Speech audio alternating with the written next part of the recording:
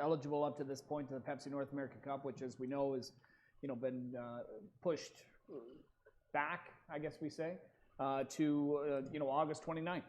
And yeah, he's the one to beat in here, but he's not the favorite now. Now, my top pick, HP Napoleon, is the top choice, and I like him.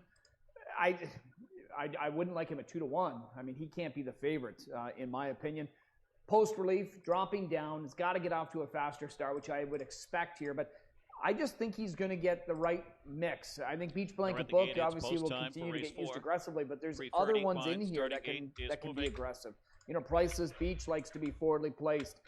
Muscle Mock from the outside, I'm thinking he's going to want to get put into play in here. Maybe it'll be different. He blew that turn last time, but they've got a Murphy blind out on the right side to try and correct that. And if maybe some surprise factor gets in there moving early, who knows? It could mix it up a little bit. And a closer like HP Napoleon or the 2 Son Ricky, they both do seem to do their best work late in the miles. Race 4 on gate. Could be factors here. I know we see a win on the front end for HP Napoleon 3 back, but that was a case of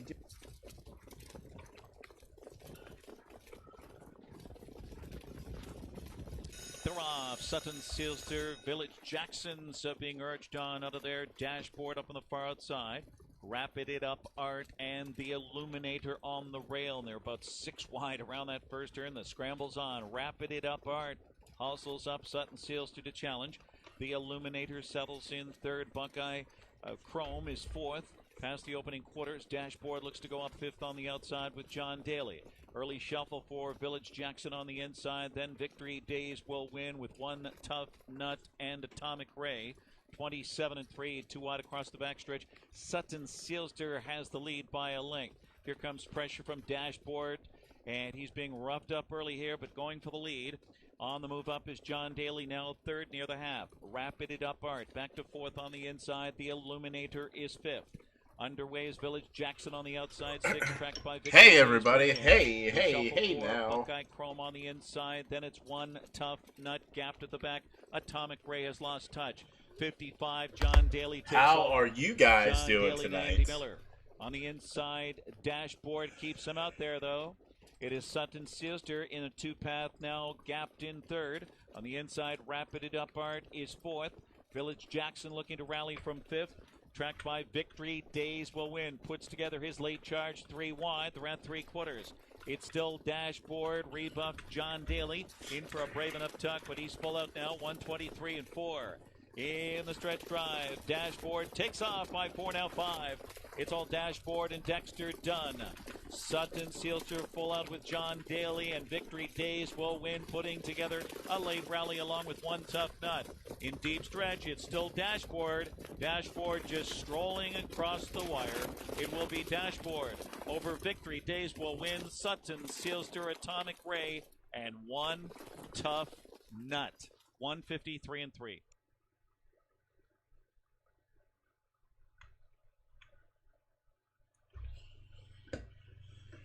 Oh my goodness. Oh my goodness. Alright, let's handicap. Let's handicap Woodbine. Let's handicap Woodbine here. Let me switch the view. There we go. Number 8, Dashboard, 153-3, posted as the unofficial winners. 6, Victory Days will win second, 4. Okay. What do we have here? We have the 1. We have a lukewarm favorite, the 1. Let's see here. 1's coming off back-to-back wins. 1 basically quarter poled and 1 last time out. Before that sat the trip and just sprung nicely. The only concern here is probably missing a week. Don't like to see that when a horse has just been so good, but I mean the horse came off a long layoff and had no issues, so we'll keep him in mind for sure. Looks pretty good. The 2, he ran third against the 1, 2 starts back.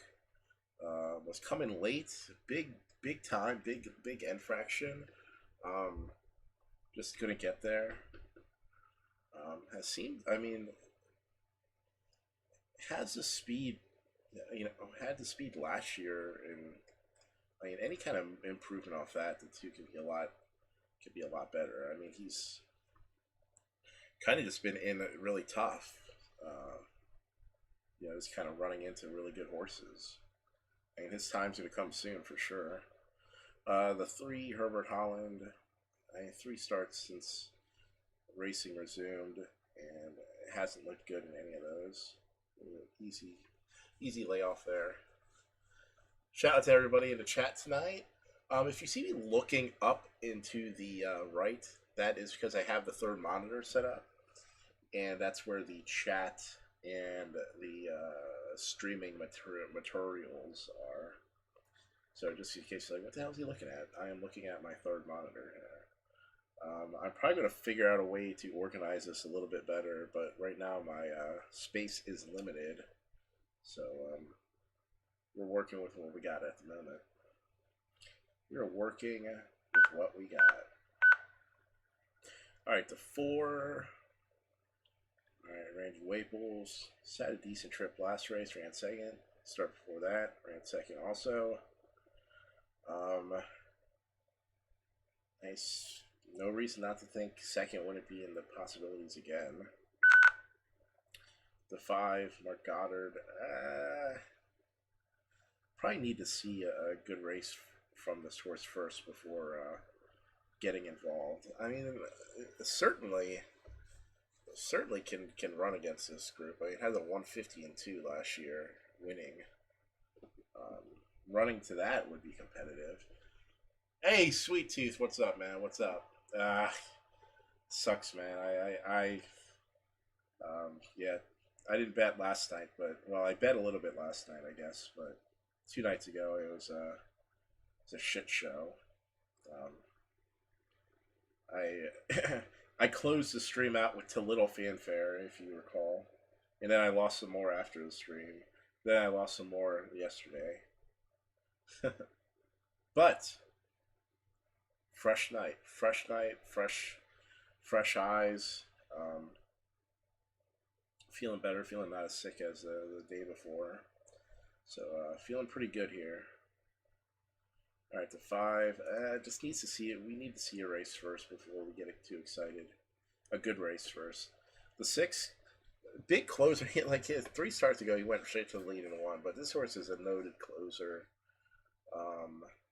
I just don't think he's going to be in a good enough spot to rally.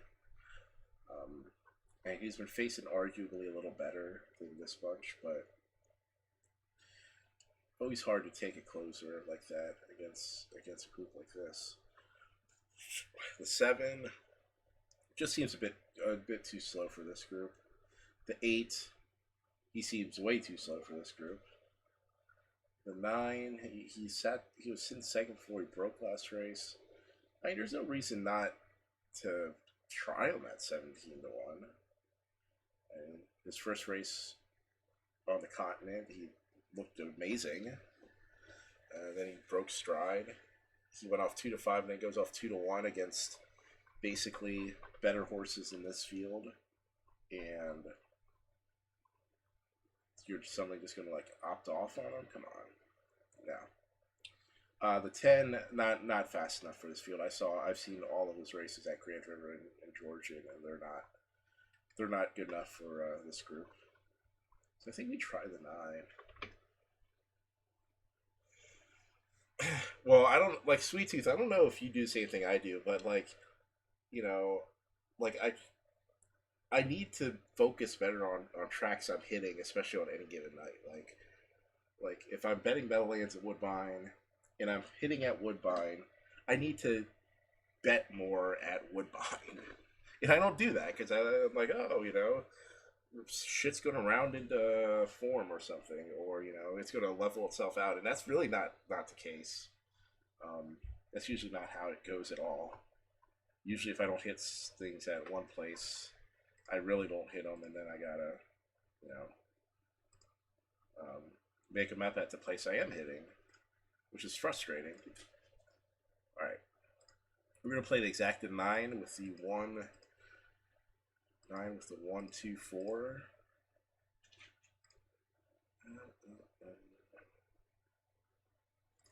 Let me play a little nubby 20-cent triple here. just to try to get my feet wet. I'm going to play 2-9 with the 1-2-4-9 with the 1-2-4-9. Maybe we'll play it for 40 cents. All right.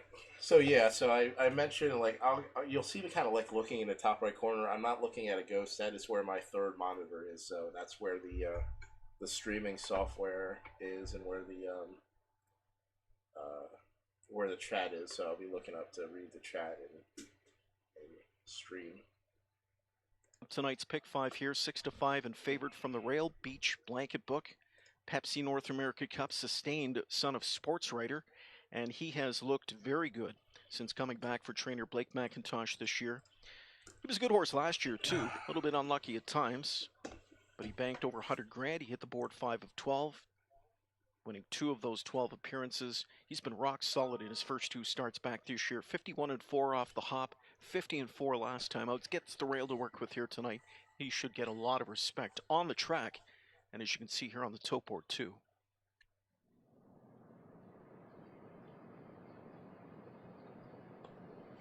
Field of 10 for race 5, set to go. Often pacing, sharp beginning for HP Napoleon. He's got good speed off the car. Are You Kidding Me, Cabby coming out with him in the center. In at the railway third is Beach Blanket Book. Floating out from in fourth, just sitting out there, Priceless Beach, who'll look to take a tuck. Inside of him is Dream Fair Moxie. Outside of him is Muscle Mock. Further back we go to find Wind Sun Ricky. Then it's Lions Pegasus. And the final 2 in the field are Grand Poobah and last away McPat. Here's the quarter, and it's HP Napoleon on the blower, leading the way 26-3. Back into second, Are You Kidding Me, Cabby, Beach Blanket Book from back in third. Fourth inside to Priceless Beach, and the fifth one in, Dream Fair Moxie. It was just a matter of time before McNair pulled the trigger, knowing a 3-hole trip is not much good for Beach Blanket Book, so he'll power up on the outside, went from third to second, and he's trying to go on by HP Napoleon. So Beach Blanket Book takes command going to the midway point. HP Napoleon back into second through a 54-3.5, 28-second speed there. Third inside to Are You Kidding Me, Cabby, and up and driving fourth comes Priceless Beach. Trapped in fifth, Dream Fair Moxie, covered up sixth, Muscle Mock, covered ×2 for Wind Sun Ricky. Then trapped in Grand Poobah, winding up from the backfield, Lions Pegasus, and the last one tipped out is McPat. 5 in, 5 out. That's how they roll to 3/4. Chasing Beach Blanket Book. Here comes Priceless Beach, second outside. Right there, third in the box is HP Napoleon. He's pumped up on a helmet. 3/4 and 123. They come into the stretch, and it's Beach Blanket Book still there with the lead. Priceless Beach just hanging around. HP Napoleon, he loves some racetrack. In behind them from in third. Beach Blanket Book is still there. Length and a half in front. Then at the inside, HP Napoleon. Priceless Beach here. It's Dream Fair Moxie onto the scene late. Priceless Beach in between. Beach Blanket Book won it by a length. Dream Fair Moxie a strong rallying second. HP Napoleon. Not us. Not us.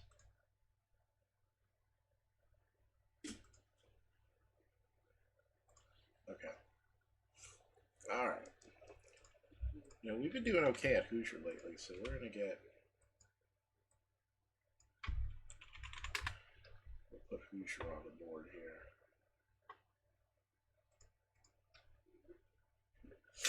Oh, man. Hoosier.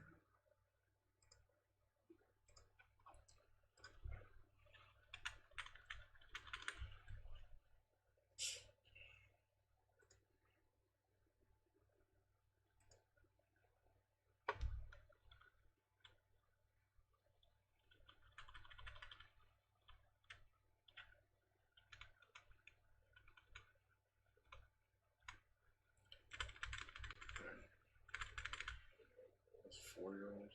That's it. Race condition is just 4-year-olds. Okay. Post time in 1 minute. 1 minute. One of these sons of bitches is going to come second race off the layoff. Rip it. All right, 1, 2. The fuck's this 3 going to do? The fuck's this asshole going to do? Looked like a fucking stale biscuit in his last race. His first race off the layoff. Alright, 1 and 2 look okay. The 5 off the layoff, no. 7, no. 6, maybe a touch iffy on this one. 8, just didn't even bother. So what do we have here? 9 and 10 should be better for sure. 8's probably a touch slow. 6, probably a touch slow also. Excuse me. Alright. I mean, between the 9 and the 10, the 10 should be in much better position than the 9 here. Taking the 10 with the 1, 2, 9 triple key. I can't believe the odds on the 1 and 2 here. Key 10 1, 2, 9. 10 has a 148. Suddenly, last click, hey, the 10 suddenly even odds and the 9's 2 to 1. Get the fuck out of here. Here they come. Pete, from one LP to the other, I am doing okay. My gambling sucked, And but I'm doing okay and everything else. Rockin' TJ to the outside, rock solid image. Racing on the outside, Little Rocket Man to the inside. Air Force Hanover comes out in 4th.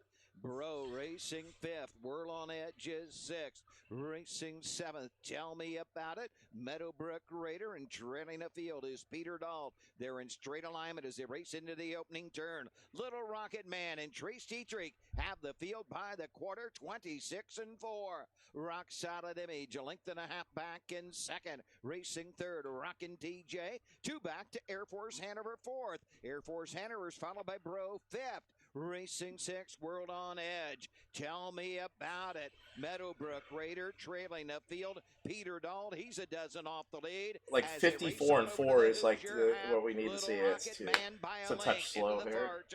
They're halfway home, 55 and 1. Rock Solid Image. I do. I have a third monitor. Bro, first up. So the third monitor is up in the corner. So if you see me looking up that direction, it's because that's where the chat and the streaming information is. World on Edge. Peter Dahl trails. They come to the top of the stretch, and Little Rocket Man leads the way by 2 lengths. Rock Solid Image is 2nd. Bro 3rd. Tell me about it 4th. Rockin' TJ is 5th with an 1/8 of a mile to come. Little Rocket Man has opened up to a 4-length lead. Tell me about it on the outside. Bro to the inside, but coming to the line. Little Rocket Man. Dietrich has him on cruise control. Oh, man. 149 and 3. Damn it. If we knew the 10 was going to go off 3 to 5, we may have played that a little differently. Only a little differently. But yeah, I now have a 3 monitor set up, and I'm just trying to figure out how to get the 3rd monitor into a proper position. May take the stand off and or maybe put one of those like kind of like a bookshelf type thing on the wall. But yeah, so I took the old monitor, and the old monitor shows the chat and stuff, and then the nice monitor shows all the fanciness on it. So, but yeah, it should hopefully be crisper as we're watching this. All right, Pete, did you like anything at Meadowlands this race? Yeah, let me handicap this here. Yeah, and I just need to kind of perfect our little organizing we got here. Meadowlands. We'll try. Well, now where's the 2 try?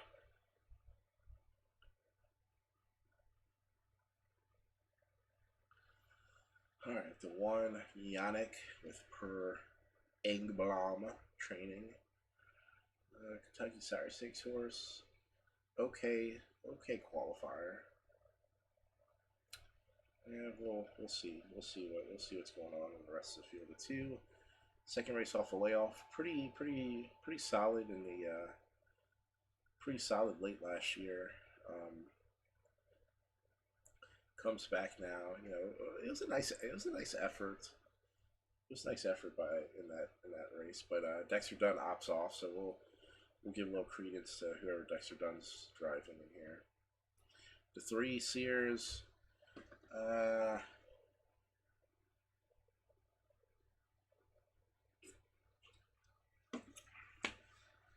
None of those races look particularly awe-inspiring. His last two didn't look particularly awe-inspiring. Ran third, but never really seemed a threat to really get into the race. The 4, I mean, the 4 reeks of overbet here, even though he's only 5 to 1. 3 to 1 on the morning line is really bad for him. I mean, he ran an okay, he ran a nice first race back, but there's all kinds of sharks in here that are just waiting to bust out his second off the layoff.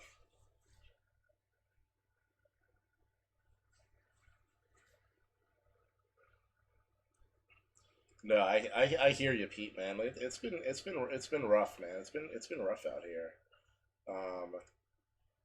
Like the middling, like the 5 to 15 to ones have seemed to be completely like void of winning. Like the sensible 5 to 15 to ones, like we're either getting like these like 4 to 5s or 35 to 1 fucking bullshit, like from nowhere, like nonsensible bullshit.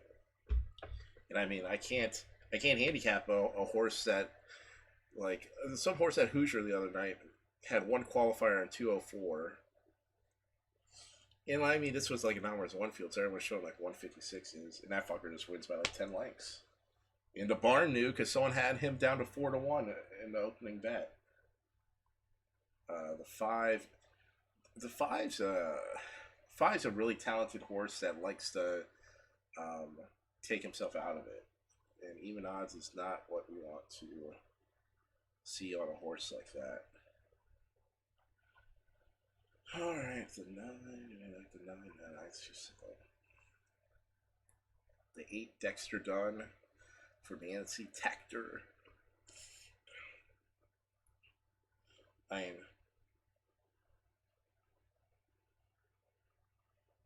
mean, you gotta take the 8 over the 5. I'm not going to bet in, but I got to take that. Trotting fillies on gate for race 5. Jackpot Super High 5. Here they come. Sweet Tooth, I'm going to follow you on that race at Penn National. I'm going to put 3 and 3 on the 6.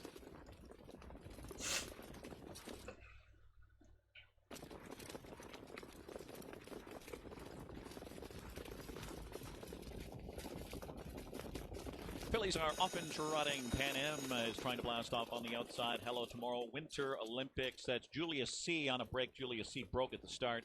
Creature of Habit cuts the corner into the top 4 there. Molto Benny stride for stride with her as Hall of AMS goes up now 5th on the outside. So Creature of Habit drops back to 6th. Then it's Never Content. Yeah, I'm sorry guys for not firing up last night. Way back. It wasn't pretty last night. Tomorrow, but here comes a quick sweep from Pan Am. AC, Pan Am and AC had went out here. Front off a soft quarter. It was like 90 degrees. Pan Am and Hello Tomorrow Yeah, now 1-2 across the backstretch. Winter Olympics is revved up Wasn't on the in helmet a 3rd. state of mind to stream. Molto Bene is 4th. Hall of AMS bides her time in 5th. Creature of Habit right behind her is 6th, followed by Never Content. And then it's Billy Clare and Julius C way back. Still single file, no right lines at the half. Pan Am is in full control there, and Pan Am takes them past the half in a leisurely 57-1. So Pan Am rates the pace on to the far turn in front by a length and a quarter on Hello Tomorrow. It's Winter Olympics 3rd with about 3/8 to go. Hall of AMS now gets in gear 4th on the outside. Provides live cover for Creature of Habit. So Molto Benny is now pinned in. A late move from Never Content, a long way from the lead. And then on the inside, as they pass 3/4, it's Billy Clare. And Julius C trails 125 3/5 into the stretch. Pan Am, easy fractions here, kicks clear by 2, now 3. Hall of AMS trying to track her down full out 2nd. And here is Creature of Habit on the outside. A late move from Molto Bene. Sprint to the wire, and it's Pan Am. Pan Am is just cruising. Pan Am all the way. Pan Am takes. Oh, I should have tried to rush to get that fucking 8 in. No way the 5s should be 4 to 5 or the 8. Fucking Dexter Dunn embarrass him. And the venomous step. It's a bitch. Followed by Papadopoulos, then about 3.5, 4 lengths to the trailer, 10 Hut. 22 flat for the opening quarter. Expediter leads here as they race to the turn. To the outside, Cactus Jack a strong move up to challenge from second. Over leverage has gained third. Venomous State is on the move, the far outside fourth, inside then Conquest Prankster. They're then followed by Papadopoulos, still at the back 10 Hut as they race to the head of the lane. Off the turn, Cactus Jack a short lead here. Venomous State moving up the far outside. Expediter back to third along the rail, followed by Papadopoulos. Here's Venomous State up to take over now. Cactus Jack back to second. Papadopoulos looks to come on from third, but it's Venomous State's going to be 4 on the night for Edwin Gonzalez, 3 for Tim Kreiser. Papadopoulos got second, 10 Hut from way back got third. Cactus Jack was fourth.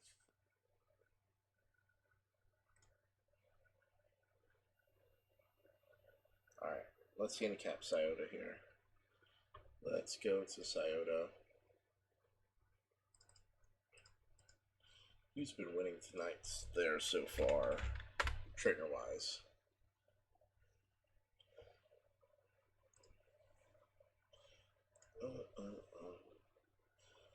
So we're streaming tonight, and just FYI, I will definitely be streaming tomorrow. There is a possibility,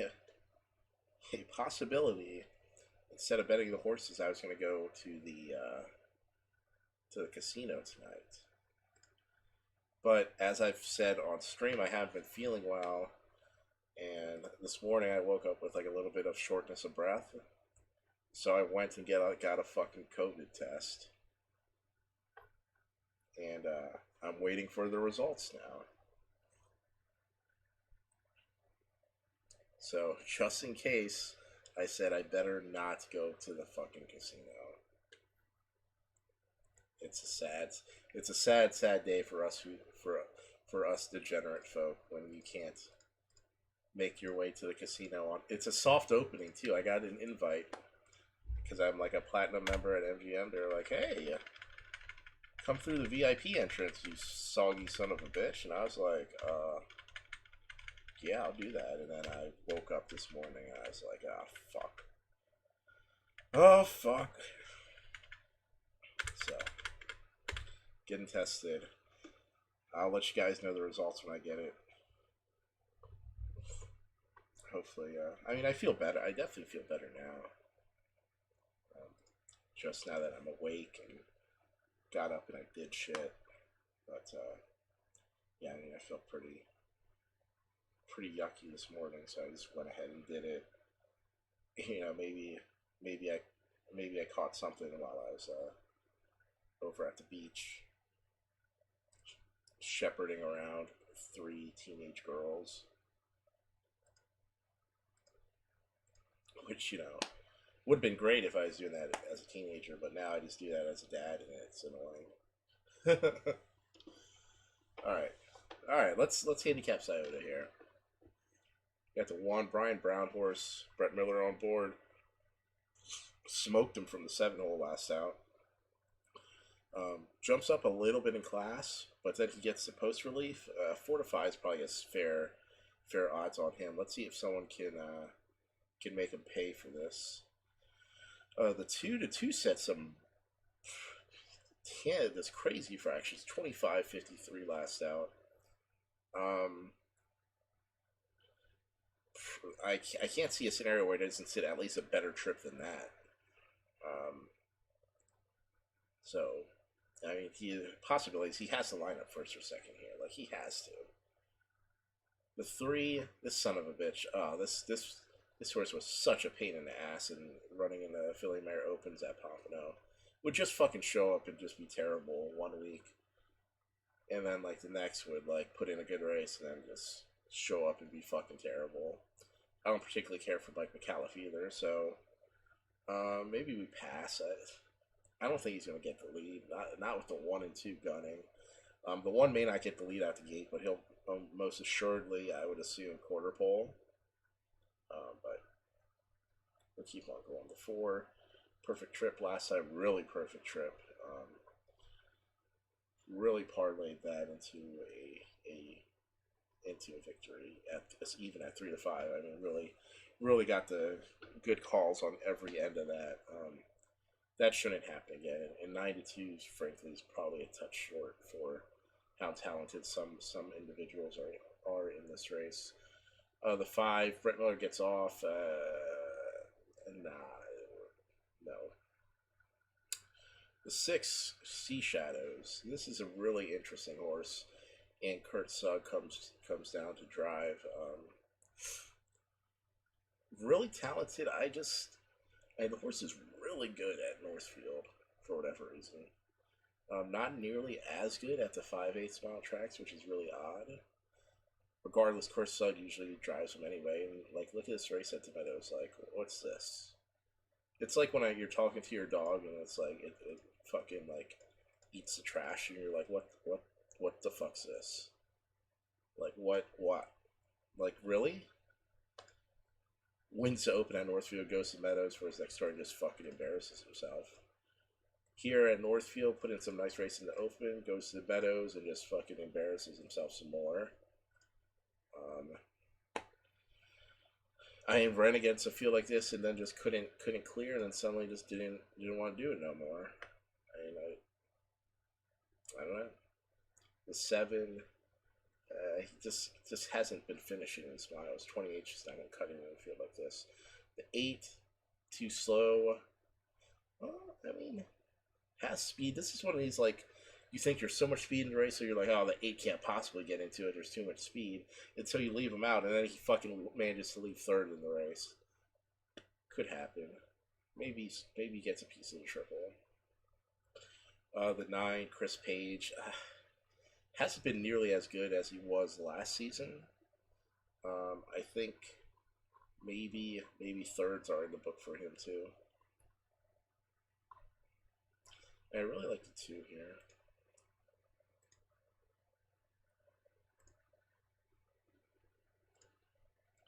I'm gonna play a 2 with the 1 with the 3, 8, 9. And the triple. Probably just bet a 3-piece to win on the 2.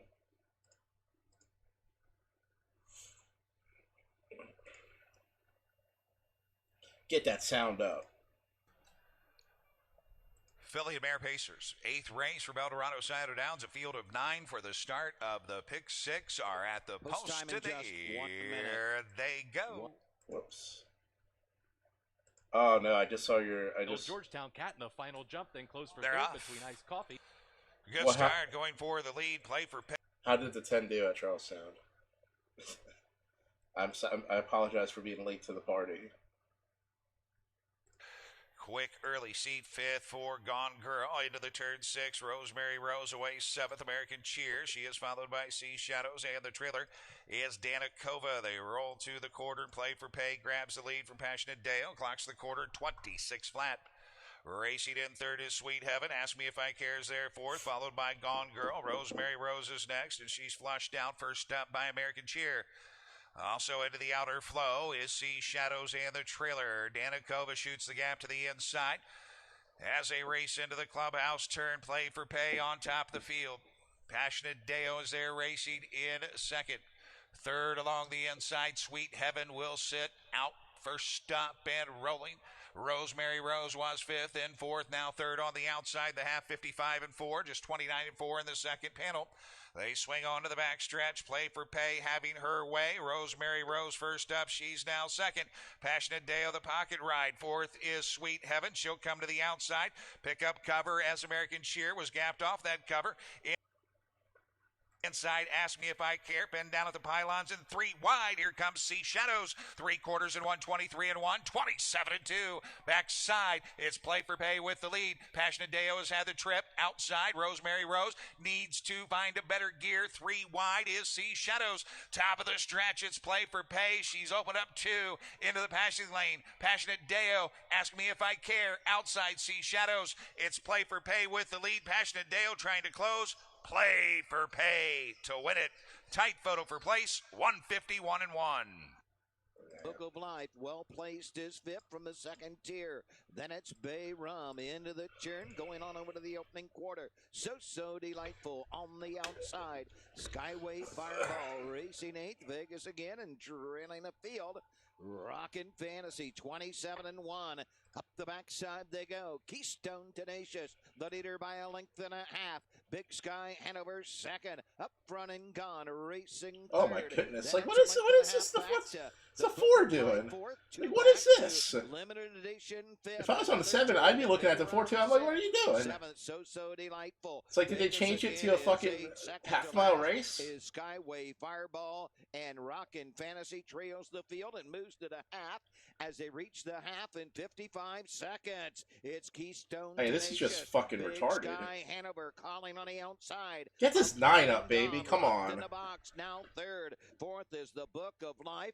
Fifth, limited edition. Second over is So Delightful. Stacked up third over Vegas again. 7 lengths off the lead. Field of Pacers turn for home in the diamond. They reach 3/4 in 1:24.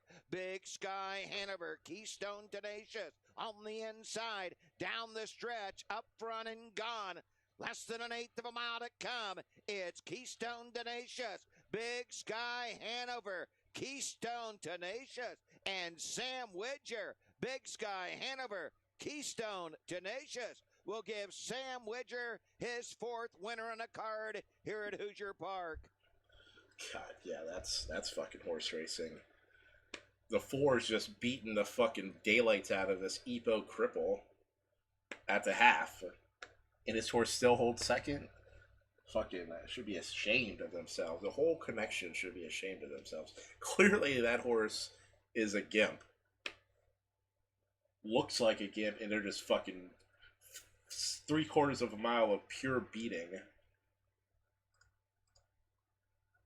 Well, they got what they wanted. They got a piece of the check. Of course, they're gonna come back, a super cripple, probably in his next few races, but they got their check. Impressive looking backstretch rush by Vino Louis as he takes charge and took charge with authority. Vino Louis takes them up to the midway point here for Young. Back into second, Twinbee Heartthrob. It's Major Bean third, Southwind Goliath fourth, gap of 2 lengths back, Roy Hill fifth, half in 57, 1/5. 29 and 2 that second panel. They race to the far turn chasing Vino Louis. Twinbee Heartthrob is right there second. In at the rail to be along from in third. There tracks along Major Bean and Southwind Goliath from fourth. Fifth to the rail is Roy Hill, then sixth one back as the field travels around the final turn is Drowns the Whiskey, tracked by Believe in Brian, and they're by 3/4. Vino Louis up front in 1:26 and 1. Pocket sitting from in second off the turn, Twinbee Heartthrob. Here comes Major Bean in sprint mode to the outside from in third now, coming up to 7/8. Still with the lead is Vino Louis. Scooting through Twinbee Heartthrob. Up the inside comes Southwind Goliath with some good late pop. Deep stretch. Vino Louis still got a bit of work to do. Inside closing up are Twinbee Heartthrob and Southwind Goliath, but it is Vino Louis to win. The popular. All right, let's go to Meadowlands here. See what we can do. All right, we got the 1. 2 really nice qualifiers. If you're closing 25 and 4 at a 5/8 track, you're fucking cooking. Likes this track 6 for 6 at Meadowlands. Yeah. With that said, the 2 is coming from a stable that's just embarrassed people with how high quality they've gone off the layoff. Including winning last race quite easily against that field. So 1 and 2 stand out pretty good. The 3, actually, 3's probably wouldn't be too bad value in a triple, maybe in third, maybe. The 4th, the Breeders' Crown winner. Yeah. Still, 2 still looks better than before though. The 5, there's just way too much horsepower for the 5 to be chasing at. The 6, it's a good horse. Off the layoff ran one at 21-1. Put in a good effort last race. But man, you're facing some monsters in here.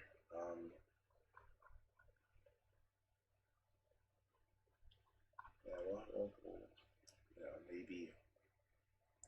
maybe for super effective purposes. The seven's a pass here. The 8, another of these Nancy Tactor runners. I mean, certainly the worst portion of the 2 Tactor runners, but I mean, if the first portion is a 1 to 2 monster, you know, in the 9's a toss.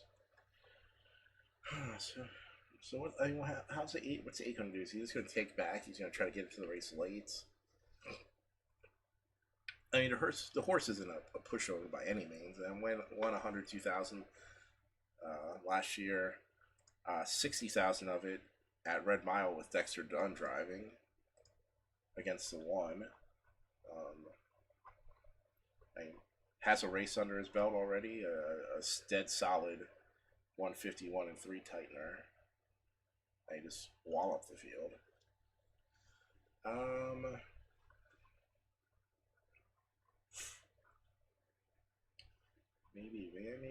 Maybe just toss the 6. And 8 certainly has some speed to get out there early. I don't think, I mean, he makes moves, so he's not just going to dick around back there and wait.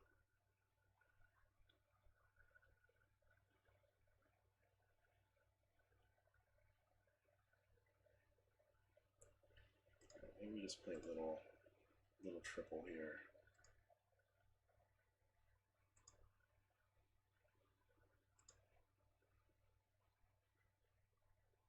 Refunded or put back onto your account.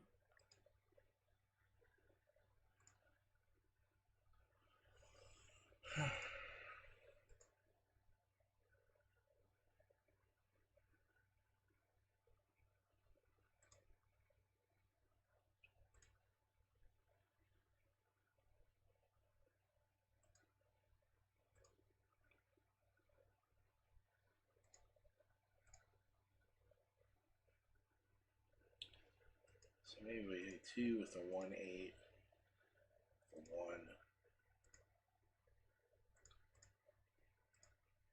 With the 1-4-8. Play another 2 with the 1-8. The 1-3-8. Just in case that 3 does some dumb, crazy shit. Then we'll just come back in the box of 1-8 and exacta.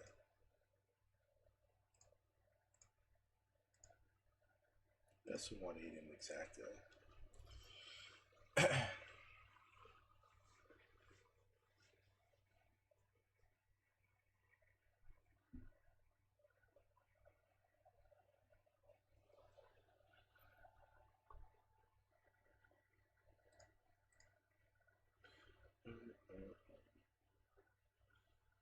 So let's get Hawthorne up here. Pete, any inside information on Hawthorne tonight?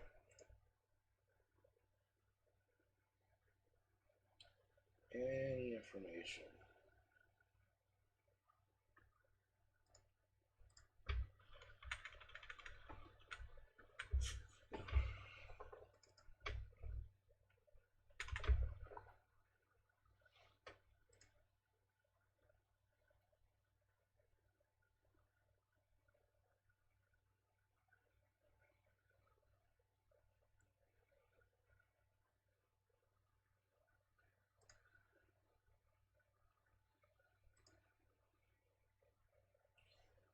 Prather, Trelly, Merv, Burt, Terry Leonard.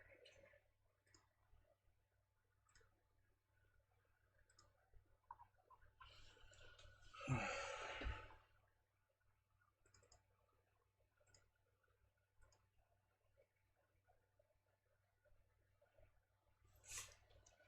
Alright, so what do we got at Hawthorne? We got some sloppy bullshittery. Alright, for the 1.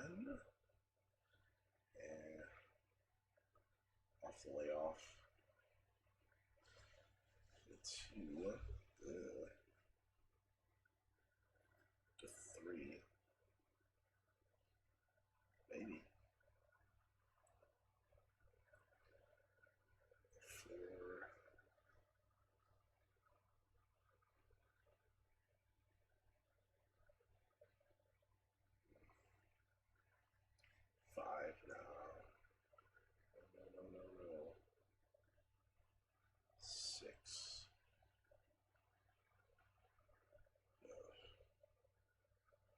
7.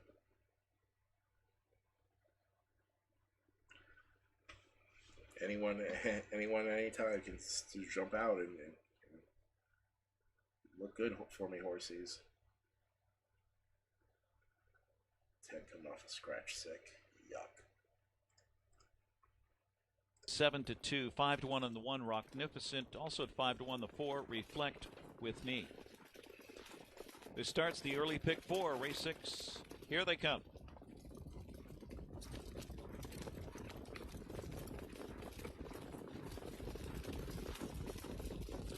They're off. Brooklyn Lilacs eager to push that gate away. Alexis's Beach out into second with Rocknificent on the inside third. JK First Lady just floated away in fourth. Reflect with Me is fifth around the first turn. Peaky Sneaky goes up sixth on the outside, up and around Cranberry Brie. Then it's Dixie Star and Sweeter Lulu over at the quarter. Alexis's Beach clears there. It's Alexis's Beach and Tetrick sets up shop. Brooklyn Lilacs second. Rocknificent is third, first quarter, 28 seconds, moving off the turn. JK First Lady right on the helmet, anxious to go on fourth there. It's Reflect with Me, looking to track her from fifth. Then it's Peaky Sneaky sixth, followed by Cranberry Brie. Dixie Star and Sweeter Lulu, still single file, no changes. Alexis's Beach dictates the terms with Tetrick. 2-hole ride for Brooklyn Lilacs right on the helmet. Rocknificent is third. JK First Lady still fourth on the cones. Reflect with Me is fifth. Then it's Peaky Sneaky to the outside to follow Reflect with Me. Followed by Cranberry Brie and Dixie Star and Sweeter Lulu. The half was just 57-2, and they are strolling. It is Alexis's Beach here, and Tetrick putting the field to sleep. Now Brooklyn Lilacs, deuce pops right now. JK First Lady charges up on the outside third, puts together her late move. Rocknificent on the inside fourth as the serious sprinting starts here. Reflect with Me fifth on the outside into the stretch drive. Alexis's Beach 1:25:57 middle half. Alexis's Beach charging at her. JK First Lady on the outside. Rocknificent up the cones, coming late there with Peaky Sneaky and deep stretch. It is Rocknificent on the inside with Alexis's Beach, and Reflect with Me is splitting late. Reflect with Me, Reflect with Me, and Rocknificent together, along with Alexis's Beach and JK First Lady. A photo for win. What a dumb fucking race that was. Oh my god. Jesus Christ, man. 57 to the half. Pete, yeah, 57-2 to the half. Fucking 148 horses. Let's go 57-2 to the half. God. Terrible. Absolutely terrible. I have no idea who's good at Hawthorne here. No idea.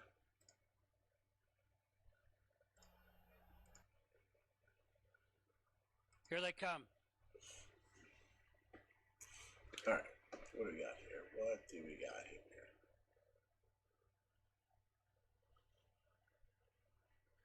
Shout out to everybody who's viewing at the moment. They're up and pacing. Who Dat Love going for the lead towards the inside. Wizard of Oz driving out 3 wide into the turn. Mobile Big John. Perky Pipsqueak is fourth.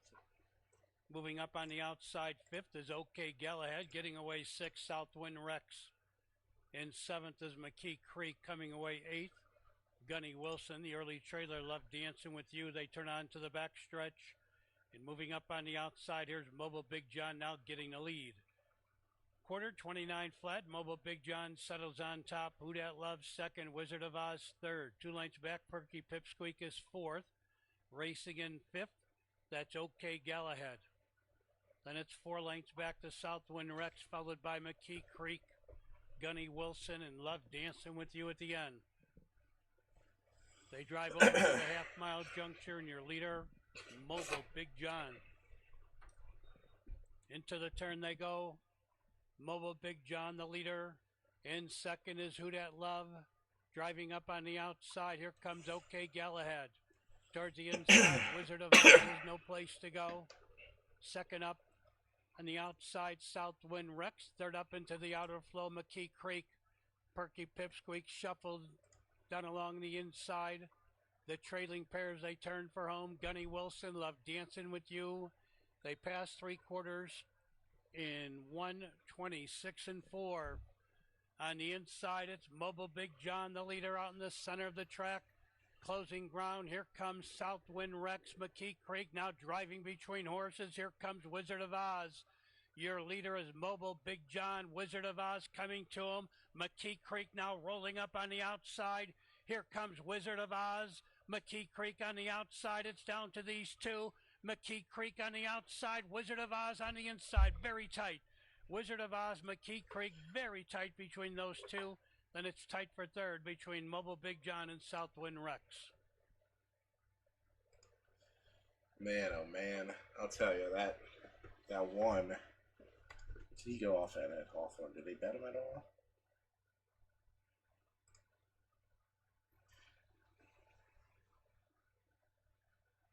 Yeah, a little bit. 16 to 1. 8th race field at the gate, starting to load.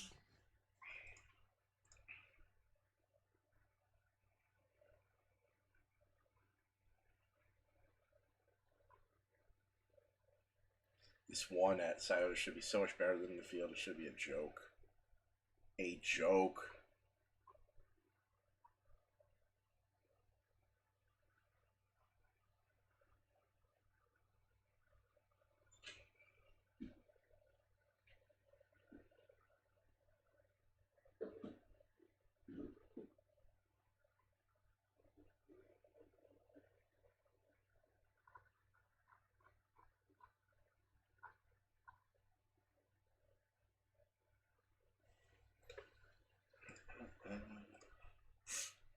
We have $9 left before we gotta fire that bullet.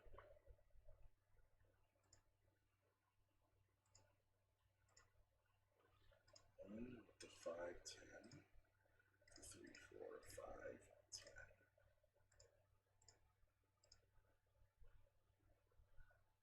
It is now post time.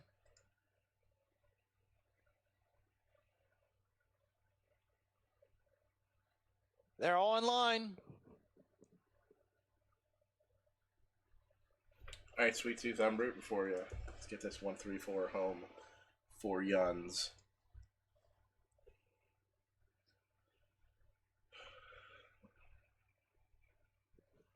Number 1, Town Spirit, acting up. The rider's off, and she's backed out of the gate on her own.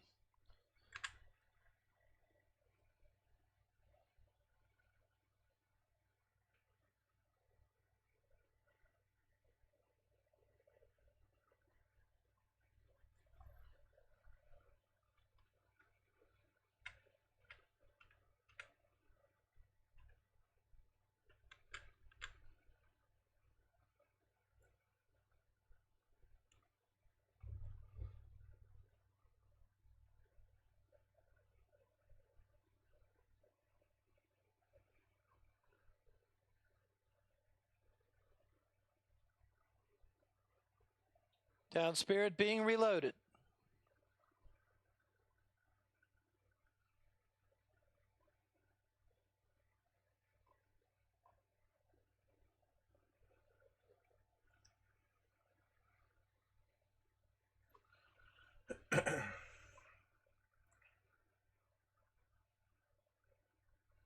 Ready for the start.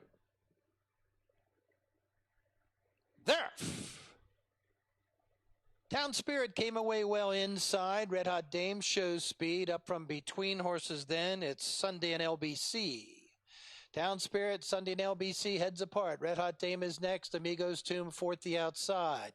They're then followed by Determined Love. About 2.5 lengths then to Roman Bella. Then you go back another 4 then to Pride in the Biz, who's followed by Wink Dion Ochio. And at the back comes Bella's Eyes as they race to the turn here. Sunday and LBC moves through to put ahead in front. Amigos Tune the outside is second. Red Hot Dame back to third. Determined Love looks to move closer inside fourth. There's about 5.5 lengths then back to Roman Bella. And she is then followed by Town Spirit, and to the outside, Pride in the Biz. They come to the 8th pole. Amigos Tune a short advantage. Inside, Sundin LBC is next. Here comes Determined Love, the outside, weakening Red Hot Dame. Determined Love, the outside, puts a head in front. Amigos Tune tries to counter. Determined Love, Amigos Tune to win it.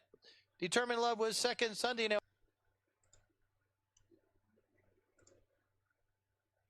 That's not what I wanted. Oneida Blue Chip with the lead. Racing in second, World of Rocks.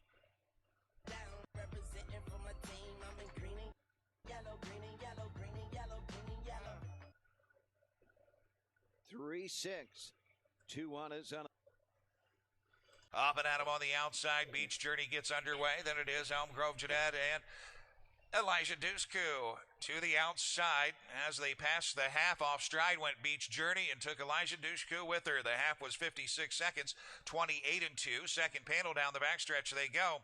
It's Oneida Blue Chip with the lead. World of Roxy sitting in the pocket. West Lucky Cam is first up, but she is stalled. Inside, back to the rail to save ground is Part-Time Hanover. Second over, Doll Cover for Danger Strike. 3/4, 123-1, 27-1. Backside for Oneida Blue Chip. Right there in second. World of Roxy has had the trip. She'll come to the outside for Austin Henners.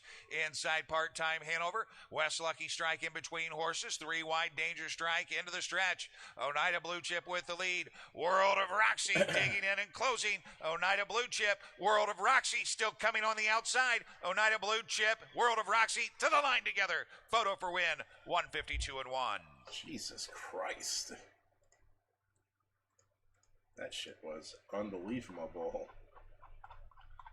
Unbelievable.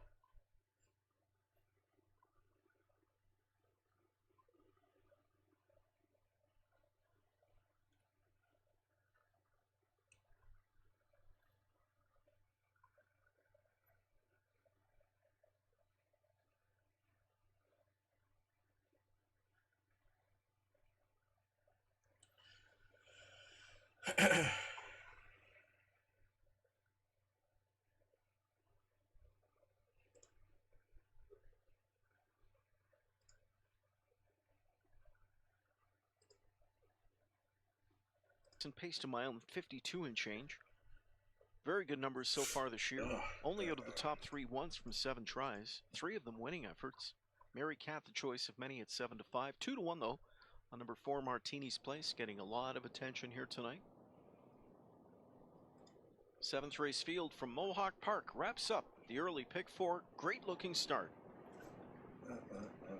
Off and pacing in a good beginning in the center. Greystone Natalie O charging out of there for Filion, joined outside by Ms. Brampton Beast. Even wider odds on Vero Beach and Mary Cat. Scrambling 40 going into the turn. Way out wide is Mary Cat. In between is odds on Vero Beach now. And from the inside is Greystone Natalie O. She'll get away third. Right to the top went odds on Vero Beach. Parked out pressing on is Mary Cat now. Then inside Greystone Natalie O. Good quarter here, 26-1. And as they move into the backstretch, it's Ms. Brampton Beast fourth, gap of 3 to Martini's Place fifth, 2 more legs back to Admit You're Wrong in sixth, 2.5 back to Better Days Ahead, and Race Trailer Sexy Sport. So they're all past that 3/8 marker, heading to the midway point, and it's Mary Cat who mixed it up early, seeking out a second quarter breather. Mary Cat the one to catch as she'll take them past the midway point. Odds on Vero Beach is second, half and 56, 29-4. The tempo simmered down in that second quarter as Mary Cat tapped the brakes. Mary Cat leads at a length and a half. Back in second, odds on Vero Beach, 2 to Greystone Natalie O. Then Miss Brampton Beast into fourth. Overland fifth now, starting up is Admit You're Wrong. Trapped in sixth, Martini's Place. Seventh and on the move comes Better Days Ahead. And trailing as they come to 3/4 is Sexy Sport. 3/4 of a mile passed by. Mary Cat the one to catch. Odds on Vero Beach into second. Greystone Natalie O third. They're winding up from the backfield. 3/4 passed by, 125-2 into the stretch. Mary Cat with the lead. Pressure comes from odds on Vero Beach now though. Up the inside is Greystone Natalie O with some deep stretch pop for Filion. 3 of them across the racetrack here. And Greystone Natalie O plows her way through at the inside opening and is coming on. And here's an 8-1 upset. She never had to leave the cones. Greystone Natalie O to win in 152-4, tight for second.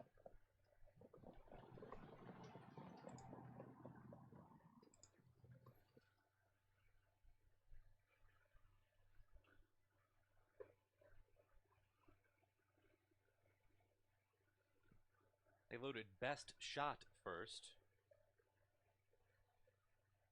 His full brother Sagebrush already victorious on the card, so younger brother trying to follow suit here in race number 6. Majestic Seas will be the next one to move into line. Inside post position. Field of 8 after the scratch of Troubles with Gold. Majestic Seas has gone in.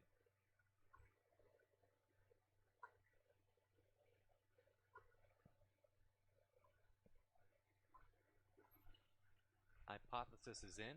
Looks like they've also loaded Zephyr. Bybee. Windsor's for it. Like just 2 left to load.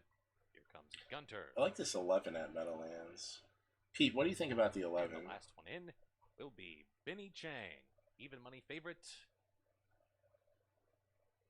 Benny Chang goes in. There in the gate. I think he can win this race. And they're off. Perfect start. Looks like after the start, though, Benny Chang, Arnaldo Boca Chica looks like he lost his iron there, so the favorite has trouble in the early stages here. That's good. As Come on. 6, 7, 8. Best Shot tries to stick with him. Then comes Get out of there, strides 1. of Zephyr. He's in third by himself at 3 lengths from the top spot.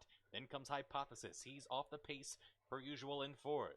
On the far outside, Windsor's fourth. Then comes Bybee. They're followed by Gunter, and the favorite Benny Chang lost all chance just after the start. First quarter in 21-4, and Best Shot's up to claim a narrow lead from Majestic Seas. Then comes Zephyr. Hypothesis trying to rally up outside of him, and Bybee's putting in a bid too. Inside the final furlong, Best Shot's in front, but here comes Hypothesis. Here comes Hypothesis, and here comes Windsor's for it too. Wild finish coming here. Hypothesis strikes the lead, and it will be Hypothesis. No way. Come on, man. From Windsor's for it. Then came Good Best grief. Shot and Zephyr. Final time 52-1. Jesus Peasus, man. Jesus Peasus. Not like that. You get the 9 to lose the irons and gets taken out of it. And then a 4 knuckles down late to sneak in. Come on,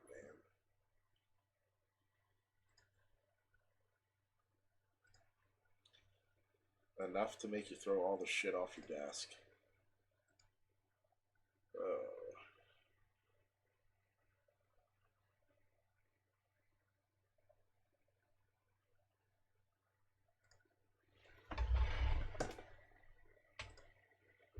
Collett starts the day with a win, 12.60 and 2.90. Number 4 Academy in the red cap.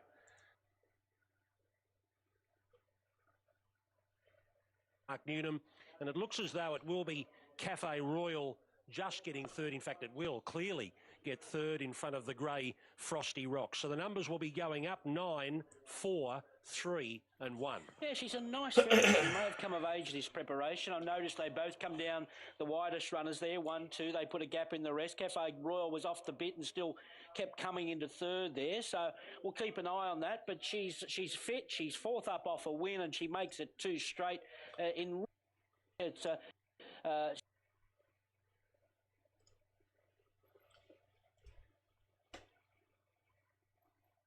yeah, Dynamite time, baby. You know, so yesterday I did have a chance. I added a new emote. It's being it's under review right now. So hopefully it's available sometime this weekend. I just spent a little... so I fired the last shot in the bullet. I don't want to deposit again, but we will. If this, we need the 11 to win at Meadowlands this race. Or else we're digging deeper into the Z pockets.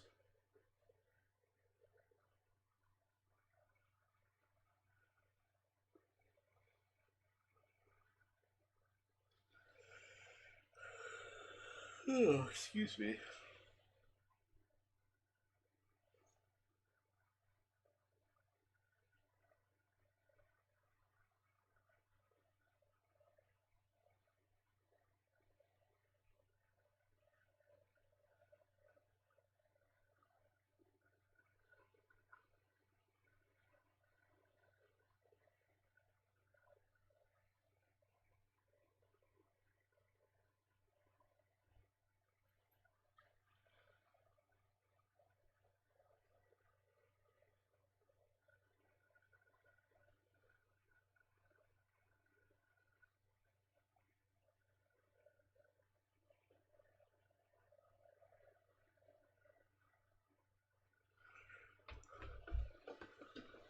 Ugh. All right, 11. Do something. New Jersey Sire Stakes, second leg for 3-year-old filly trotters, race 7. And on a break is the 3, Jula Champagne, way back off stride, Jula Champagne. Here they come. Fillies are off and trotting. Fortune Tellin' Lady out fast on the outside. Abs Attitude Express out of there quickly. Dramatra is put in the top 3 there and urged on by Dave Miller as they swing around the first turn. Left wide there was Caviar Diva, still 3 wide, shooting through his Abs Attitude Express now 4th. Caviar Diva going up 5th on the outside. Then it's Never Late Kate on the inside, followed by Spoiled Princess and Tricky Sister. Lindy's Stardust, and then Violet Stride, and way back is Jula Champagne after breaking before the start. 27-3 for Abs Attitude Express here at 7-1. Paves the way with Jingra. So Fortune Tellin' Lady after the quick start gets her the pocket spot. Caviar Diva left on the outside 3rd and uncovered, stride for stride with Dramatra on the rail. Fortune Starlet on the outside now in a 2-path 5th. Never Late Kate on the inside 6th, shooting through. And going on a break, Caviar Eva. So forced around the breaker was Fortune Starlet.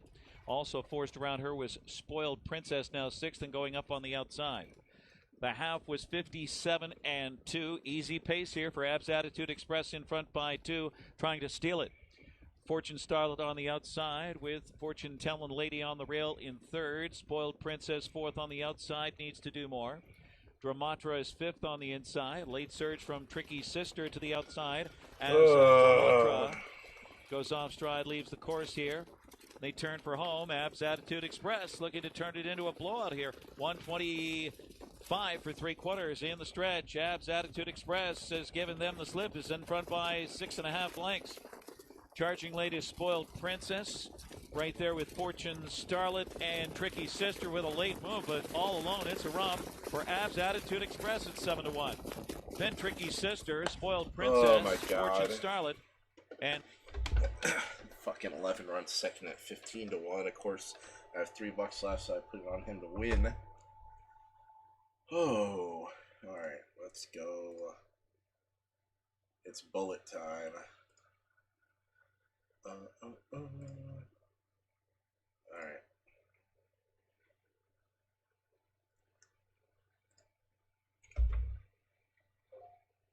All right, let's handicap this little nub race at Hawthorne here. Nubs. Pete, you should have hit that race at Meadowlands. That feels like a Pete race. I feel like, hey, Pete would have a 5-11 there. All right. So the one is like a Mississippi champion. Has 0 parimutuel wins and 14 wins at the fairs. I mean, hard to say. The horse enjoys off tracks. Hard to know what he's actually capable of. The 2,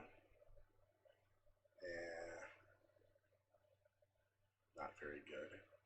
The 3, trainer change to this guy who's been like red hot early in the meet. Big questions on off track.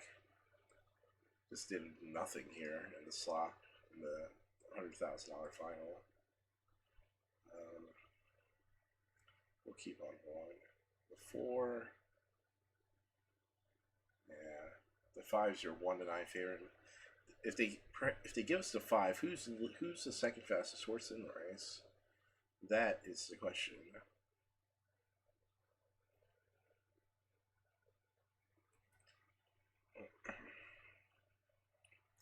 Is it the 6?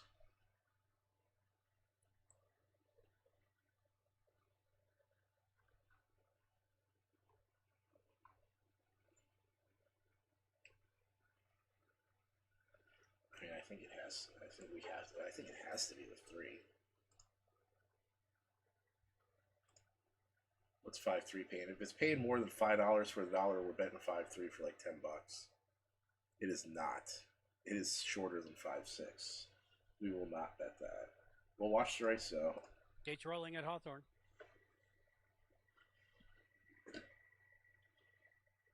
Good thing we didn't bet that Chick shit. Magnet's off stride. Off stride is Chick Magnet. Now back pacing, but is far back. We're not gonna watch that. Finishing strongly, likewise Real Fine Wine. Queen Sweepers grab the lead here. Late is Real Fine Wine, but Queen Sweeper defeats Real Fine Wine, and One Shy Ruby third. Not Sure four, Jelly Shot, Bellissimi and Michi, Paddy's Fortune, Dark Sun, and Kassir dropped out to finish at the tail. We'll come back Fox Valley Run now settles on top, leads by 2. Hey Pete, is it raining like balls out there? Racing in third. It is at Hawthorne. Bagman. They race by the opening quarter, 28 4/5, and up the back stretch they go. Fox Valley Run the leader. Illini Force moving a closer second, 5 lanes back. Bagman is third. Another 4 back. Patton Plus fourth. Moving quickly on the outside, Chick Magnet's in the 5th, and Old Slot Machine trails. They drive by the half, and your leader, Fox Valley Wren. And around the turn they go. Fox Valley Wren keeps the lead. Illini Force right there in second. Closing the gap, third is Bagman. Up on the outside, a Chick Magnet comes on fourth. Patton Plus 5th. Old Slot Machine far back. They come to the top of the stretch. It's Fox Valley Run the leader. Illini Force racing second. Bagman third. Chick Magnet on the outside fourth. They turn for home. Fox Valley Run the leader. In second position, Illini Force. Bagman 5 lengths back third. They've got 3/16 to go. And Fox Valley Run rolls out to a 5-length advantage. Illini Force second by about 7 or 8. Bagman is third. They're in deep stretch. It's Fox Valley Run the leader. Illini Force with Bagman coming on at the wire. Fox Valley Run, an easy winner tonight. Fox Valley Run won by about 7 in the end. Illini Force second. Bagman was third. Patton Plus came back for fourth.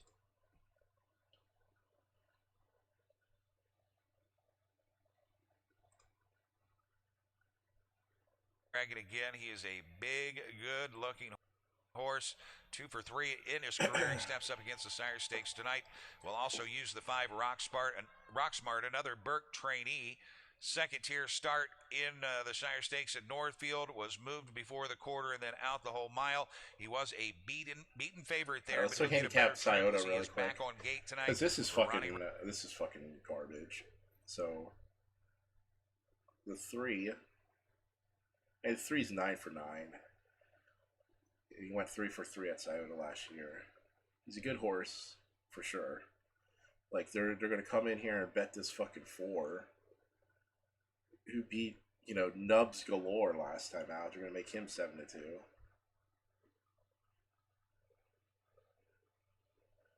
5's probably a little too slow. 6 is no good. 7's kind of interesting. Like for third maybe.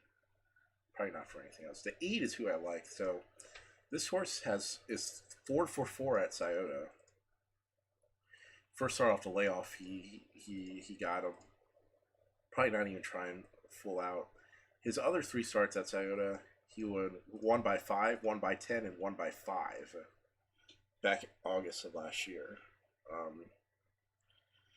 And last race he ran 150 and 4 at Northfield. Yet they come here and they bet this fucking nubby garbage 4. Like, it angers me.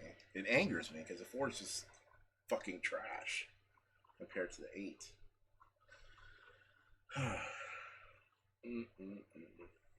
So the 3 did get the better of the 8 at Northfield in their only meeting, but again, that's at Northfield. That is not at Scioto.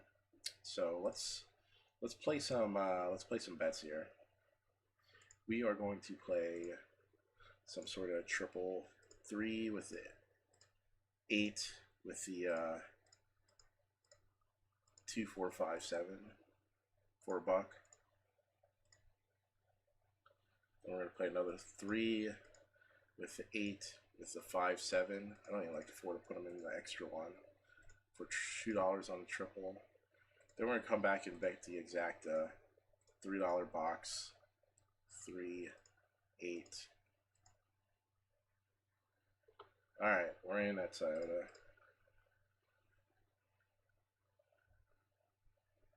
They go.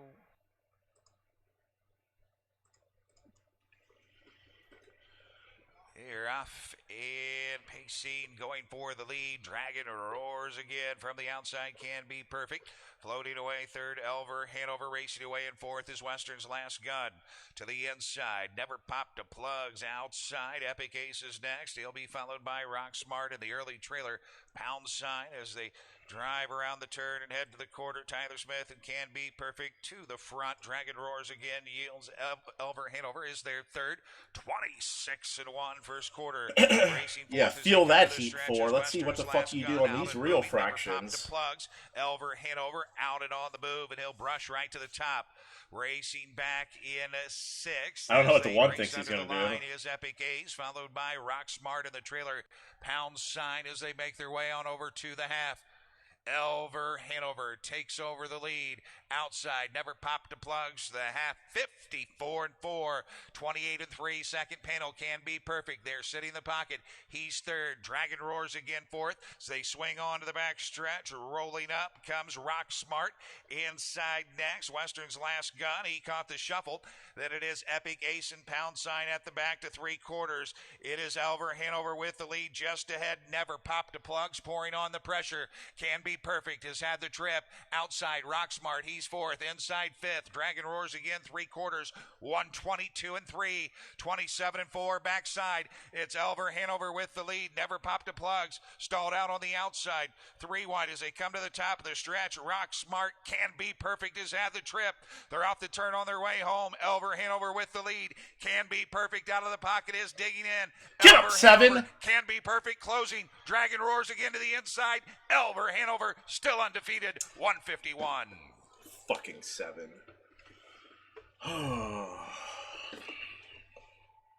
Damn it.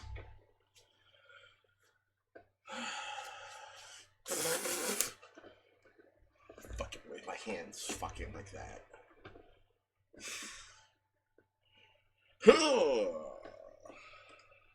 Holy Baba.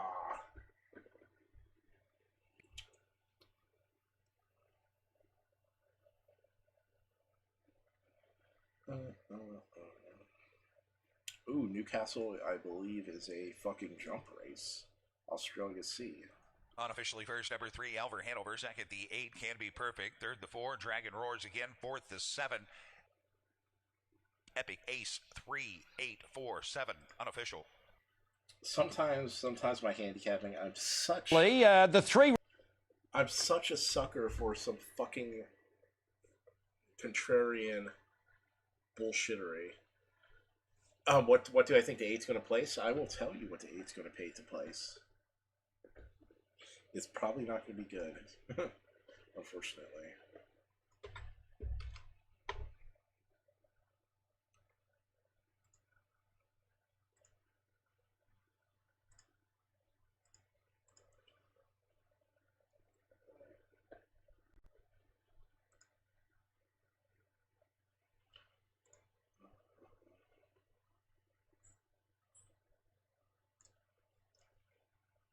Jesus Christ, computer. It's supposed to be a gaming computer. All I'm trying to do is fucking bet the horses. Oh my god.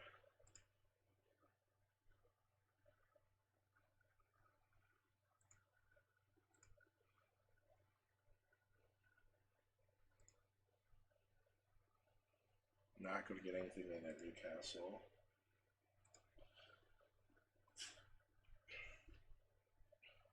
Stephen Cravani.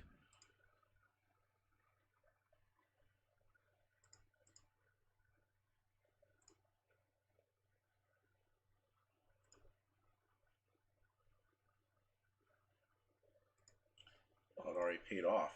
That didn't take it very long.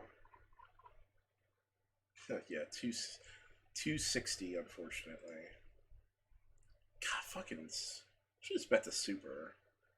I want to get all fucking fancy, leave the 4 out, and the fucking dollar super pays $100.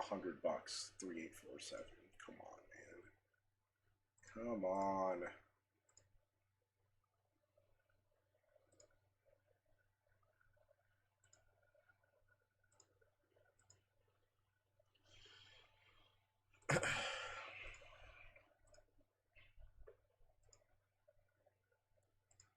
So we turned a net profit of $14 in that race. Certainly better than fucking not turning profit. Stupid 7. God. Make out like a bandit in it. We make like $150 if the 7 gets third. Can't be too mad.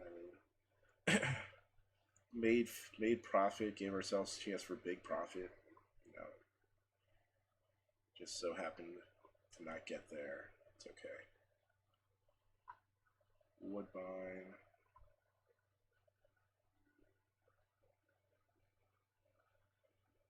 The fuck's the 6 gonna do here? What the fuck's the 6 gonna do?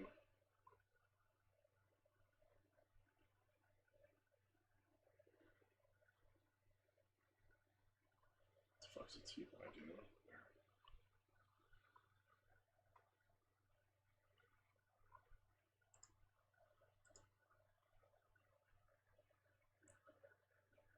The answer is I don't know on both fronts. I do not know. Kick off the late pick 4 right now. Field is set for a start.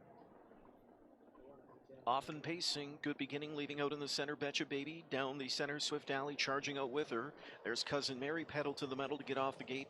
4th away, Lovely Donna. 5th away tonight, Major League. 6th off the speed, Miss Maddie. 7th, Parked Roll with Sparky. Then Belfast and Windsong Manifique and trailer Winsun Glory. Quarter pole bound, Swift Alley on top by 2 as she revved up the engine off the gate. And McNair's got her at the quarter in 26 and 2. Betcha Baby second, Cousin Mary third, a gap of 2 to Lovely Donna. 4th, 5th inside, there's Major League. A gap of 3 to Miss Maddie, tracked by Roll with Sparky. Further back is Belfast, another 2 to Windsong Manifique and race trailer Winsun Glory. We've got action out of third as Cousin Mary comes a calling. Cousin Mary on the outside is up to look Swift Alley in the eye, and Cousin Mary on the outside trying to dart to the front. Back into second goes Swift Alley. Third inside is Betcha Baby through a 54-1 first half. Hot pace into the final turn, 27-4 second quarter. Cousin Mary fueled the fire there. Back in second, Swift Alley. Betcha Baby third, Lovely Donna fourth. Underway fifth comes Major League, tracked by Miss Maddie. Roll with Sparky. Belfast further back inside, along with Windsong Manifique and Winsun Glory. They're up to 3 quarters next. Cousin Mary leading it just over a length. Betcha Baby on the outside now, putting the pinch on her. Right there in the pocket spot, Swift Alley third. Moving up on the cover, Major League fourth, 3 quarters in 122 and 3. They're into the stretch. Cousin Mary put to pressure, taking it to her. Betcha Baby. Swift Alley's in behind them. In at the rail is Lovely Donna trying to find a way through. Deep stretch. Betcha Baby takes command for Drury. Can she fend off? Swift Alley still closing on the outside for McNair. Betcha Baby, Swift Alley, Betcha Baby. And Swift Alley come to the line, and that's how they'll finish. Betcha Baby over Swift Alley. Cousin Mary third, and a late driving Lovely Donna fourth in 150.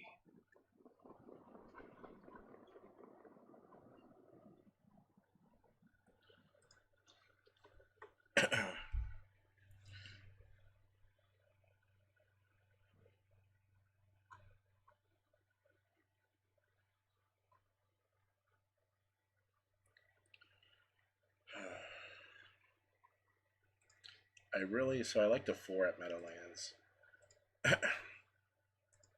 So Meadowlands, I'm going to box the 7, 9, 10. That's the first bet I'm going to make. It's a backup bet in case there's some collapsing here. Front end collapsing. And I'm going to box a $2 exacta 4, 8.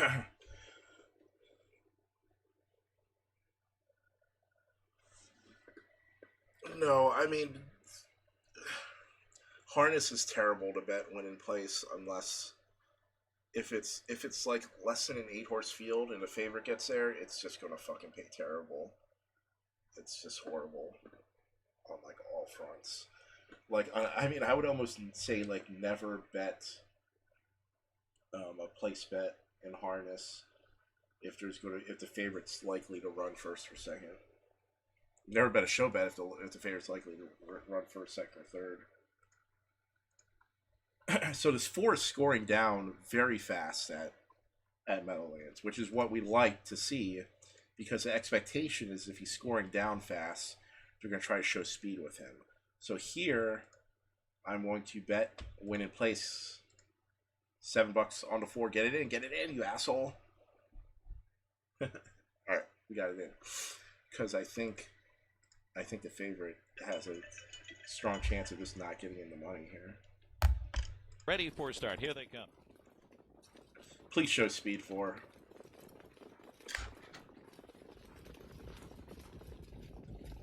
Well, he timed the gate. Brunsky, McKenzie, Apple, Hanover from the far outside. American Empress blasting off for the Buckeye.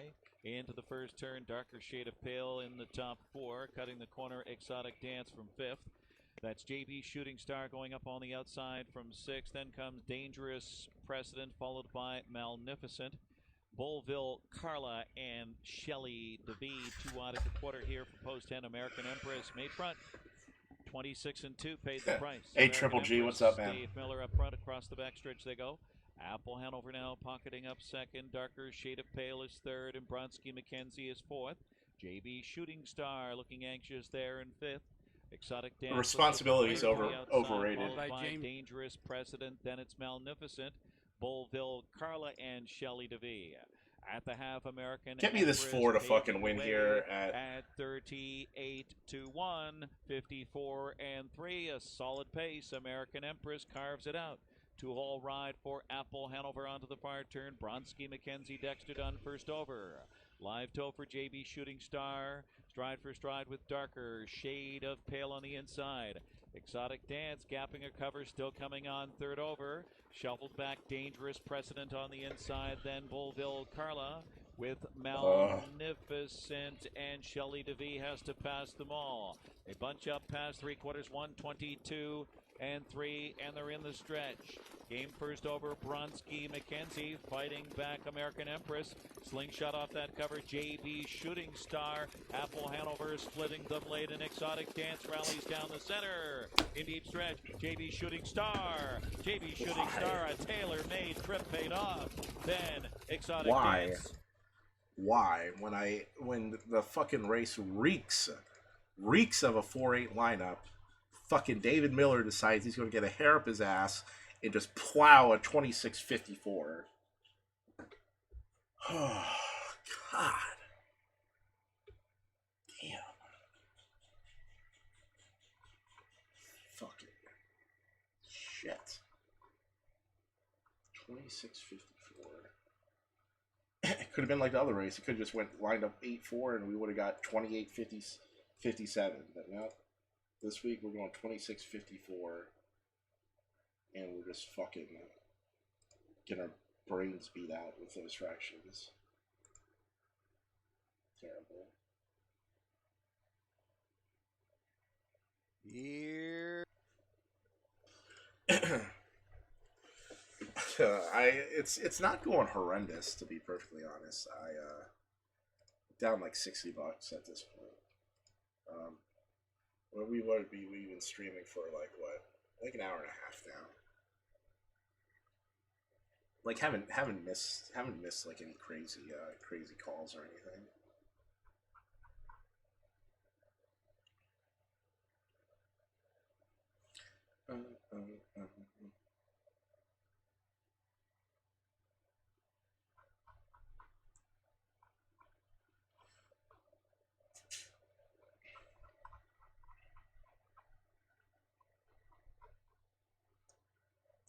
Hawthorne is really sloppy, so we're trying to find something there that would make some sense.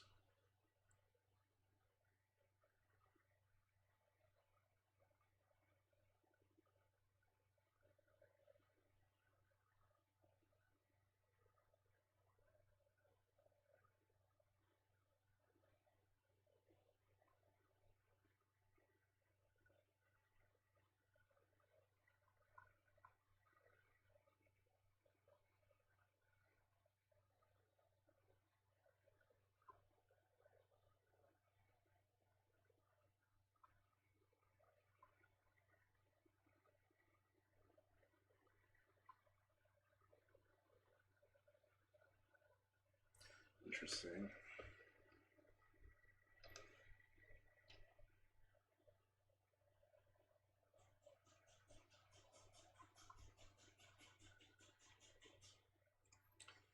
Alright, Hawthorne. I don't like this 6 at Hawthorne at all. I'm going to play a triple 3 with the 4-5 with a 2-4-5.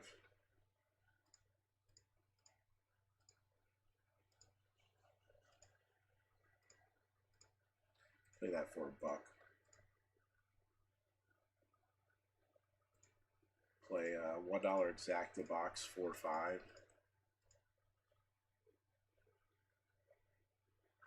And then go $5 to win on the 5 horse here. League 2 action of the Cicero Claiming Series, and the gate is rolling. A Triple G, I do not. I do not play any platform games. Here they come. On PC, I do play old turn-based strategy game called Heroes of Might and Magic, Part 3 to be exact. Similar to like Command and Conquer. Their offhand pacing can't help but win going out for the lead. Downwind Sharp came away well. The rest of the field's going to settle in. Waymore third. Hold on, we're rolling fourth. In Your Eye fifth. Mykonos sixth. They pace the opening eighth, and your leader can't help but win. Not much pace on here. Can't help but win leads the way. Downwind Shark second. Waymore pulls out of third and says, let's pick up the pace, boys. Waymore driving up to take the lead. And there goes Hold On, We're Rolling, now moving quickly on the outside. Can't help but win back to third. In fourth is Downwind Shark, and then it's 3 lengths back to In Your Eye. Mykonos at the end, the quarter, 30 2/5. On the mid backstretch they go. Waymore on the inside leads the way. Hold On, We're Rolling now hung out there second. Can't help but win right there in third, 2 lengths back. Downwind Shark fourth. In Your Eye fifth. Mykonos 6, 8 lengths behind the embattled duo. They drive by the half on the inside. Waymore on the outside. Hold On, We're Rolling. 57-4 that second quarter. 27-2. Waymore the leader. Can't help but win back for second. Hold On, We're Rolling, retreating third. In fourth is Downwind Shark. Mykonos starts to move from the back of the pack, and that one's got a full head of steam. Fuck you, 3 for going down to all the the way rail. up into third and coming after the leader. Right behind him is In Your Eye. They turn for home.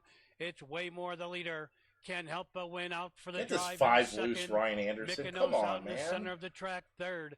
In Your Eye, fourth. 3/16 to go. It's still Waymore the leader. Can't help but win between horses. On the outside, Mykonos. Towards the inside, it's still Waymore with the lead. Jesus, then in between horses, can't help but win. Terrible. Mykonos is next. They're coming to the wire. Waymore is still there. Waymore won it. Can't help but win, held second. Then it was Mykonos third, tight for fourth. Gross. Between Hold On, We're Rolling, and In Your Eye. Deep group of 6, by far the tougher division of the 2 tonight right here in race 11 as we get set to kick off the late pick 3. I am with the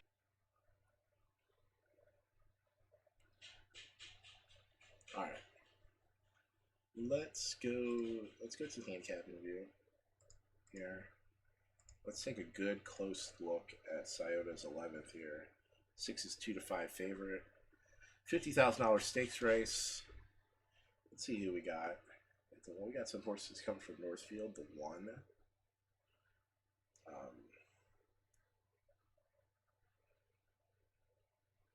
I don't know. What's he going to do at Scioto's question?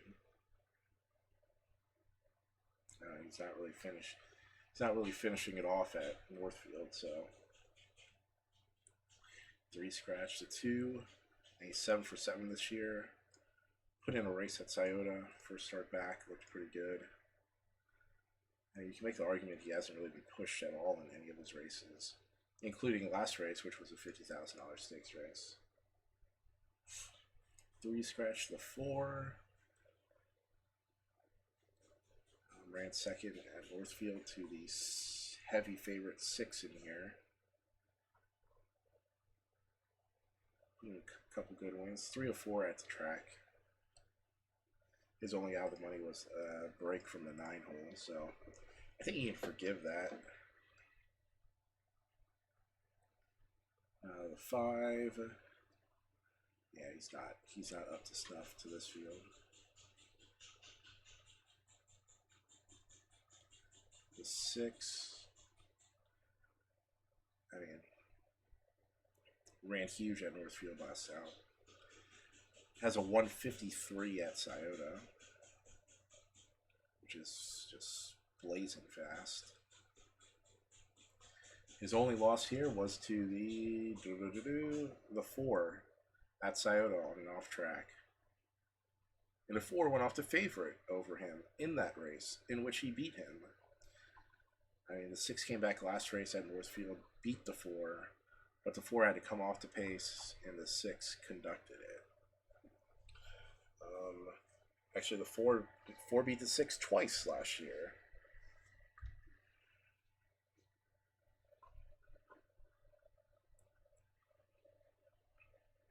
And again, it's only a 6-horse field, so the 4 is not going to get into trouble, or shouldn't get into trouble at least.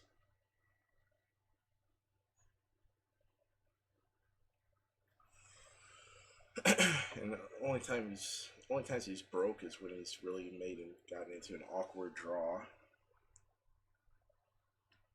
And and again, the 2's also a threat. I mean, the 2's just been going gate to wire nonstop in all of these races. So, I mean, if he issues the challenge to the 6 at all, if the 2 does, if he challenges the 6, like if the 6 has to, take the 2 hole or something, or not, I mean, fuck it. What I'm trying to say is the 4 can work out a better trip. It has better odds than the 2 and the 6 in this race, and I like him to win. And I bet 10 on him to win. That is what I'm trying to say. Back far.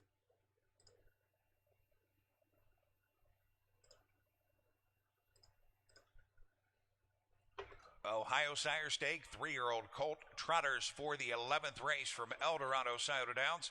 A field of 6 to start. The late pick 3 are at the post, and here they go. Here they go.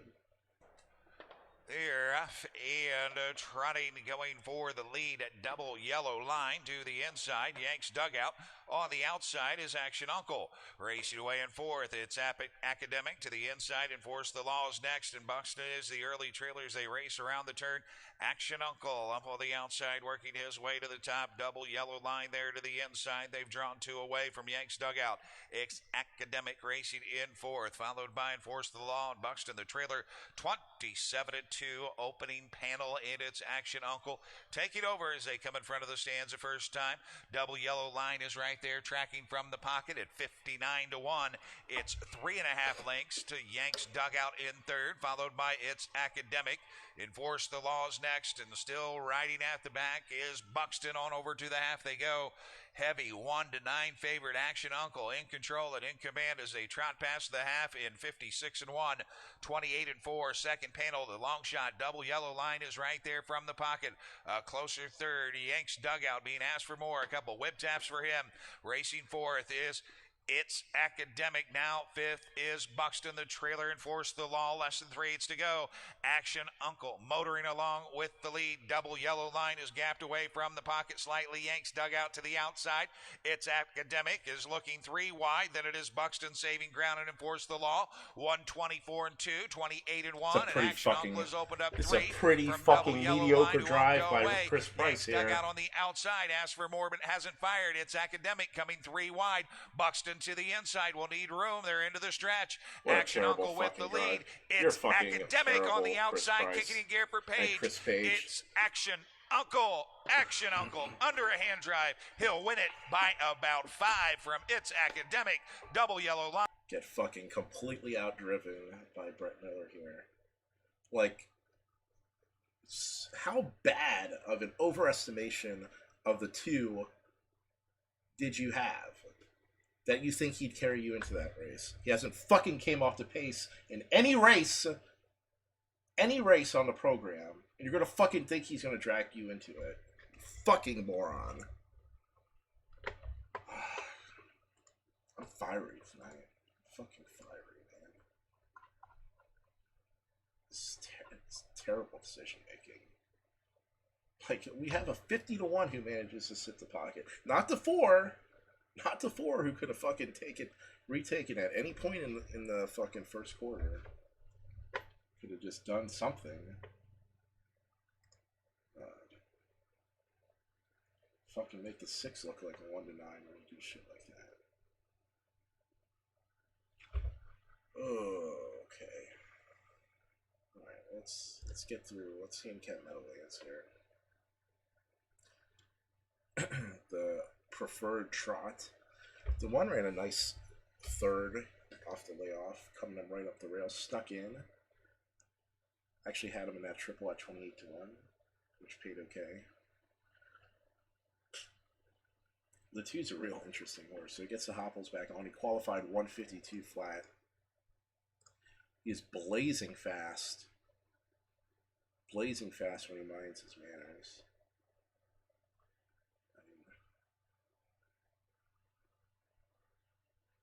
But I mean, this is a tough go. You don't, like when you're in a non-winners of 3 or something, you can get away with kind of just goofing around and just being really speedy. These types of horses are going to make you work for it.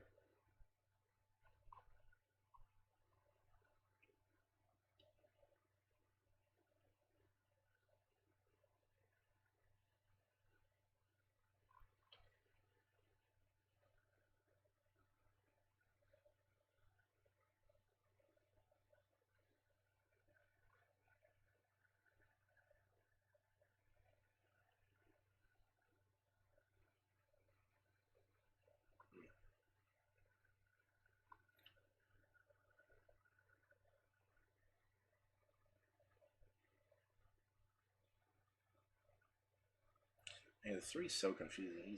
It's a good horse. He's just had a parade of different drivers driving him lately.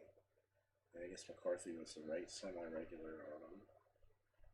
And McCarthy is not. McCarthy's driving the 7 instead. 9 to 2 is a terrible price on the 7.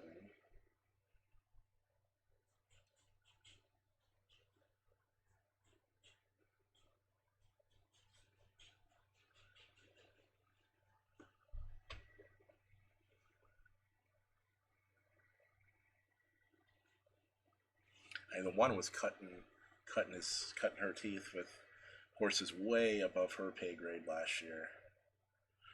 And this field is decidedly has decidedly less monsters than the fields that she's been facing.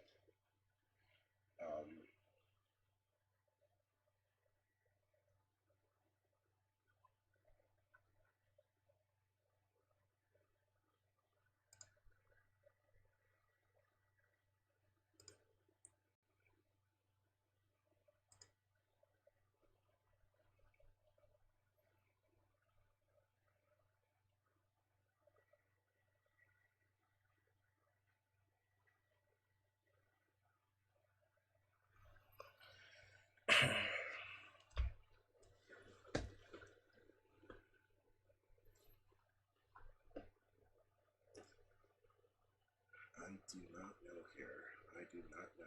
There's chances here. There's certainly chances.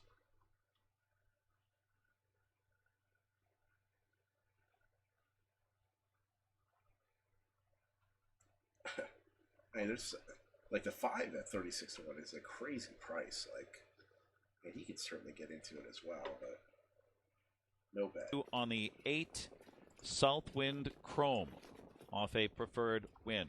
Preferred class trotters, race 9, field of 9. Here they come.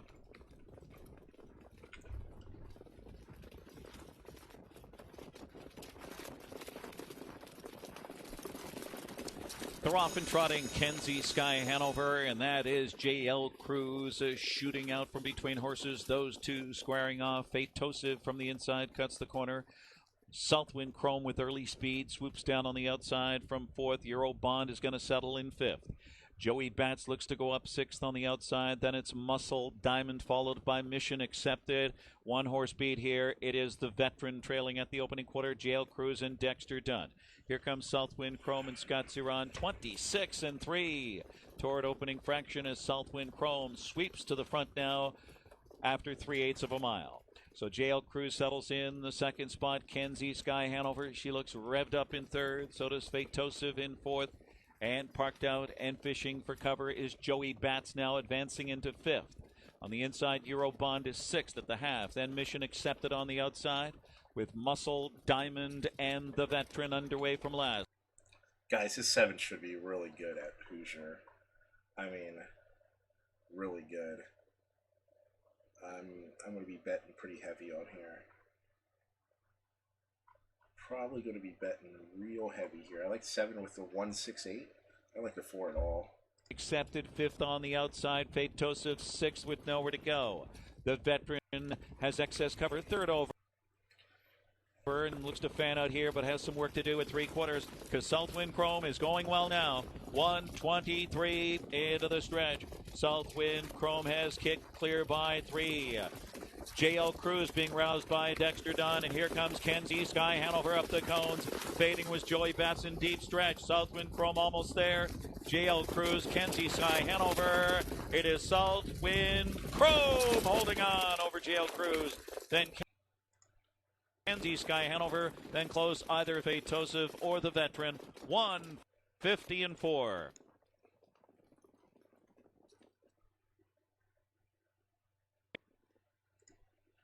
I think I'm going to drop a 25er on the 7 here. $25 to win. There you go. Here at Hoosier. Alright, let me get my super effective cocksuckers. 7 with 8 with 1. Let's play 7, 8, 1, 6 for $1. Fuck Photo sign up 150-4. We're in on that bet too.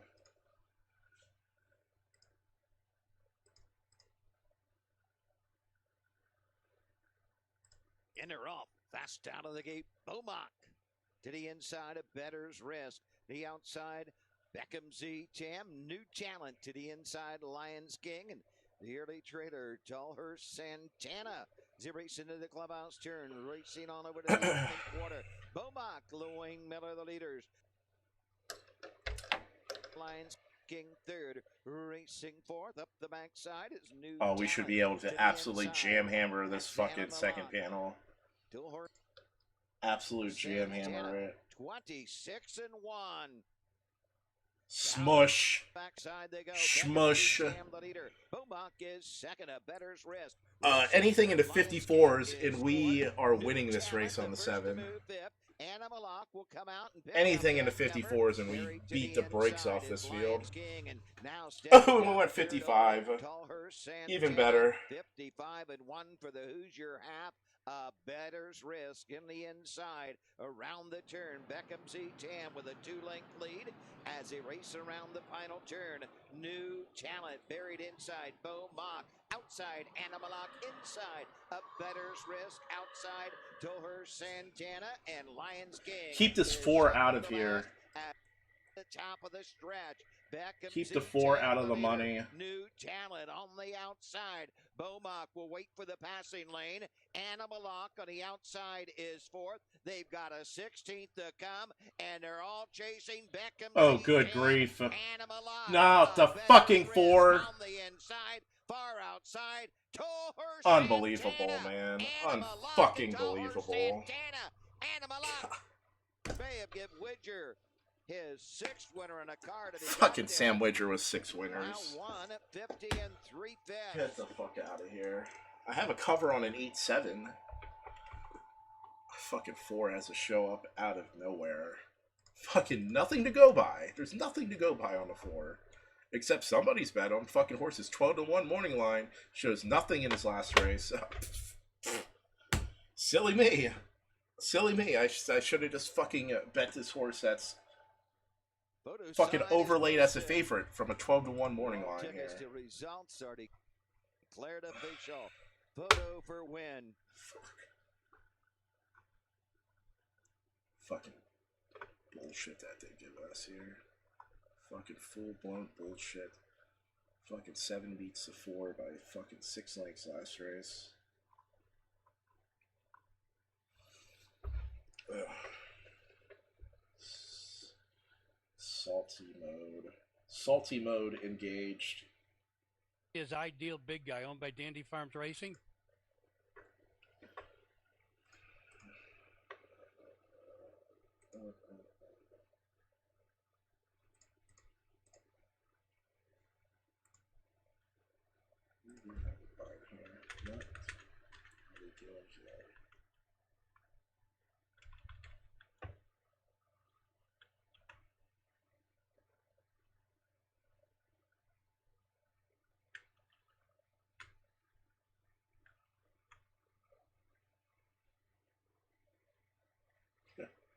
Fucking. Okay, so 3's 8 to 5 at Woodbine. Alright.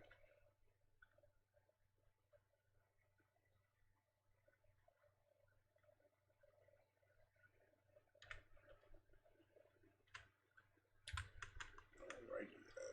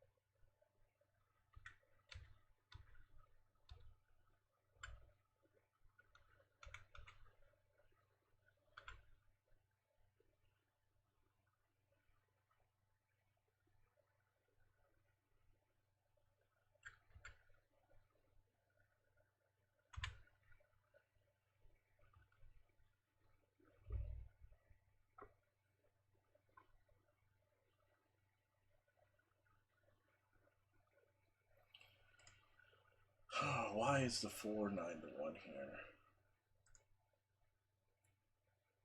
I don't like the 3 at all. I'm gonna go 5 and 5 on the 4.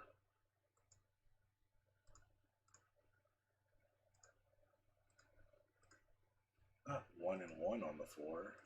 5 and 5. I got the old 1 and 1 in on the 4. Damn it. Koki made a break getting away from the gate for whatever reason. 3 of them across the racetrack vie for the top spot. Kit the quickest of the 3. Kit guns to the front. Coming away second, Poto Hanover at the inside. Backed off into third goes Need Your Opinion.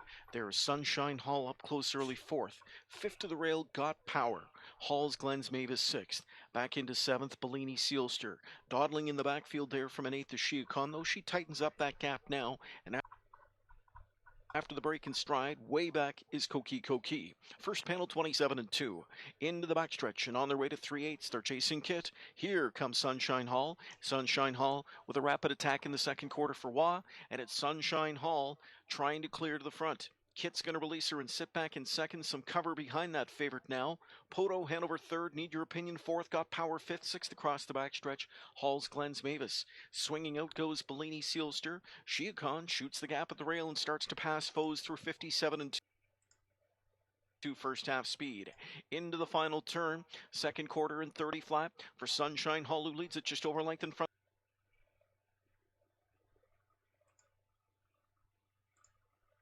With 3/8 to go.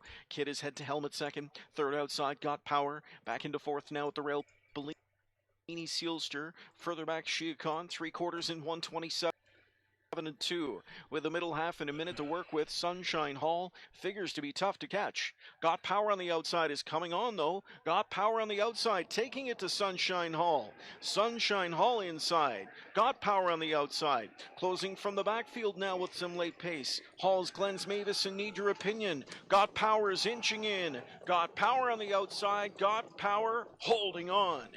Need Your Opinion just missed in 155 and 2.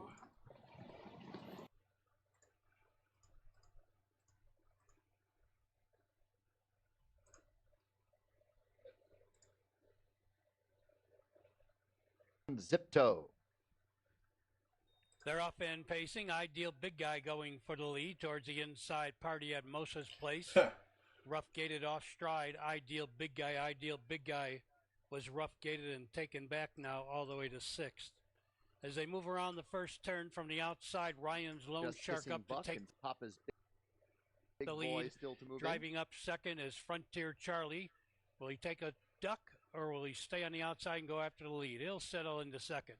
Then towards the inside, Party at Moses Place as they race by the opening quarter. Your leader, Ryan's Lone Shark, the quarter 32 seconds flat. Ryan's Lone Shark leads, now driving up on the out, now rough gated off stride is Ashley's Fine Guy. Ashley's Fine Guy made a break. They've paced 3/8 of a mile. Ryan's Lone Shark the leader. In second is Frontier Charlie. Then it's Party at Moses Place third. In fourth is Prince of Style. 5 lengths back to Ideal Big Guy. Another 4 back to Sagebrush Skip. Through the front of the gate, Slammin' Mike. 102 and 2. They move around the turn. Ryan's Lone Shark keeps the lead a little more than a length with Frontier Charlie sitting second. In third is Party at Moses Place with Prince of Style getting set to come on fourth. In fifth position as they turn for home. Jesus Christ. They're in the final 3/8 of the mile. Ryan's Lone Shark a little more than a length.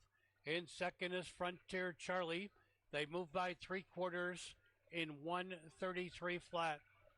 In the stretch, Ryan's Lone Shark keeps the lead. Driving out of second comes Frontier Charlie, driving between horses. Party at Moses Place. Coming on the outside is Ideal Big Guy. Along the inside, Prince of Style. It's Ryan's Lone Shark. Frontier Charlie's off stride, Frontier Charlie. Shout out to every fucking driver at Hawthorne that hasn't looked at the fucking race. All these races where this outside part of the track's been fucking more horrible in the rain. And everyone's just kind of floating out there, trying to come from behind like a bunch of fucking idiots.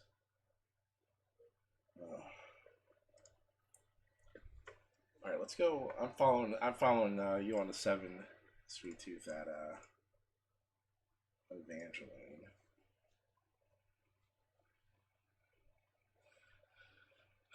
I'll go 3 and 3. Ladies and gentlemen, we have a late scratch in the 9th race. Scratch number 5, Slammin' Mike. Scratch number 5, Slammin' Mike in race number 9. You will receive consolation payouts in the double and the pick 3. In the pick 4 and pick 5, you will receive the post-time favorite as a substitute. Scratch number 5, Slammin' Mike.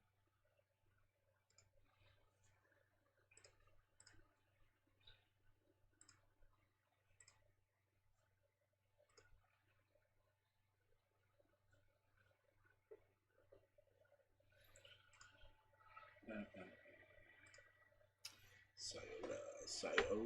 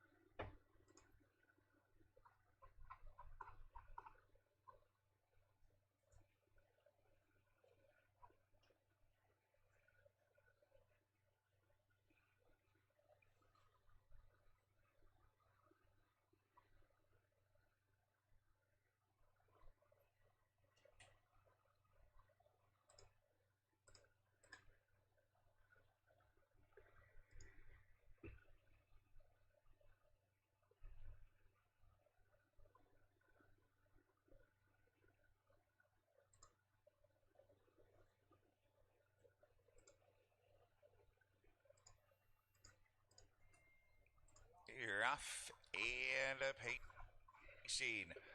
Talk about a Queen first away for the lead to the inside. Foolish Heart and Cruising Coco at the rail from the outside is Nighttime Again. Racing fifth into the turn is now the NOA 6. Sweet She-Rock there. Seventh is up front Supersonic, followed by Holly Shark. The early trailers Bellatrix as they race around the turn and battle 3 wide for the lead all the way to the quarter. Nighttime Again on the far outside. Talk about a Queen will now clear to the rail. Giving way is Foolish Heart third. 27 flat opener. Racing fourth as they straighten up is Cruisin' Coco. Daliana's there fifth. Sixth, Sweet She Rock. Two back up front, Supersonic. Out and moving, Holly Shark, and the trailer is Bellatrix.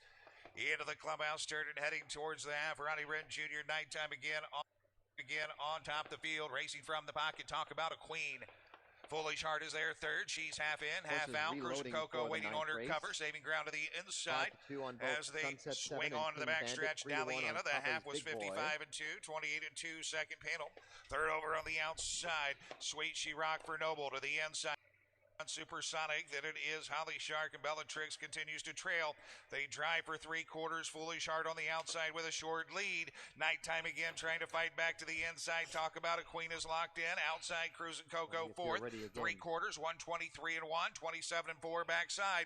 It's Foolish Heart with a short lead. Still can't clear. Nighttime again, it won't go away. Talk about a queen still locked in. Cruisin' Coco ready to come three wide, four wide to the top of the stretch. Sweet She Rock into the stretch. It's Foolish Heart with the lead. Nighttime again to the inside. Outside, Sweet She Rock comes on and takes over command. Talk about a queen is shaking free. Sweet She Rock to win it from Talk About a Queen. Daliana and Cruisin' Coco, 153. 22 and 9,500 seconds. The time for the opening quarter mile. They're going on to the far turn, and it is Sunset 7 who leads by 3/4 of a length. Alex's turn is in between horses. Three wide out there, King Bandit.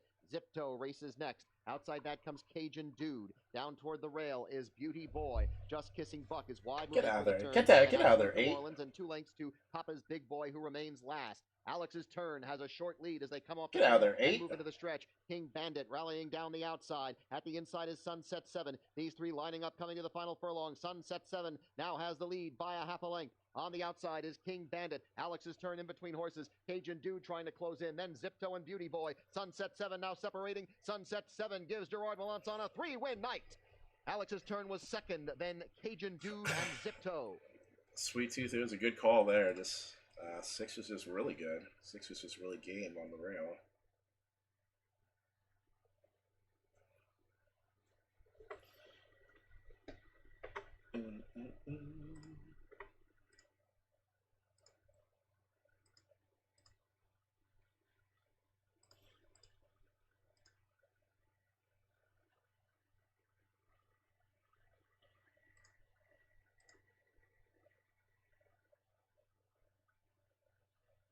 Number 6, Suns. It's number 8, Corky Cowgirl, very restless. In post position number 8. Got out. Look at Hoosier here. Let's get to the handicap review. One comes second race off a layoff. Okay. A bunch of these are going to be coming off situations like that. This too, wow. I mean, perfect trip and just bursts through. Man, they're not touching him with a fucking 10-foot pole. I mean, certainly he deserves at least a little extra luck.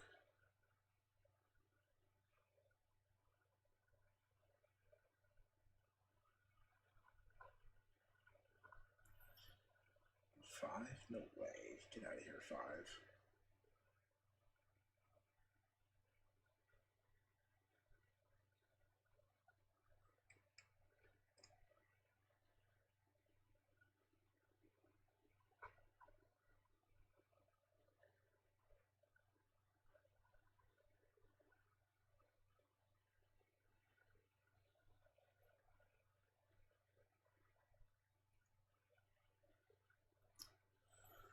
Shit.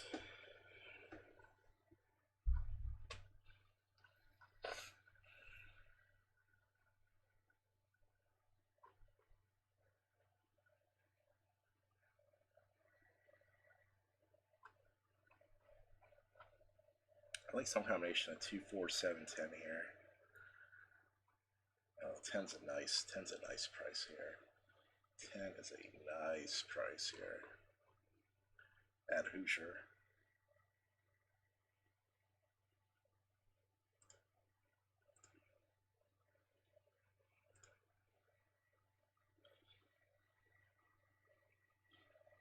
We're gonna go. We're gonna play a 50-cent triple here.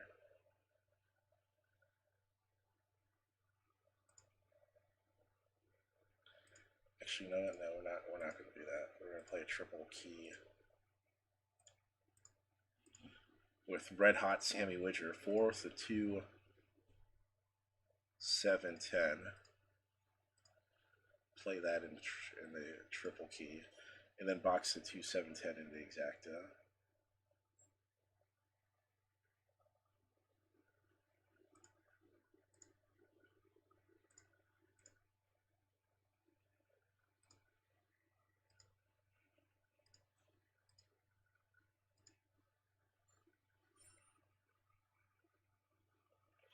You see is the 10 getting any place money? Not really. Maybe go 5 and 5 on the 10.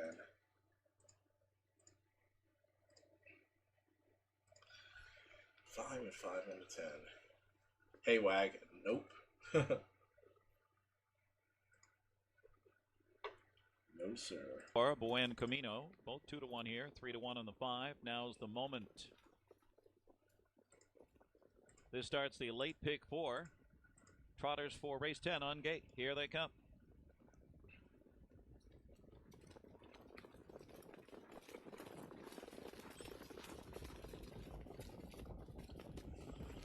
They're off. Grimmy Hanover from the outside, under urging out of there. Now's the moment, and Buen Camino out together with Fashion Creditor on the inside in the top 4.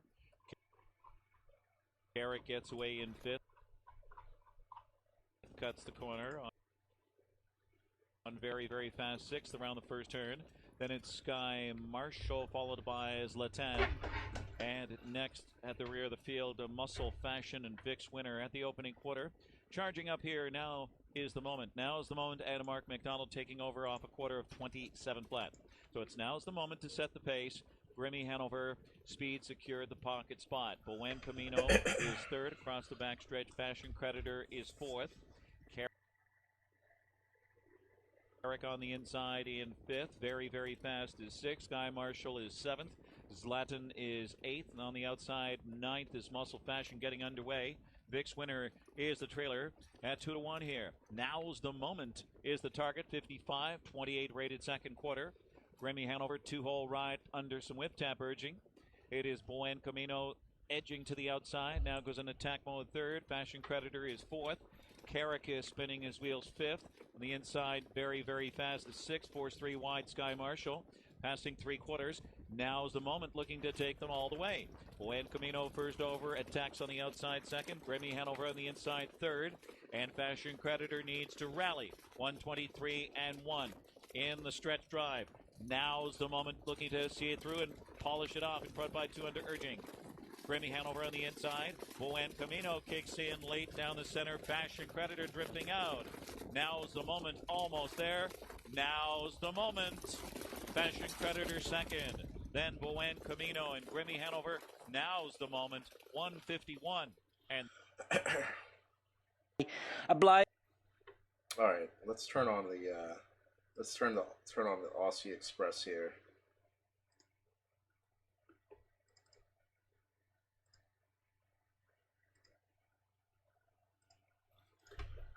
$3A at Rose Hill, heavy going.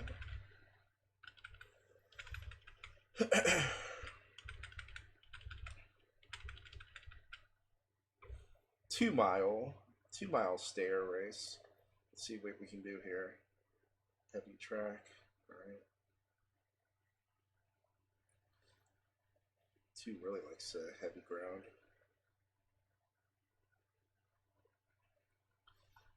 3 may find this a bit too much. 4, I'm sure he'll probably find this a bit too much. 5.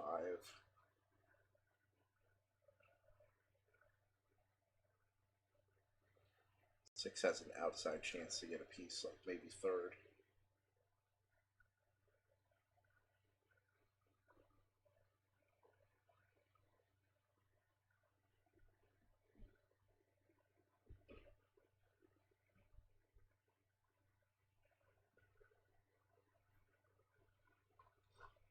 Maybe try something like 2 with the 1-9 with the 169 and a triple. Yeah, those are some good odds underneath the 2. So we take the 2 as a favorite. Then we try these prices behind them.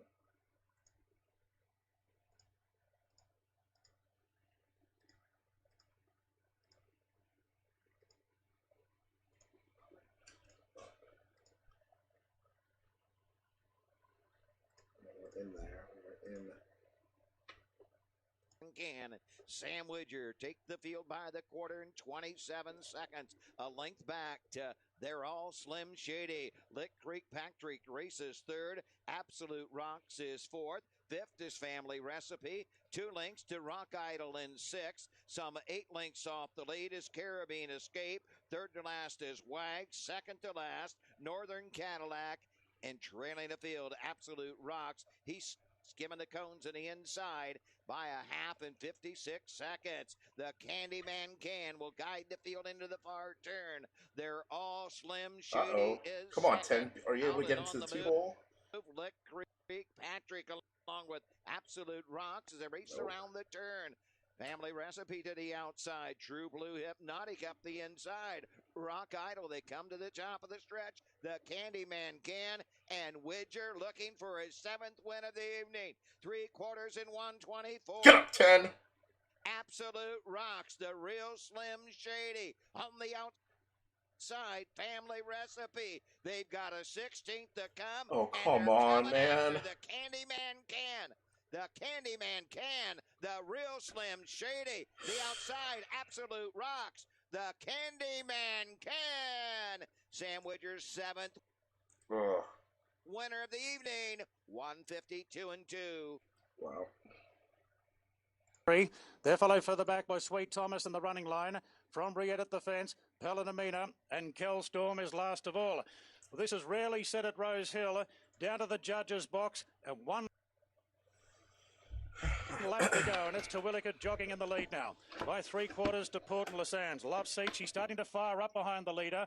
She's right up in journey today, Love Seat, so she just needs to relax a little bit. Glenn Boss is working at achieving that goal. A length further back to Ablaze, who's the favourite of the race, but not as short as he was earlier today, the Grand Annual winner. Then came Gartree, 3 back the fence. Further back to Latin Beat, Rietta tucked away. Further back in the field then is Sweet Thomas, third last the German.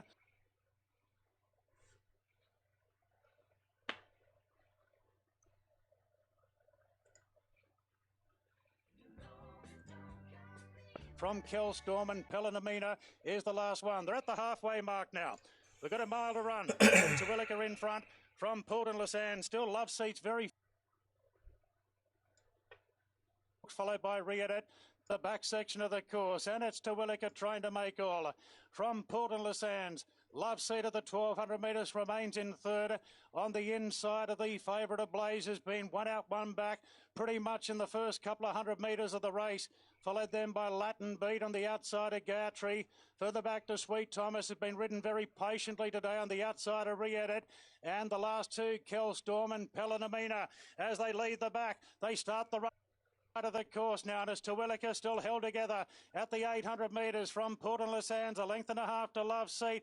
Then came Ablaze in fourth. McDonald really starting to feel for the favourite. Oh, he's getting right up the favourite Ablaze as they quicken the speed up front. They're followed then by Sweet Thomas, is making good ground on the rails. Further back then to Latin Beat. Riadet. Gayatri's been eased out of the race. The favourites in a world of pain Ablaze as they come around the turn. Gladys did tell us to be wary of the Victorians today. It's Port and Lassans going to Terwilliger, Love Seat, and now Sweet Thomas. It's the German we might have to worry about. Love Seat in front. From Sweet Thomas it goes to second.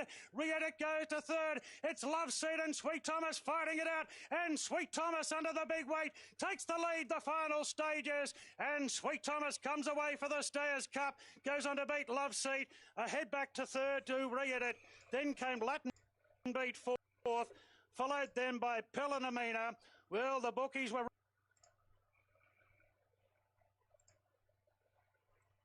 and Kelstorm.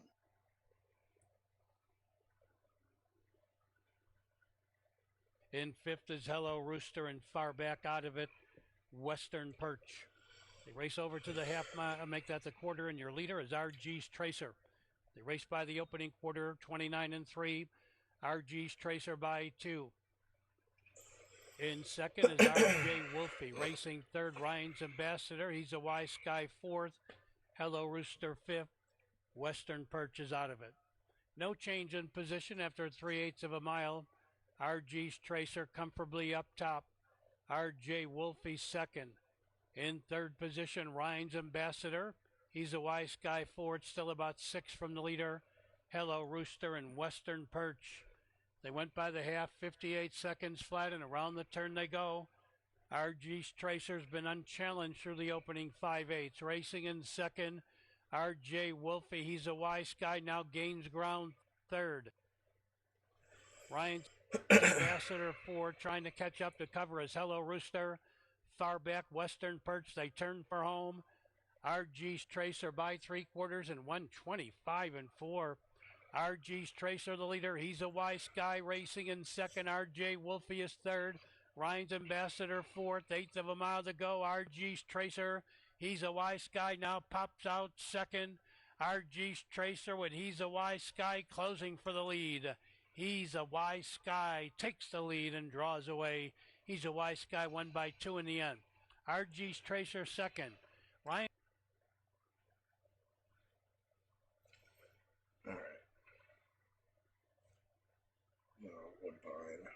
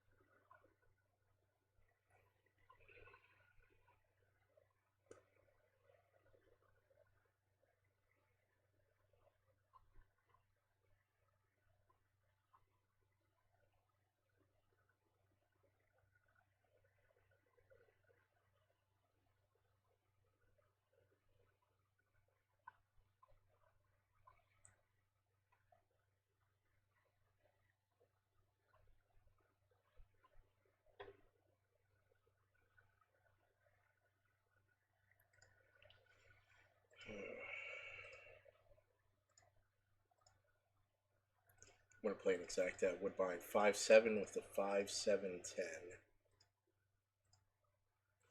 for $2.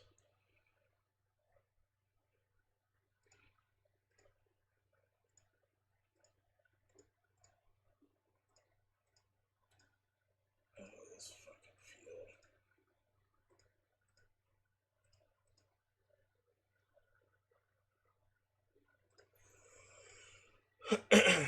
Maybe play a little backup bet on a exacta box 4-8.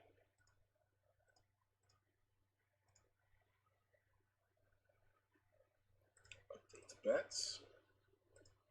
10th race up to the gate now. Full field of 10. Quick scan of the odds board. 7 Premier Cabernet.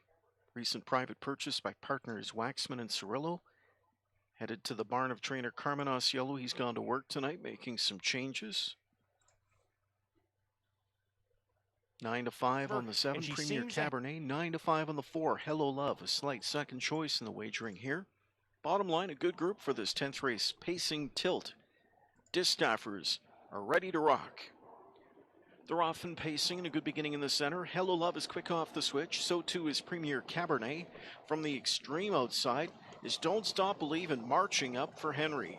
Don't Stop Believin' makes a beeline to the lead all the way from post 9. Drop to pocket went Premier Cabernet, who flashed some of her sharp speed to get it. Backed off into third as they zip to the quarters. Hello Love, 2 lengths back. Then to the rail 4th Sunday afternoon. A gap of 3 to So Frisky. Then 6th inside to Catch an Ace. And the back 4, Wisty's Paradise, better decision, tracked by I Wish You Well, and the last one, Lady Rock and Rolla. Quarter was 26-1. Here comes Premier Cabernet with an aggressive pocket pop past 3/8. Premier Cabernet grabs the lead, but comes under pressure from Hello Love. Hello Love is up and driving now from McDonald, looking to sweep to the lead. Back into second goes Premier Cabernet, a pocket sitter yet again. Half and 54 seconds flat.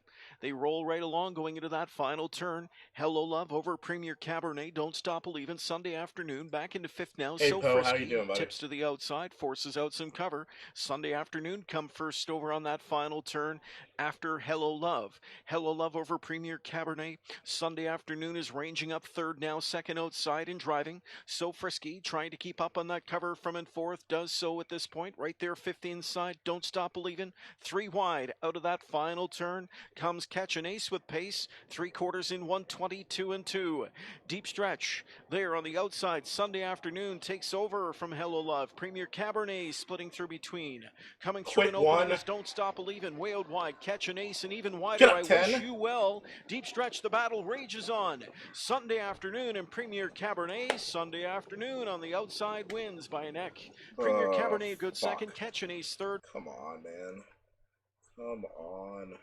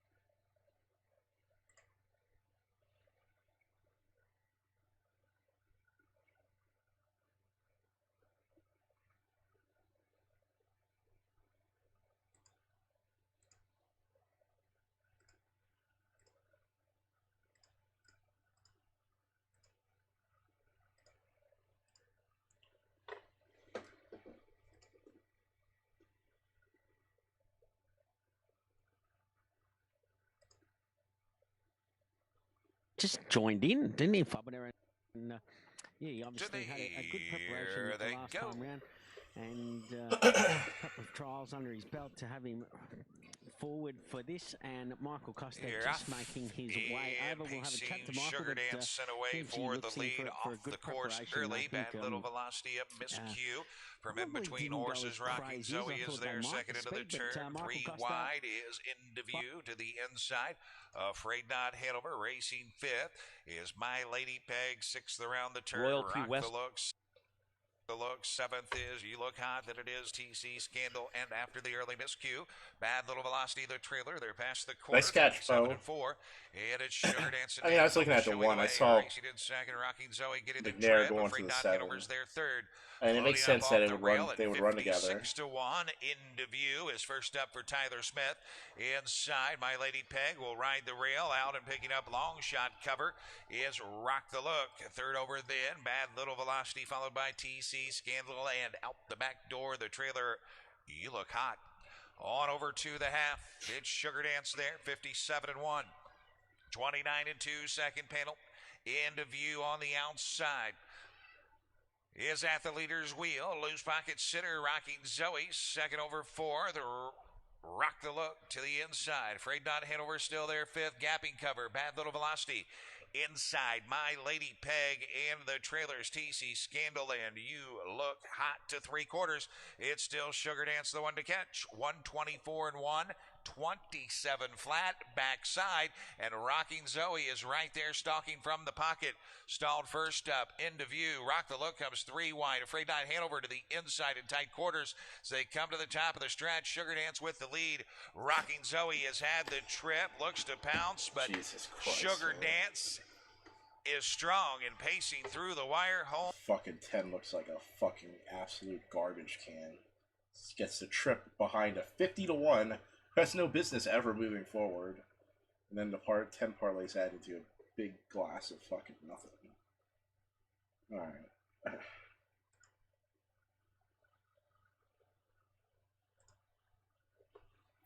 Big glass of nothing. Okay. Meadowlands.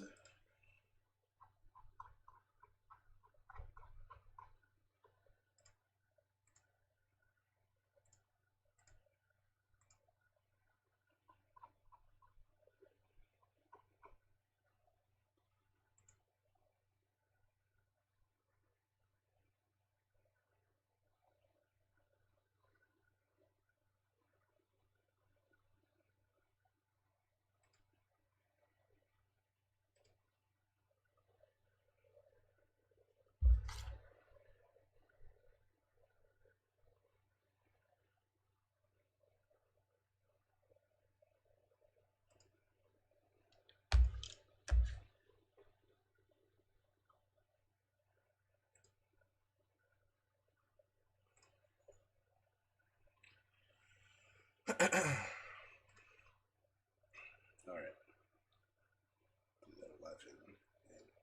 The 11th attic. Maywood. Maywood. Meadowlands. Man. Woo! I don't know what the fuck I'm thinking. Wood. Alright. Meadowlands. Won second race off the layoff. His first race was a 7-hole at Harrington. I mean, no surprise they wouldn't really do much from out there. Interesting to see how this horse will do on the big track. 12-1's a really interesting chance too. The 3 has had a couple nice trips up close. Couldn't bring them home. And those were arguably pretty good fields though. The 4, man, looked real good. First off the layoff, looked okay. I mean, 3 and 4 look about the same basically. The 5, I mean, he wakes up and he runs in this race, which is just going to be a tough ask at first go.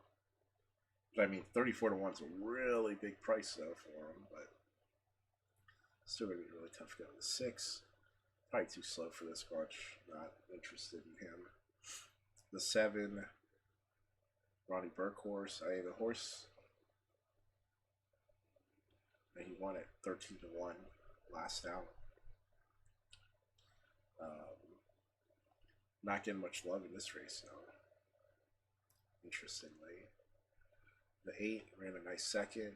Ran 2 nice seconds in a row, but neither time was particularly threatening to the leader, so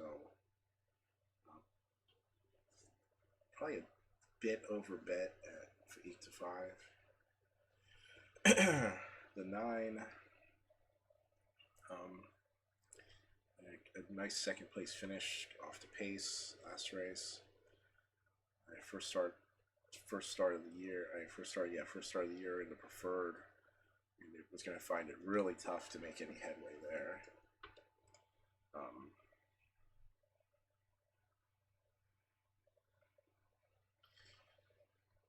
Has a good record at Meadowlands, though. Had a win last year at 150 and 150.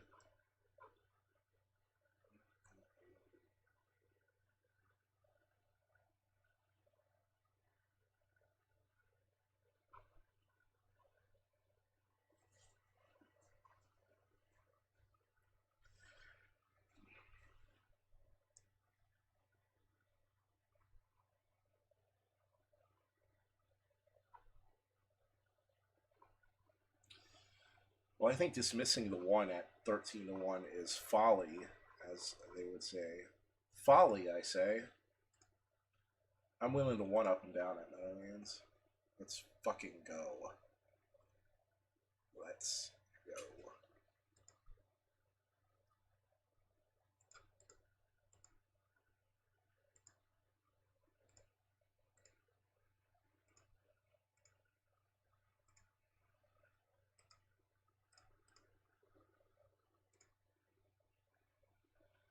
We're in. Is 6.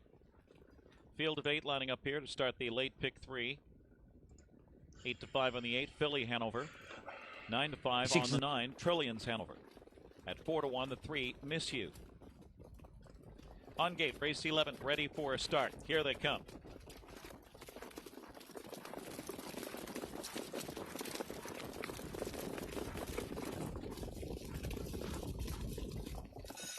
They're off. Royalty West Ho out fast with Pammy Joe on the inside. Miss You shoots and goes for the lead into the first turn. You Should Be Here now third. That leaves Pammy Joe parked out fourth, looking to dive in. Rockin' Philly on the inside, stride for stride with her. Then 3 wide surging is Philly Hanover going up with Trillions Hanover. Early trailer is Tall Poppy in her U.S. debut. It is Royalty West Ho to the front, but here comes Philly Hanover to challenge 27-1 across the backstretch. Trillions Hanover is tracking second over now, third, soon to be second on the outside. Miss You gets shuffled back to fourth. You Should Be Here, fifth on the cones, followed by Rockin' Philly. Then it's Pammy Joe and Tall Poppy at the half. Trillions Hanover makes front there with George Brennan. Trillions Hanover, Philly Hanover second. 54 for the half. So it's Royalty West Ho back in the There you third go, one position. fall at To force the cover. outside, You Should Be Here first over. Stride for stride Whoa, with Miss my You on the God. rail. Getting Come on, underway is man. Pammy Joe from the rear of the field. Then fuck. Rockin' Philly underway from last. Tall Poppy has to pass them all. At 3/4, it's Trillions Hanover in front, vacating the pocket. Philly Hanover comes at her. Those two slug it out. Royalty West Ho is third. You Should Be Here is fourth. Pammy Joe 3 wide from fifth. 122-3 into the stretch. Trillions Hanover in front by 2. Philly Hanover on the outside trying hard. Royalty West Ho on the inside in that battle for second. But it's Trillions Hanover and George Brennan. Trillions Hanover wrapped up and cruising over Royalty West Ho. Then it was Philly Hanover and Pammy Joe. Jesus, man, what the fuck are we doing? What the fuck are we doing? Snow Speed Individualist and also Vintage Moochie. Kiss and Tell off the inside. The first one to go from Underboss and going forward California August. 3 deep at the moment, but we'll keep pressing on with it. Bianchi Cup settles down around fourth with Oregon Trail the outside. Then followed 2 lengths away, Yeef Suling forward 3 deep into third spot. So off the back at the 800 metres marker, California August assumes control, leads by a half to Underboss, Super Bank third but deep, Kiss and Tell fourth the rail, a length and a half away the Godolphin pair, Bianchi Cup and Oregon Trail racing together. Get to 2 lengths 7 away up for next Sweet to Tooth, Vintage man. Moochie, Yeefa, the basement will try and circle deeper, Saigon onto its back, then M3 and Individualist is last on the rail, home corner, California August at the 400, leads by half a length to Underboss, then Kiss and Tell getting to the clear, Kick. out deep as Debasement with Saigon, then M3. 7-11. California August, no good thing here at the furlong. In fact, Underboss has taken the lead. Kiss and Tell's after that pair. Saigon out deeper on the track. Don't do this shit. Late. Kiss and Tell. Saigon's about to pounce right over the top late. Saigon. God. Saigon from last. Oh, beats man. second in Kiss and Tell and third Underboss. There's a wall there for fourth. California August, Individualist, Bianchi Cup, Oregon Trail. Hey, Whiteout, what's up, buddy? And Debasement. Hey, Slasher, welcome to the stream, buddy. Welcome to the stream.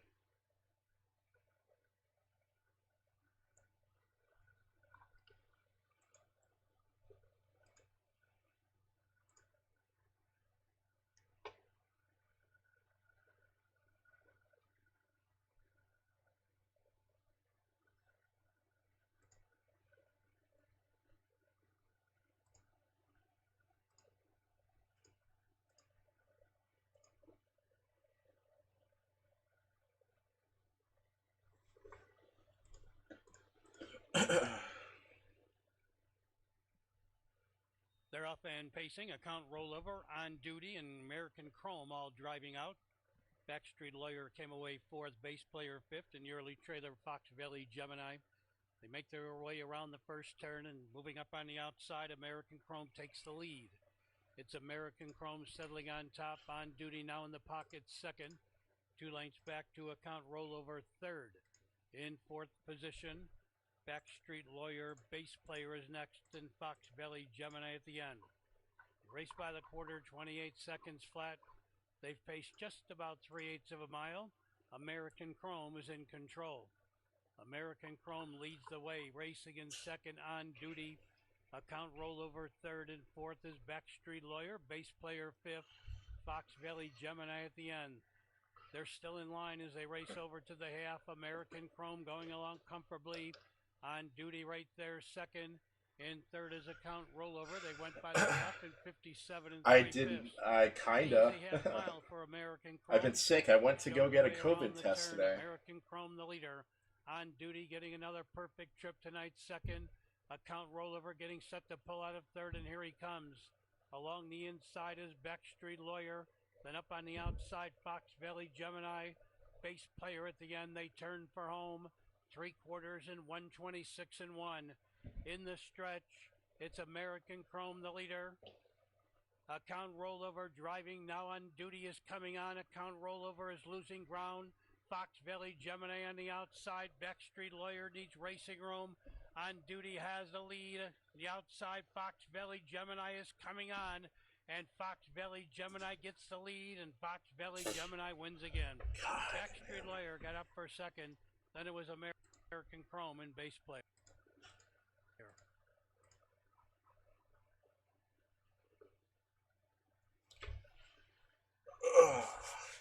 Yeah, I mean, hopefully I'm going to test. Hopefully it comes back negative. I was planning on possibly going to the casino tonight, but with the old potential COVID scare, I'm like, okay, guess I won't. Guess I'll save the public at large from my germs. Tonight's 10th race, 7 Fox Valley Gemini finished first, 4 Backstreet Lawyer second, 2 on duty was third, and 5 Base Player fourth. Numbers on the board: 7, 4, 2, 5.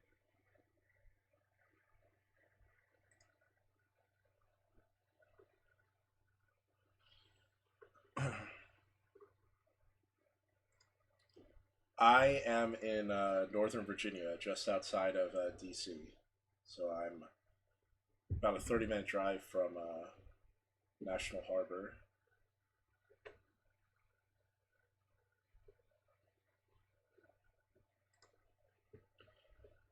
Okay, we got Woodbine up. Let me go to the handicap. Let's try to handicap her. You know, I always do my worst when I don't actually handicap like I should. So let's go in here. The 1 coming to the inside. McClure comes back on. He was okay from the 6-hole last out. I mean, the time's good, but he kind of sat around and then picked up the pieces late. He's going to be able to kind of get into it early from the 1-hole without too much effort, so he may be a threat just on that reason alone. But he'll have to show a little extra here. The 2, Chocolate Milk Toast. This horse was pretty hyped last year. Put in a 152, and he hasn't shown that talent much at all this season. He won here in 154 earlier this season. I'm not too excited to put any money on him. The 3 was in the pocket on some strong fractions in that last race. Arguably has some ability. Has the ability to get out there early, but hasn't finished the miles very well. Definitely had no interest in finishing the mile last start. The 4 for Willette, Scott Young driving.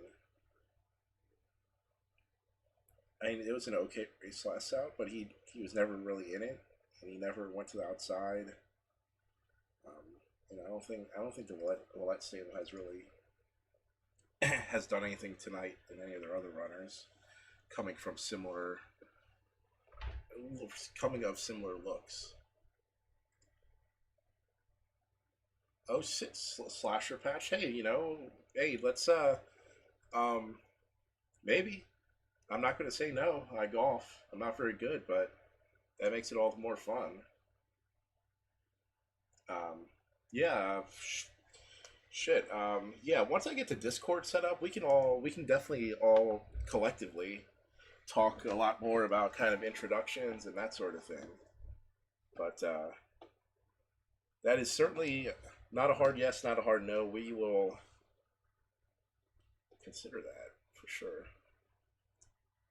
We play me and my brother and some friends. We play golf a lot. You know, a lot. When we kind of get that itch, like we'll go like 3-4 weekends in a row.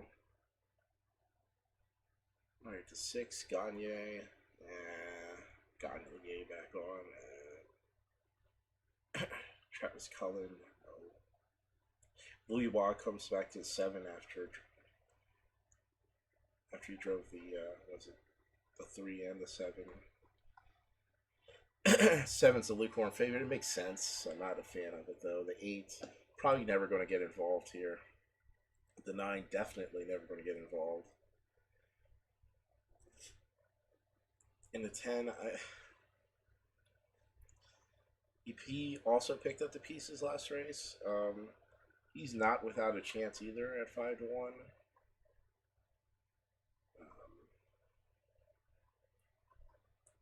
I mean, someone needs to go outside. Someone needs to come to the outside though in this race. Like, we can't just have a bunch of horses that stay on the rail. So, I mean, the 5's the only horse that I think can come to the outside and challenge. And that may be enough to win this race, to be perfectly honest. Because I don't think the 7's going to go gate to wire. So maybe the 5 drags in. 5 gets the lead and drags in some weirdness with them. 7 with the 1, 2, 6. We'll slot in the 8 also. Play the we're shut out. Off and pacing. Good beginning in the center, chased off the wings by Cullen is Outlaw, I'm a Hot Vixen. And it's Outlaw, I'm a Hot Vixen, going to cross over and clear. Second outside, Crackling Rosie powering up to challenge. In at the rail third, Pretty Hot up close early, fourth Manhattan Knight. Then through at the inside to be fifth, second tier starter Twin Beat Tipster. Backed up into sixth goes Chocolate Milk Toast. Jim Bellina found Pylon seventh, eighth towards the rail Outlaw Fireball. Final 2 in the field, Take Your Breath Away in Manhattan again. An opening quarter, whacked out in 26 and 4. Cracklin' Rosie leads them into the backstretch here and takes them up to 3/8. Back in that pocket spot is Outlaw, I'm a Hot Vixen second. Pretty Hot third, Manhattan Knight fourth. Fifth inside to Twin Bee Tipster. Sixth on that one's back is Chocolate Milk Toast. Then Jim Bellina scooting up the pylons, Take Your Breath Away. To the outside, Outlaw Fireball. Last is Manhattan again. Half and 56 and 2. Nice breather there. 29 and 3 for tempo setter Cracklin' Rosie, who feels the heat of Pretty Hot, who's on that one's flank. Right there, third rides Outlaw, I'm a Hot Vixen. Twin Beat Tipster advancing on the cover from in fourth, drawing within 2 lengths of the leader. 3/8 of a mile remains. Trapped in fifth on that turn, Manhattan Knight. Sixth Overland Chocolate Milk Toast. Then it's Jim Bellina outside. Trapped in Take Your Breath Away. In at the rail, Manhattan again. An Outlaw Fireball would need to sweep them. 3/4 in 124 and 4. Cracklin' Rosie coming into the stretch. Outlaw, I'm a Hot Vixen looks for racetrack. Pretty Hot down the center. Kicked off that cover now comes Twin Beat Tipster. And from way back, Jim Bellina. Still there, Cracklin' Rosie. Cracklin' Rosie at the rail tries to dig in. Outlaw, I'm a Hot Vixen sneaking through in that tight spot and will win for Good thing we got shut out. Trip. It was Outlaw, I'm a Hot Vixen. Jesus. Oh man, I made sure I get all those doo-doo races. And well, Slasher, I mean, if you're gonna invite me out to play some golf, man, you might as well at least give me a follow here.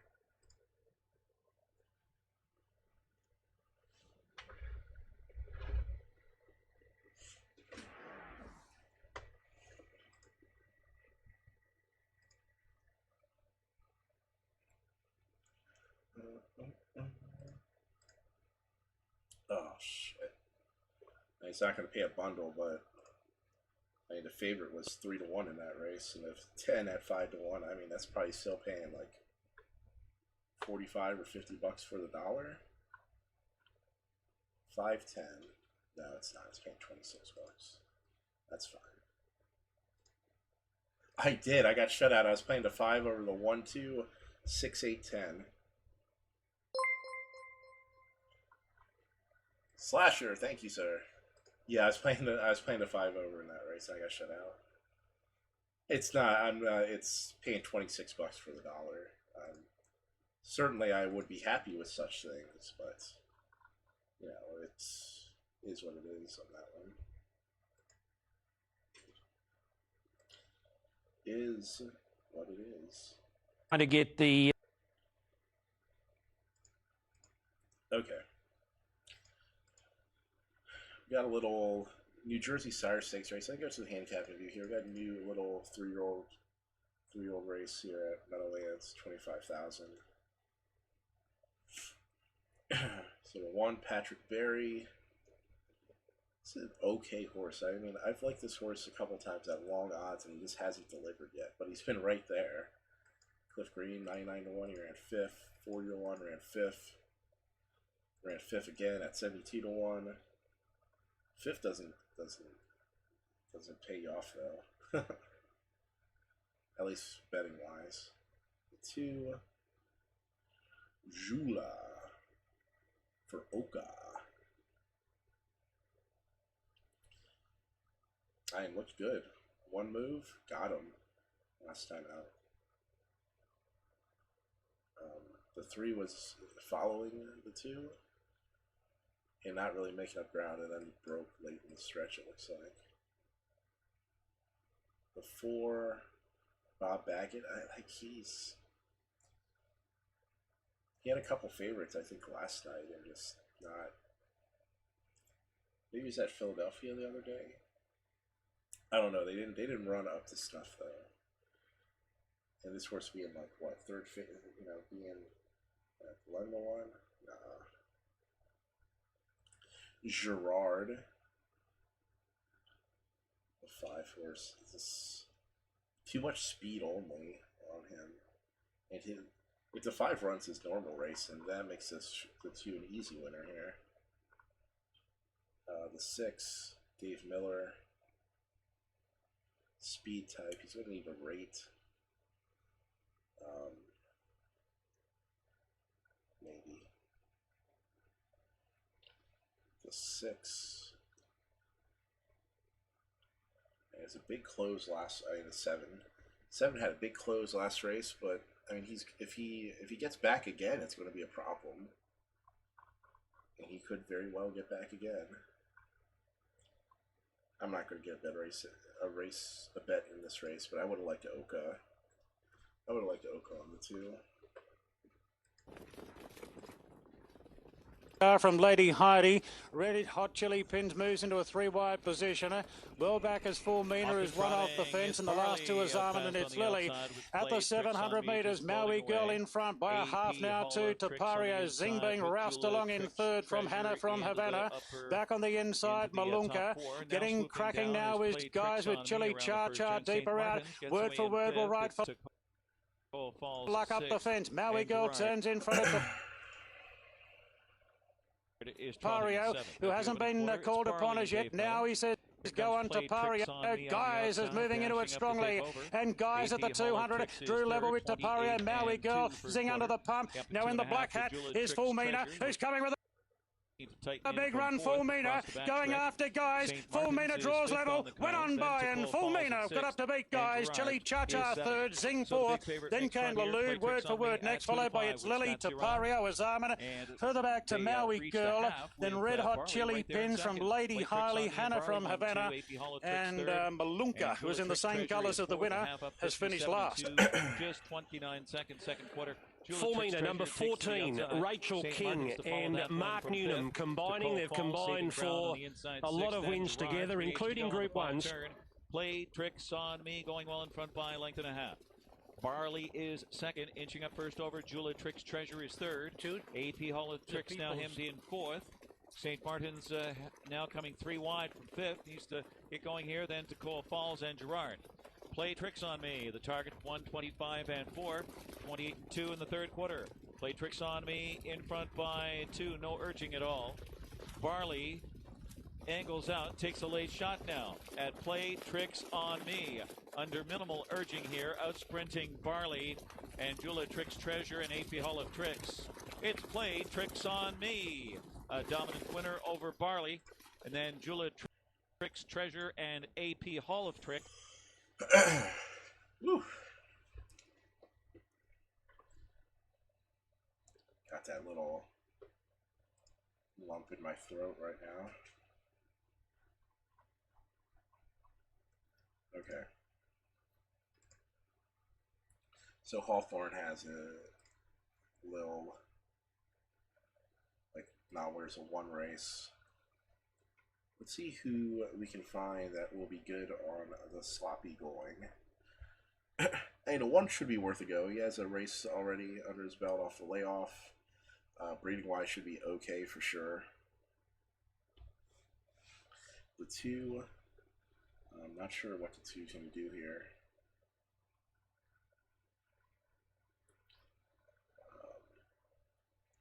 I don't think he'll like the off track. Three, then Mississippi bred, or Mississippi connection. It's on the three. It was an okay race last out. 9-hole. Had to basically take back for last. 37-1 maybe a bit, bit of value here. The 4, interesting runner for sure. Went 3 wide in his last 2 races. Basically blew. Seems like the horse is kind of iffy on turns.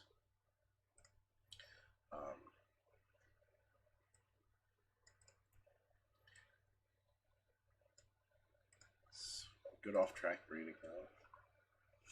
But we'll have to keep on looking through the rest of the field, see what we got. Alright, this is really good. Western Terror on off-track. Very good.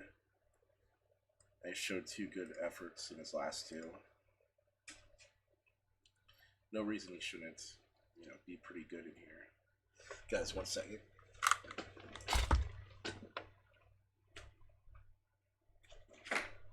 Get in here.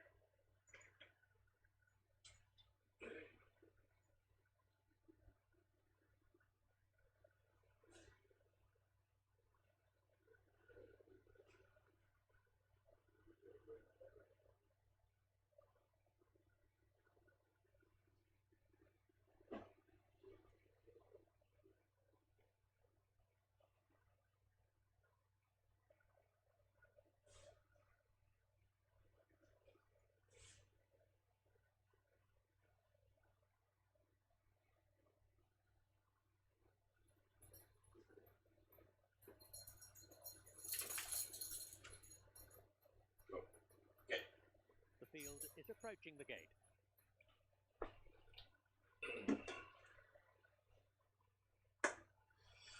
Oh man. Yeah, we're probably not going to get a bet in this race. 5, Five's a favorite. He makes sense as a favorite. I think it's 6 is a toss. 7, he'd be a toss for now.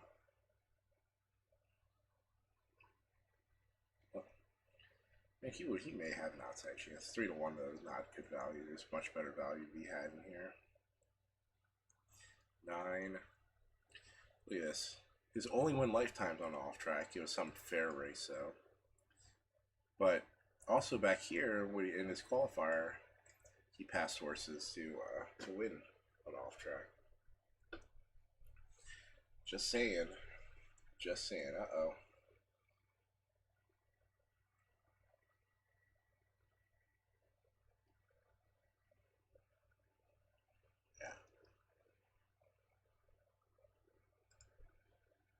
Go to Australia B. What'd you say you like, Sweet Teas? 1-7-11?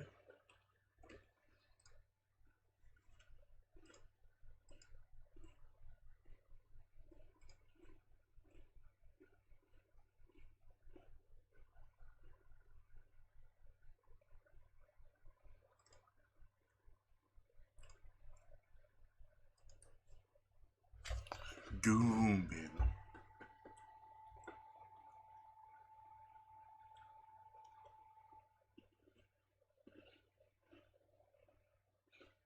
Thank you, Jose.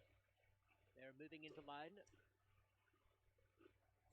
for the penultimate race on our program this evening. 8 races set down for decision tomorrow night at Los Alamitos Racecourse with a 6:15 first pace. Here comes the hot favorite, Apolitical Caddy. Okay, what's up, man? And the College Scandal is approaching. Fade the quarter, 29 and 3. The half, 57 and 1/5.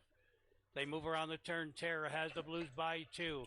The People's Panther chasing second. Nice Big Jer third. Rock Jagger getting set to pull out of fourth. Oh, here he comes. Right behind that 1/5 is Bobcat Bay. Sixth inside with no place to go. Bob's Time. Then ranging up on the outside to the top of the stretch. Sawyer Ivy, they turn for home. Terror has the Blues, the one to catch. In the stretch, Terror has the Blues opened up 5-6 lengths. On the outside, coming on second, Rock Jagger, followed up by Bobcat Bay. Moving between horses, Nice Big Jer coming on. 16th to go, Terror has the Blues in full command. The battle's going to be for second as they come to the wire. Terror has the Blues won by double digits. It's going to be tight for second. Rock Jagger drifted out but may have held second over Nice Big Jer. Then it looked like maybe Bob's Time was up for fourth. Yeah, we got to piece that one together at Hawthorne. The track, so I'll just wait numbers, but it's all about Starler. Number 8 had been very consistent. Just touched off at Gosford and then got the money narrowly at Warwick Farm. She was due to race last week, but she was a late scratching because of the downgrade. Oreo and Pepsi are lucky, man. They are lucky. Lucky they're getting the free advertising from me.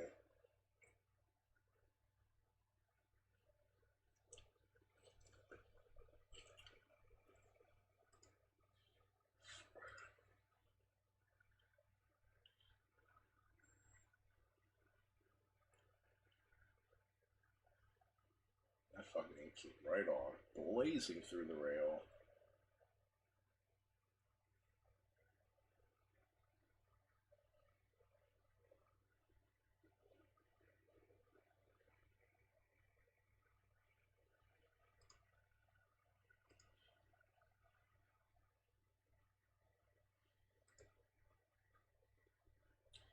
$819.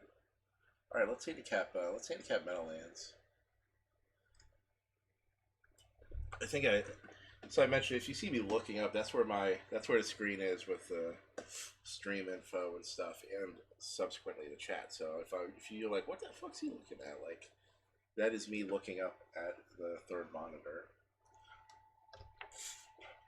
which I'll probably move again at some point. It's just kind of weird looking up there. I'll clear out some space on here somehow. Maybe put it on top of like a box or something and just have it behind the current monitors here on my desk, or like mounted to the wall or something. I don't know, something. I'm thinking, you know what? Tomorrow I'm thinking I may stream for a long ass time. So kiddo is with her grandma, and that means I can behave really badly, curse more, say fuck a lot more.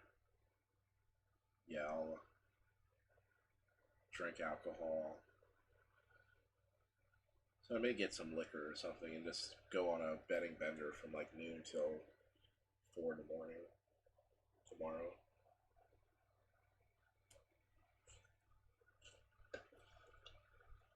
What do we have something like running late tonight? Maybe I'll just go like, okay, so all right, we have Hong Kong racing tonight, so if we really wanted to go till like 4 in the morning, we can do that. And then I don't know what we have tomorrow. We probably have some stuff from like the UK. So Nigel, if you're out there, maybe I'll stay up to bet the UK.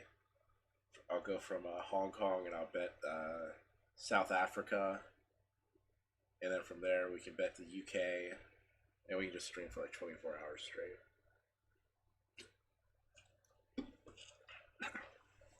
Sounds like a horrible idea, but I mean, I've done worse things.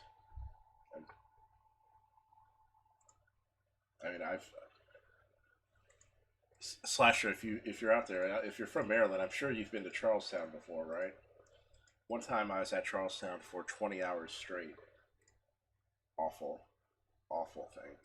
And I think I came out even. It was just awful. Alright, I got to handicap Meadowlands here. I got the Rona. Alright. Alright, the one. Let's go see who they've been as favorites just off the bat. So they've been the 6. He broke last time out. Speedy type though. Second favorite's a 9, coming off a long layoff. Doesn't make much sense. Qualifier's kind of mediocre. And then there've been the 10, which is Oka, who looks pretty good, but he doesn't really have early speed, so the outside's gonna be kind of tough to get in. All right, so let's look at the race. 1 broke last time out. His qualifier was reasonably fast, and Yannick drove him last year, and he sticks with him. So you know, the horse must have his pluses. And that close in the qualifier is really what's the big part. 27-3. That's a really nice close, and he gets to 1 hole, so he should be able to kind of get involved earlier without having to do too much. The 2. All right, Lindy Farms horse. I think 155 is qualifier. 125 to the third panel. Pretty fast. Kind of the lack of finishing's a problem though. I mean, these aren't just like, oh hey, loses by nose. Like the horse gets in front of him and he throws anchor. The 3. I mean, this is a big driver change from Steve Smith to Dave Miller, but I mean, even Steve Smith can get a decent trotter to be competitive in Massachusetts higher stakes. That's a pass. Oh, and Steve Smith. I mean, Steve Smith had a choice in this race between the 3 and the 4. He must be hit with like these old ass fucking ladies at bat 3% training. Yeah, we'll 3 and 4 are both tosses here. The 5, yeah, can't endorse off. Nothing to go off of. The 6 broke last out, and he looked really speedy in his qualifier. Broke though last time out. Like who's gonna stick with him? Can someone stick with him and kind of pinch him late? All right, to 7. Kind of ran evenly. It's kind of what this horse has done. Run evenly in a lot of races in his career. Yannick qualified him, and then Yannick just didn't even drop him the last one, and then Yannick sticks with the 1. I don't know, I don't like the 7 at all. The 8, Corey Callahan. This horse rarely puts it all together. Like I would say like 3rd at most, but like 65 to 1 is tantalizing, but 3rd's gonna be like just hard to come by. And we were looking at the 9 earlier. Now that we've seen the rest of the field, we don't really like the 9 any more than we did before.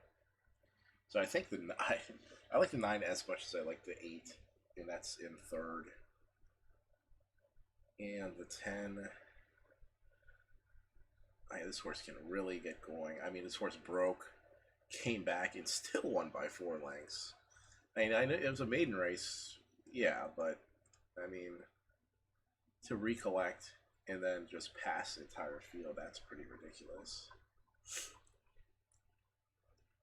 And he's probably the only one, if the 6 stays flat, that can beat the 6th.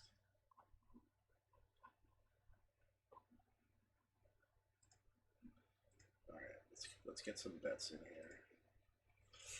We're gonna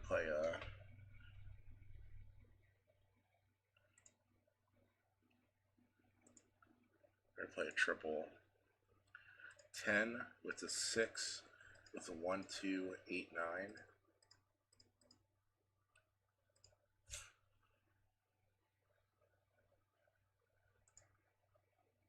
Then we're going to play another triple 6 with the 1, 2 with the 1, 2, 8, 10.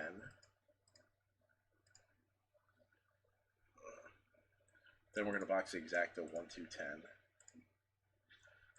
Mainly we're doing this because there's value in the race besides, like, I don't like the 7 and 9, so everything else, I mean, the 6 is a favorite, but 7 and 9 are second and third favorites, and by not liking them, I open up some possibilities for value, so we can go a little deeper in this race, try to pull some value out of it.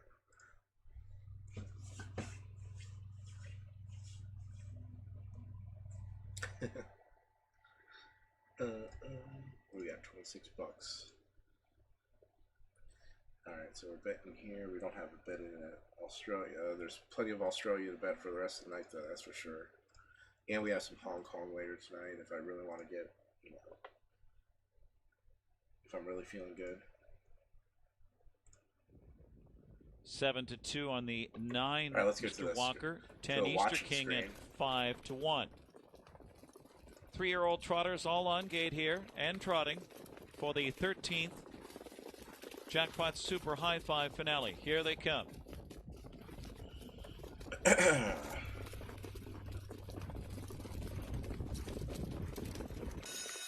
They're off and trotting, and it's Beads out fast. Class in Hanover from the inside with Durhamville, and I'll always be back. Durhamville from the inside. Durhamville and Dexter Dunn cutting the corner with that one into the first turn.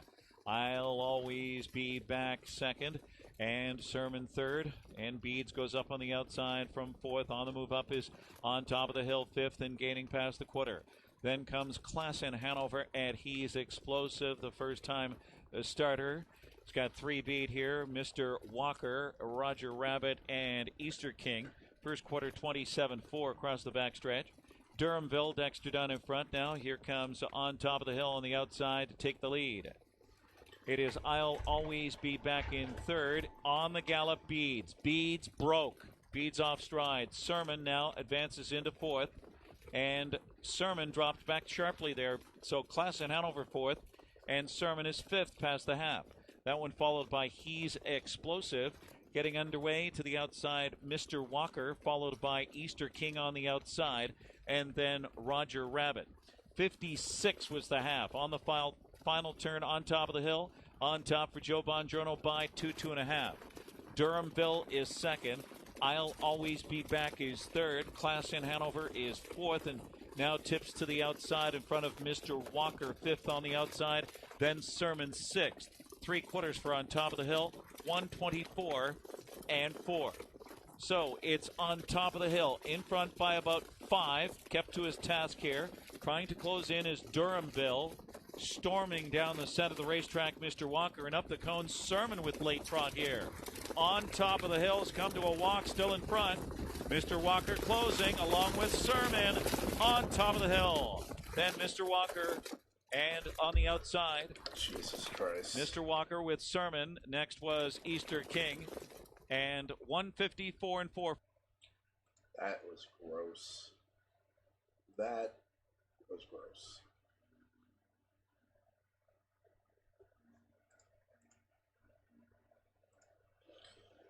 All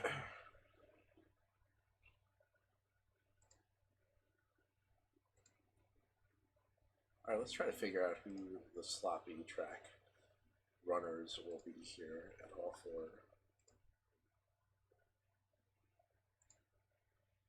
Was that the last race at Meadowlands? Yes, it was.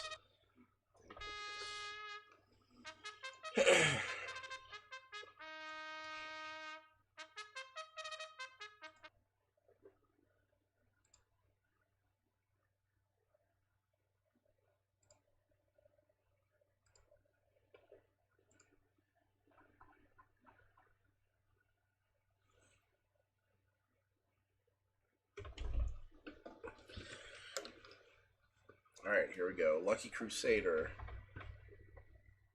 Set the trip last time out, parlayed it into a nice little victory. Okay on the off track historically.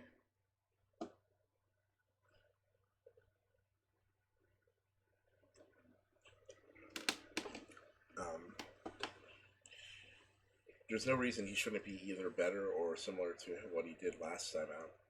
This is a series final, so maybe everyone's going to be driven a little bit more aggressively than before.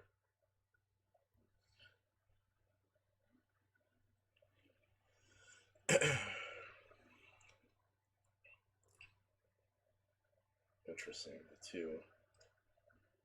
This type of stuff that pisses you off on 2.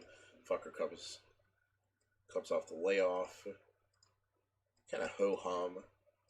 And then everyone's on board from the 9 hole. Fucker goes off 8 to 5 and wins by a length running away. Like, is that like really? Hey everybody at the track, come bet this fucker. Because he's good tonight. Oh man. Terrible. Alright, 3. Alright, back-to-back seconds. He finished nicely, just behind the 2 last time out. I like, see this, this is just stupid. Like, the 3's gonna be 15 to 1 morning line, and the 2's gonna be 8 to 1. We're coming out of the same race. And I mean, you can make the argument maybe the 3 was even better coming out of that last race. Because the 2 got to the outside, and the 3 had to kind of ride the rail and maneuver. I think the easier thing would just be to toss both of them. Alright, the 4, Team Sheehan. Now we're definitely looking for somebody to be up close here. We're definitely not trying to get anybody to come from off the pace or deep closers or any shit like that here.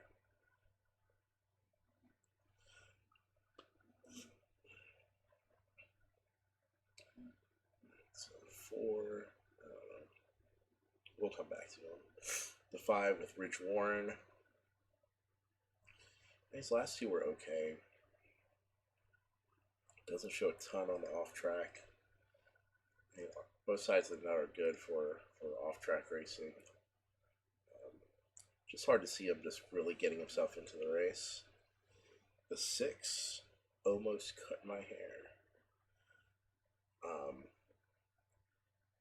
Yeah, parlayed a really nice trip last time out into a win.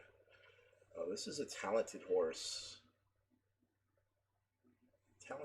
But doesn't have a great off-track record.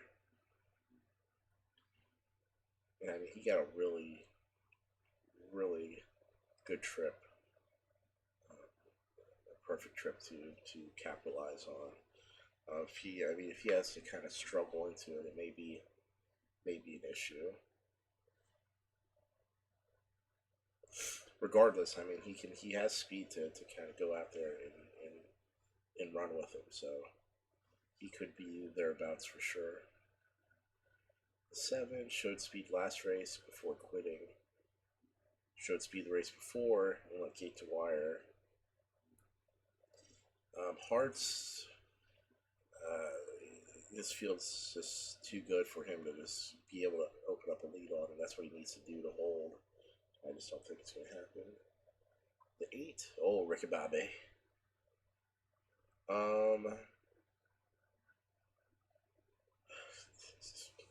He's going to be far back from the 8 hole. It's going to be a tough go. The 9, they're betting him. Casey Leonard, I mean, should be able to get involved early, but I think may have to get a little further back than they would like. Although they were very aggressive in last race. And the 10, okay horse, pretty bad off-track record. Not without some sort of chance, though.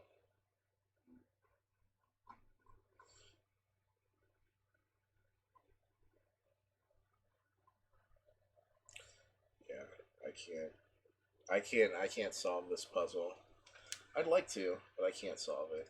I probably would have played the 9 on top with some sort of triples and maybe it was like the 2 and 3 underneath. 1, 2, 3. I don't know.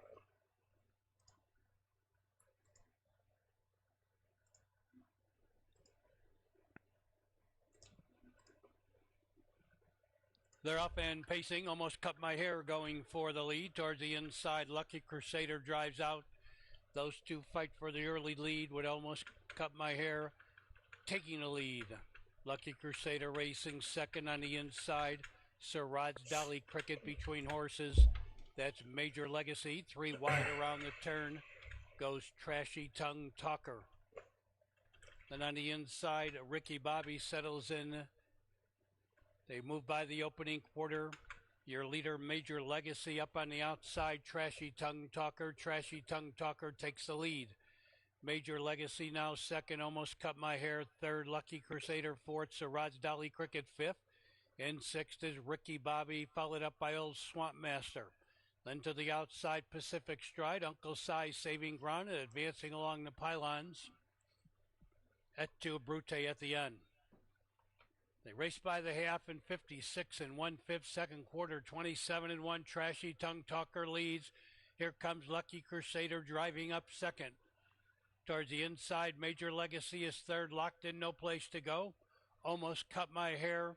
Ranging up on the outside, Sir Rod's Dolly Cricket. They come to the top of the stretch, and Trashy Tongue Talkers opened up a 5-length lead. They race by 3 quarters in 1:23 4.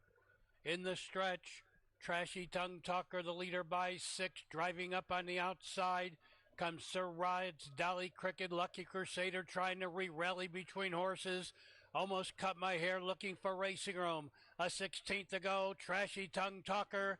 Lucky Crusader. Almost Cut My Hair. Finds racing room, and here he comes. Trashy Tongue Talker. Lucky Crusader is surging at the wire. Tight. Lucky Crusader. Trashy Tongue Talker. It's tight. Damn.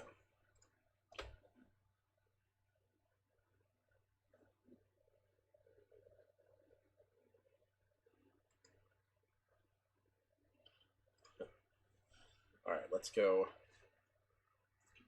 Let's try to put something together at Rose Hill. A little 5.5 benchmark 94. Some high class city horses. Some of these city horses. All right, the one tried to. It has been off for a long time. It looked really good. Won a grade 2 early last year. Has had some issues though. Of course, tried well, and then they brought the horse back. Barely lost, but they had one start last prep, had respiratory issues. I mean, on top of that, also the one has some sort of issues he's working on, plus 0 for 2 on the heavy. Not what you want to see. The 2 resumed last race. Looked, I mean, it was an okay effort, but the horse hasn't done much on heavy. Probably be worth a pass at this point. The 3 going to be gunning for the lead. You get what you get. 3's going to be on the lead. If you like that, bet him. I probably won't. But if you like to make sure your horse gets a call, the 3's probably going to get a call. And a lot of them, both as he turn for home. The 4, 1 for 1 on the heavy resumes.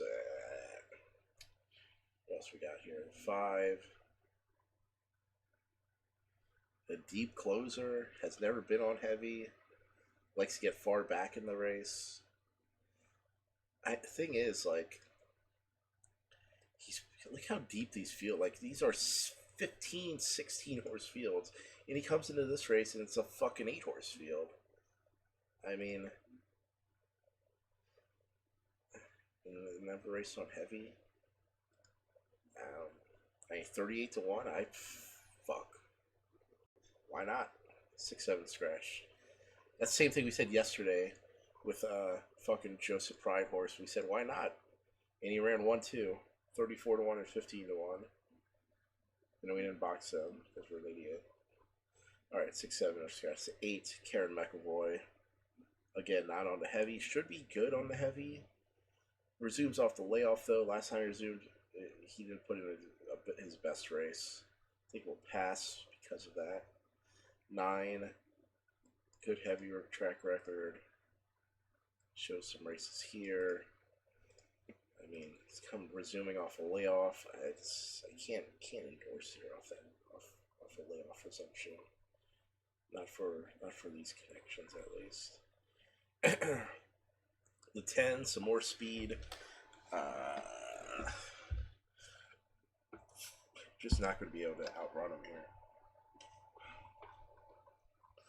I mean, we got some Dynamite here. I like the 5. I think the 5, he's been facing 16 horse fields, and he's a deep closer. He's had to wind over between everybody. Now he gets a fucking 8 horse field. Last time, the shortest field he's raced against was 11, and he won that race by a length. We're gonna bet him. We're gonna bet a 5er across the board on him because we don't have no damn sense.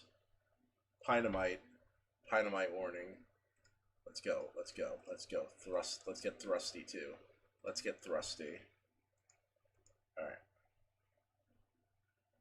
Let me bet it before I get all excited about this. We're just going to go 5 across the board on him at 38-1. Nothing fancy. Just a WPS.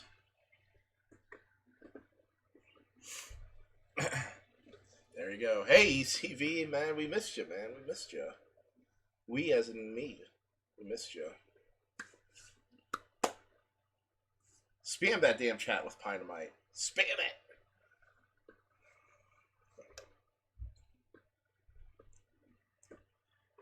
Let's get this 5 for us. The 5 goes from, I say spam the Dynamite, the 5 goes from 38-1 to 21-1. Keep on dropping this. Mansa Musa now is the last to move in with the 52 kilos today. And they're pushing and shoving and working on Mansa Musa into the gates, and they've got him in now. Red light on, ready to run. Race 5 on the car. Well, I'm going to tell you, we're probably going to be sitting last. Just pop that gate back a bit. Ready now. They're off and racing. Sandbar and Prime Candidate left well, but Embracer's pushing forward. Then You Make Me Smile. Mansa Musa out deep. From Time to Reign, Tahitian Dancer and the favourite here and last. Only 5 off the front as Embracer rolls forward. And he travels strongly into the first bend to lead comfortably now from Sandbar. Prime Candidate without cover. Couple after Mansa Musa on the outside of You Make Me Smile. Time to Reign 3 wide, third last. From Tahitian Dancer and Rahiran boxed up on the Racer full of running coming to the turn by a length on Prime Candidate being felt for. Then came Sandbar. Further back to Mansa Musa. Time to Reign deep. The favourite still last for Rahiran as Embracer leads now at the 350. By a length on Prime Candidate. Sandbar's locked up on the fence. He hasn't got much room to come out. Then Mansa Musa, Rahiran. Boy, he'll have to be good to win from there. He's 5 off them. Tahitian Dancer runs on. Embracer still in front. Below the 100 metres. 3 lanes clear. Rahiran's coming with a big run and Sandbar off the fence. Rahiran, bang! What a performance!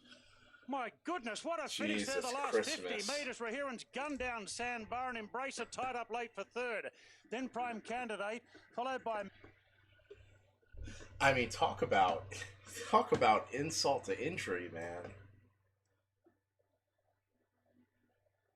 I mean, it's one thing for your horse to be bad. Like, the 5 was in better looking shape than the 4.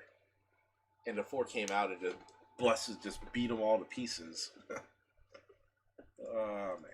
Alright, we took a chance. Can't get mad at that. Down the outside will tip them all out. Jimbo Secret wins it. About a neck three-way photo for the minor placings among Kawia's Mountain, Spirit Foos, and...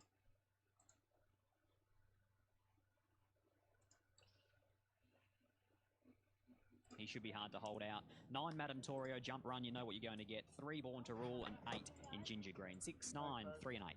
Right, Billy Ain't Silly for Scott as we hand you upstairs to Darren for his call of the first.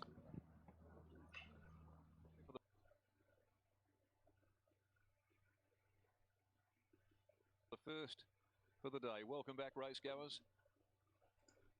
All right, ECV, for you, I'm gonna play a straight triple. The gates open again for I'm gonna play a 9-6-3, $3 straight up.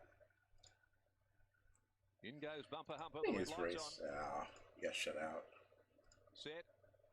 Racing all-day session amongst the first to get going. Little Madame Torio jump well. Johnston Porter fired out, Born to Rule, going up challenging for the lead soon after the start. Pushing up on the inside is Billy Ain't Silly, being followed by Ginger Green. Bourbon Bow a little wide outside of it. Back in the field, Bumper Humper. Demito down on the inside is next, and a clear last as they'd settle down to Spicy.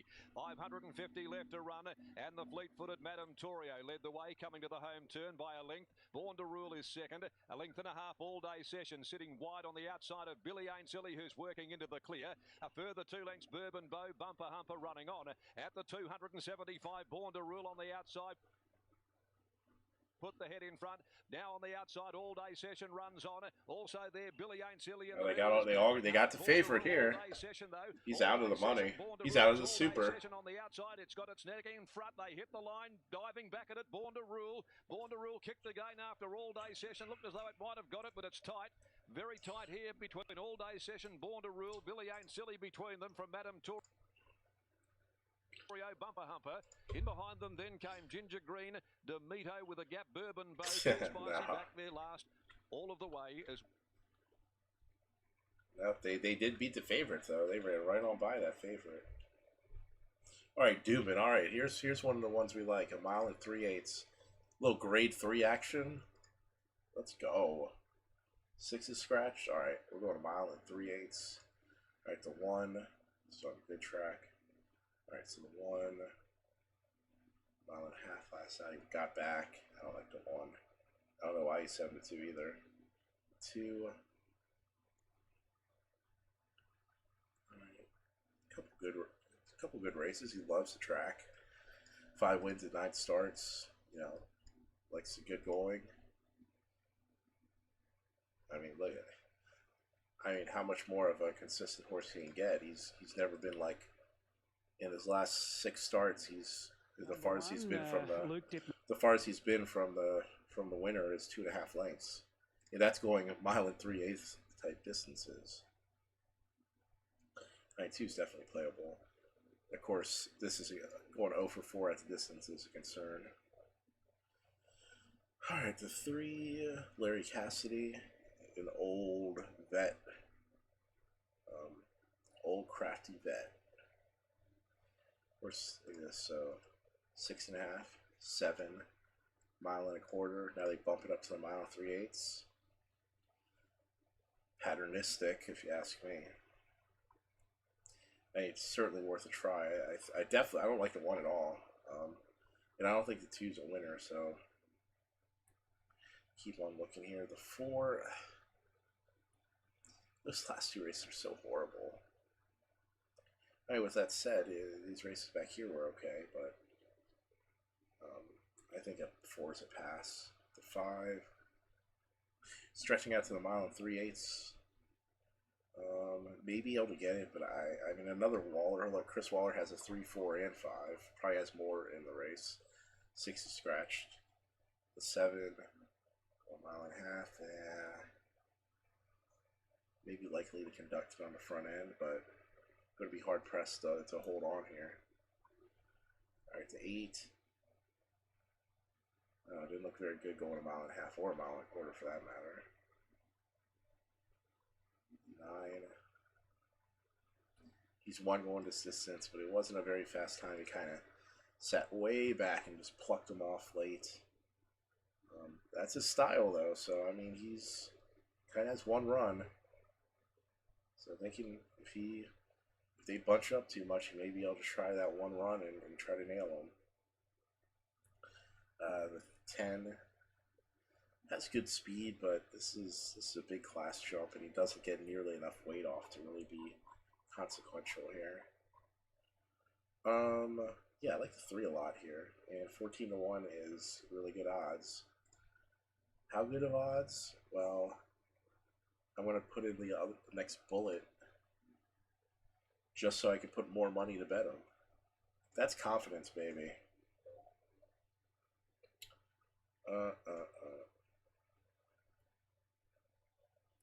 So I'm betting the 3. I'm betting 10 and 10. 10 and 10 on the 3.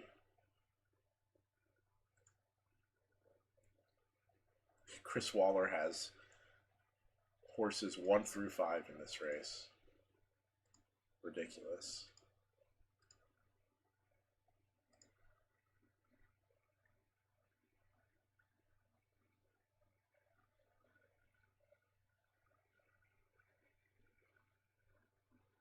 Alright, fuck it. We'll wheel them too.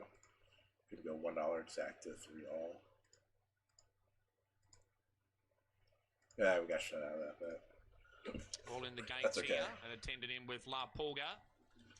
Racing now, Satono Razin barrier 4 away, okay, being heeled along early. La Pulga's going forward, handy there is Chaotic over on the inside. Likewise, both Another Dollar and Picker Plum fighting Tio. Allwards a trifle wide early, Lejeune, and last of all is Amanda Match. So La Pulga and Satono Razin the first couple by a length and a half from Another Dollar. Picker Plum's over on the inside. Allward 3 wide going forward. Fighting Tio. Third last, the Chaotic. Second last is Lejeune, and last of all is Amanda Match. So Satono Razin led the way from Allwood, who's gone up into second. Third over on the inside, La Pulga. And fourth, the outside is Another Dollar. Fifth is Picker Plum. Fighting Tio. Third last, Chaotic. Second last, the outside is Lejeune, and last of all is Amanda Match. But only 5 to 6 lengths top end to tail here. And Satono Razin out towards the 13.50. Led the way from Allwood, La Pulga, and Another Dollar. A length and a half to Picker Plum and Fighting Tio. Chaotic and Lejeune, and last of all is still Amanda Match at the 1200 metres markers. It's Satono Razin from Allwood, and third La Pulga, fourth the outside is Another Dollar. A length and a half to Picker Plum, Fighting Tio, Chaotic Lejeune second last, and still last of all is Amanda Match inside the 1000 metres marker. So Satono Razin here from Allwood, La Pulga, Another Dollar, Fighting Tio, Picker Plum, Chaotic and Lejeune the outside, and still last of all is Amanda Match at the 800 metres marker. So Satono Razin here still from Allwood. Third over on the inside, La Pulga. Fourth, the outside is Another Dollar. 2.5 to Fighting Tio, Picker Plum. A length and a half to Lejeune and Chaotic. Second last over on the inside. And last of all is Amanda Match inside the 500 metres marker. Satono Razin from Allwood. Third, La Pulga. Fourth, the outside is Another Dollar. Fighting Tio, Lejeune the outside, Picker Plum. Chaotic still back second last. Last of all is Amanda Match at the 350. Allwood, Satono Razin over on the inside, La Pulga. And here's Another Dollar down the outside, chiming in 4 abreast here. La Pulga's driven through. Satono Razin down the outside is Another Dollar. Allwood the next one. La Pulga, Another Dollar. Another Dollar, La Pulga. Another Dollar. Another Dollar defeats La Pulga. Third, Allwood. Photo 4, Lejeune, Satono Razin, Chaotic. Come on. Fighting Tio, Amanda Match, and Picker Plum last of all.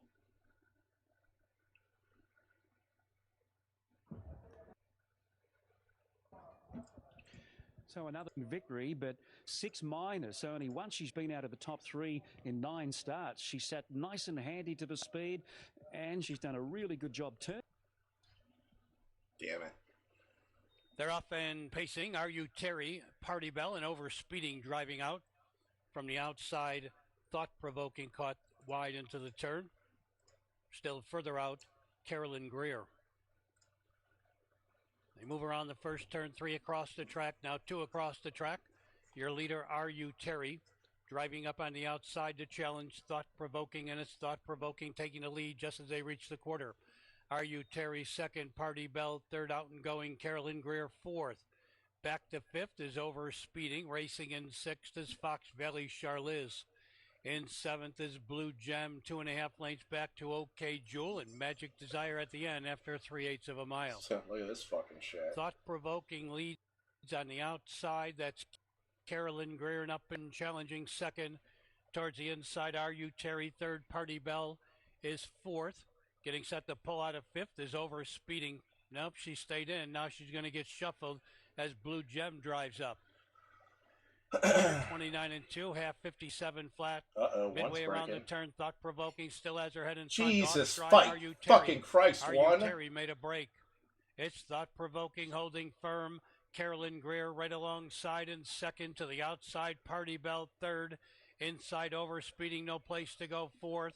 And then tipping to the outside, Blue Gem fifth. They're on their way home. Come on, 7. On the inside, Thought-Provoking. On the outside, closing ground, here comes Party Bell. It's Party Bell now getting the lead. Dropping back, Thought-Provoking. Here comes Fox Valley Charlize. Ducking to the inside, Over Speeding's coming on. And on the outside, OK Jewel. That's Over Speeding getting the lead in deep stretch. Over Speeding got up to win it. Party Bell second. Fox Valley Charlize third. And OK Jewel. Man, enough of this bullshit there. Let's go. We'll put Hong Kong on this left screen. I guess they abandoned. I guess Australia A is done racing. Okay. All right. Son of a bitch. We are sucking tonight. That's okay. All right, Newcastle. I think that's the. I know they got more racing yet. Another one at Hawthorne. Oh my goodness, they got 2 more at Hawthorne. How dare me. Alright.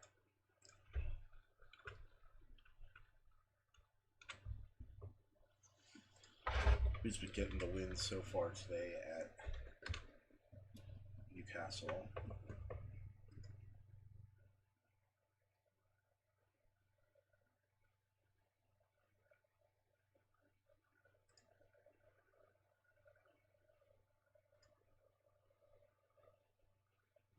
Freeman, Waterhouse, Chris Waller.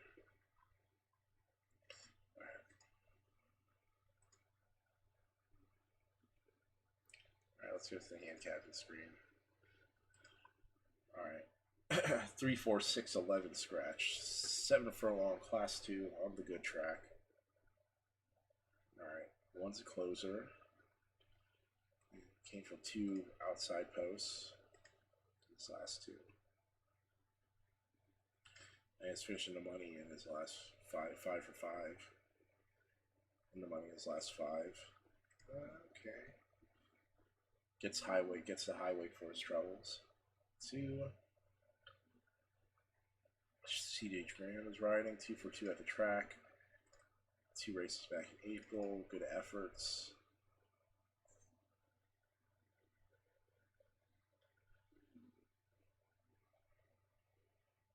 And won pretty comfortably. Now gets a good post. It makes sense. 4 to 5. 5. Showed speed last out. Didn't hold it. He's going to have to improve, and tough post is just going to be too tough here. 6 to scratch to 7. I like the fact that 7 is kind of turning back from the mile. I showed some good races. Goes to the apprentice here. Gets to drop a lot of weight, which is a plus. I'm coming off a short layoff, though. Definitely an interesting type. Definitely piquing the interest. The 8 has been a touch slow. His last race on good was just miserable, and these other races are slow compared to this field. 9 looked bad for no apparent reason last out. Can't endorse. The 10 has speed to go out there. His 1 lifetime win was on a good, and seems like the best track condition for the 10. Maybe worth a chance here at good odds. The 12 turning back is too slow for this group. So we do like the 10. 7, 10. Not the 5. So like the 1, 2, 7, 10. The 2 is just kind of too slow for bet here. He looks good, but I mean, that's just over bet, plain and simple.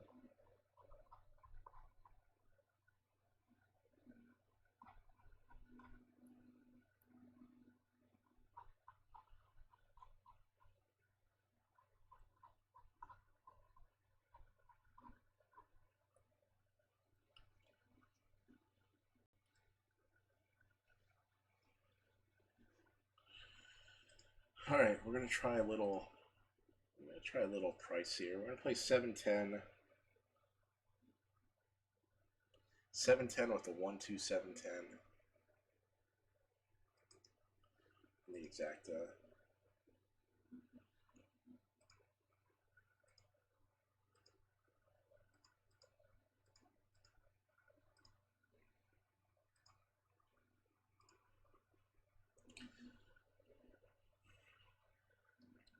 I'm going to key the 10 on top of the triple.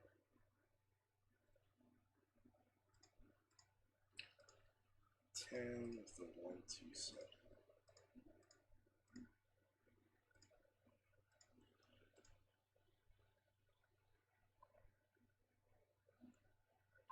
So the 10 seems like one of these horses that can show speed.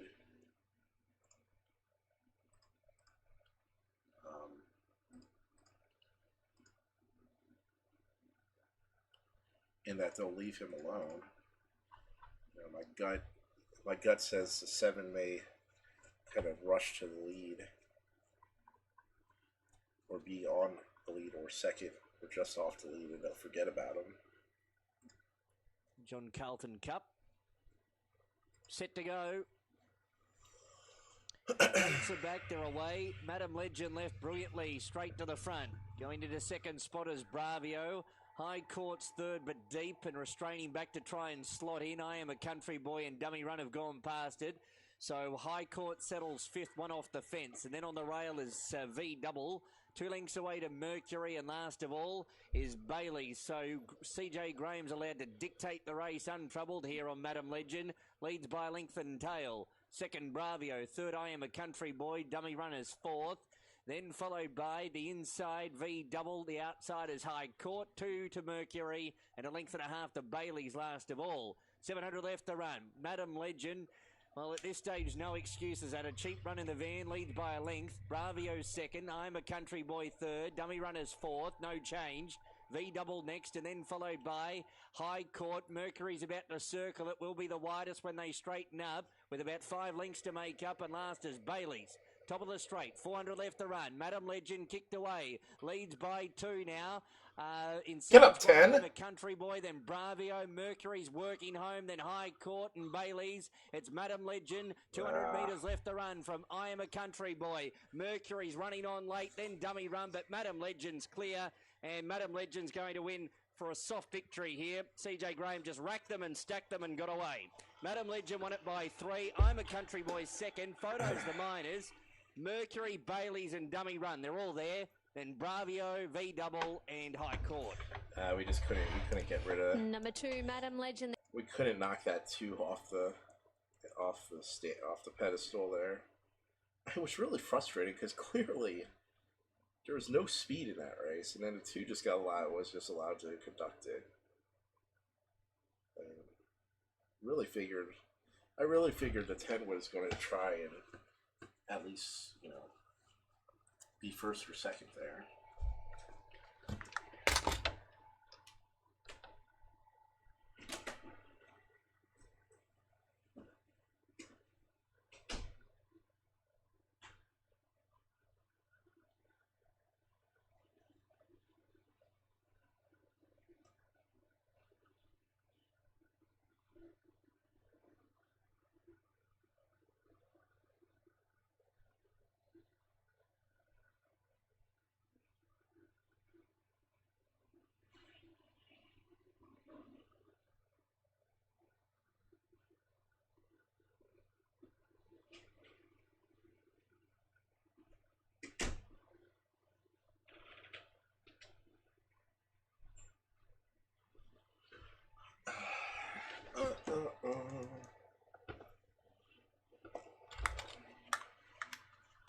Okay, if I streamed during the afternoon or like 12 p.m., 1 p.m., who would be available to view? Let me know. Give me a shout. Say, hey. I'll be there. I can be there.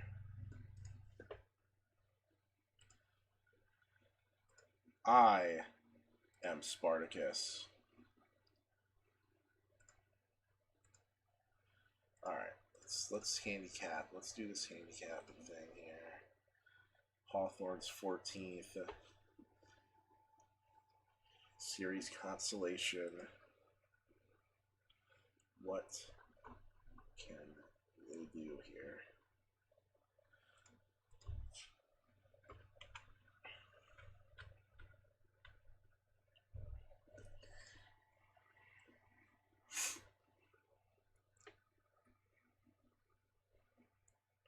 Alright, the 1 came off the trainer change. Looked pretty good in that last race. Much improved. And this horse should be really good on the off track. Really good. We move on to Rick Finn. Hello, Rick. 72. Get the fuck out of here.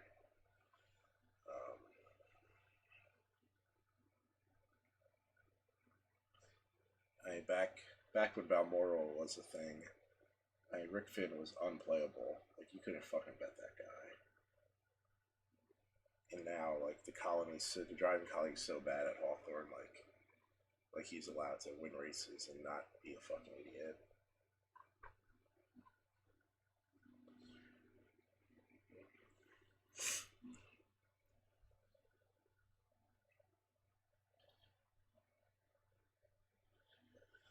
Alright, moving on to 3. Came from off the pace last race. Really wasn't anywhere near the leader, who was the 9 horse that was the favorite 2 races ago in the series final. He's not going to be so easily able to pick up the pieces, and considering he was racing in a race where there's fast winners, like, these times are kind of slow. I think the 3's a toss here. The 3's a toss, even though they're probably betting him pretty strongly, or at least modestly. Yeah, he's the 5-2 favorite. I think we toss him here. 4. The 4's made a couple moves, but hasn't finished them off. Horse is 3 for 5 in the money lifetime on the off track, so maybe some possibilities for those reasons.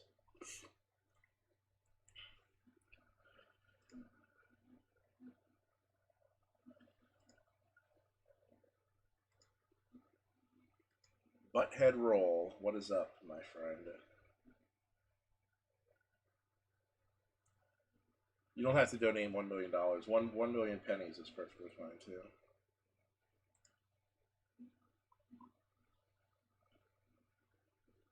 The 6. He gets back. He's not going to be able to recover. The 5. He's not going to be able to do anything. The 6. Tyler Sheehan. Back on the drugs. Back on Lasix. Has early speed. Should be able to get in there early. And he has a relatively decent off-track record. In with a shot for sure. 7. Closed well last out. He hasn't really figured early in any of these races. Maybe a chance for 2nd or 3rd. Similar to the 6. I wouldn't... Not much of a threat on the winning front. The 8...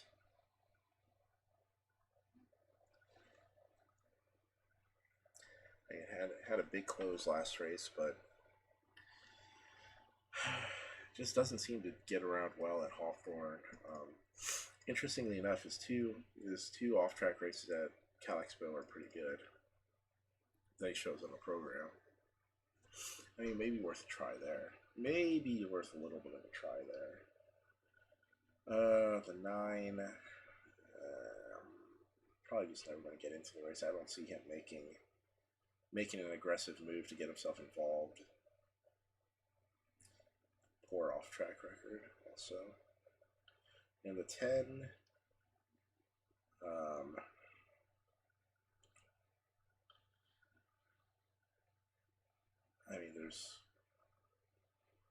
how's he going to avoid lining up 8th, 9th, or 10th in this race is the question from all the way out there.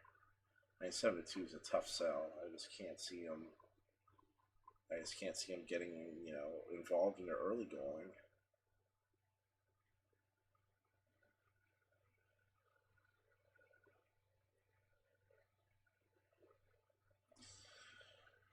Value-wise, I like the 1, so Todd Warren has 2 drives on him, 1 win and 1 finish out of the money, but that out of the money run was first race off a layoff. The 1 has the least amount of money on him in the place pool, so we are going to go. We're going to go 8 to win in place on the 1. Alright, what did we think about the 4 again? Is he in with a chance here? Yeah, maybe underneath. Let's play an exact 1-6 with the 1-4-6-7-8.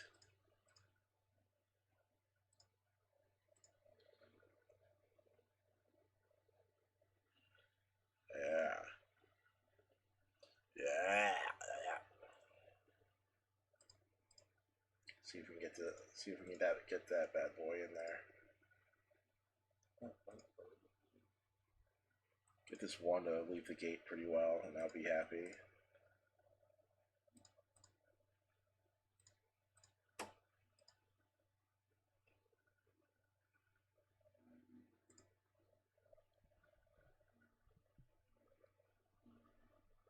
They're up and pacing. Better's Outlaw going for the lead. Evening Play drives cut the corner.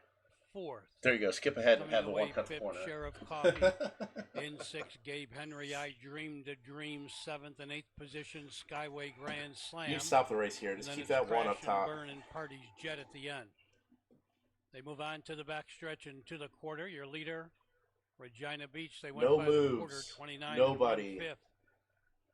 Up this the fucking backstretch asshole now, driving too. out of second. There goes Evening Play. Evening Fuck Play you, takes 2 the and lead off 3. stride. Was Major Jesse. Major Jesse made a break. Up on the outside, Better's Outlaw now takes the lead. Evening Play second. That's Regina okay, boy. Beach is third. Just 6 tail or him 7 and you can lengths get him back. in the Sheriff lane. Coffee fourth. In fifth, Gabe Henry. I Dreamed a Dream is sixth. Towards the inside with no place to go, Skyway Grand Slam. Then to the outside, Crash and Burn. Party's Jet next. Being pulled up. Major Jesse. Major Jesse's been pulled up out of the race. Final 3/8 of the mile. It's Better's Outlaw, the leader, 2.5 lengths. Evening Play second. Up on the outside, Sheriff Coffee comes on third. Into the action, Gabe Henry and I Dreamed a Dreams wide for the drive. In the stretch. Fuck this shit. On the inside with the lead as they drive this way. Less than an eighth of a mile to go. Better's Outlaw still with the lead. In between horses, Evening Play. On the outside, Sheriff Coffee and I finish. Better's Outlaw has the lead. The battle's going to be for second. Better's Outlaw won it. Towards the inside, Skyway Grand Slam up for second. Then it was I Dreamed a Dream and Sheriff Coffee. God. Come on. Come on, man. Shout out to the 3 who shows no fucking speed. Pushing the gate away today, though. Ugh.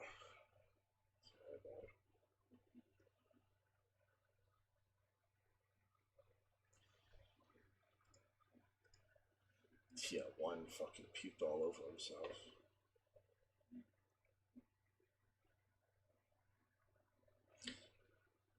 Fucking track's like disgustingly sloppy. And the 3 runs his fucking fastest race in like a year and a half. In tonight's 14th race, 3 Better's Outlaw finished first. It's a photo. Alright, let's go to Rose Hill.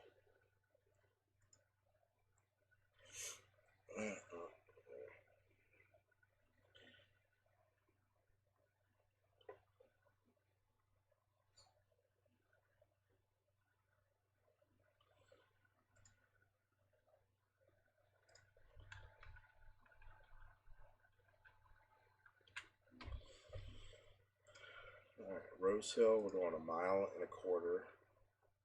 Heavy.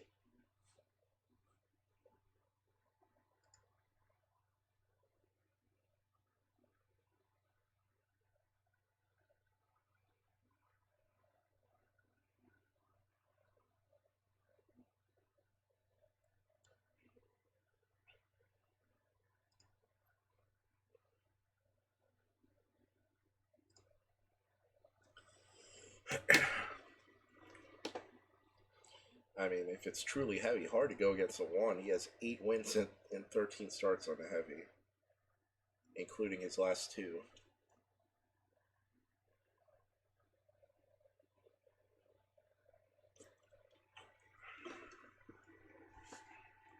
Alright, Jesus, man.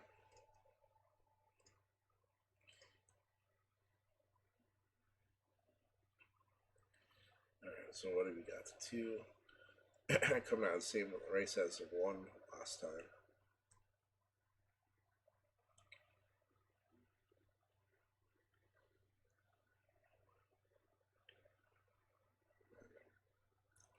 The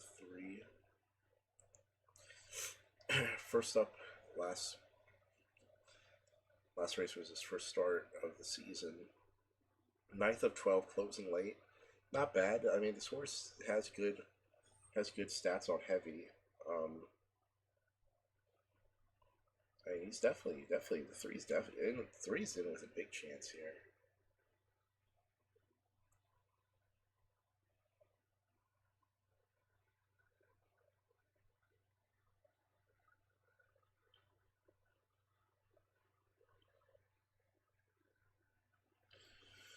Oh, the 4. I mean, he put in a nice race on the heavy going last time. Seems to like it. Definite possibilities there. The 5. 6 of 7 on the heavy last time out. Yeah, probably a pass here. The 6. Another swimmer. 5 wins. 2 seconds and a third in heavy.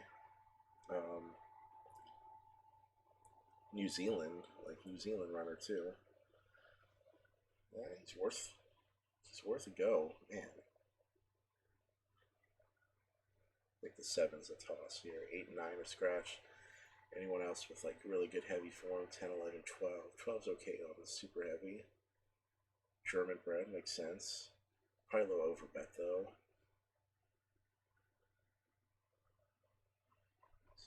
They're already fucking. Everyone went in that fast. Fuck you, Rosehill.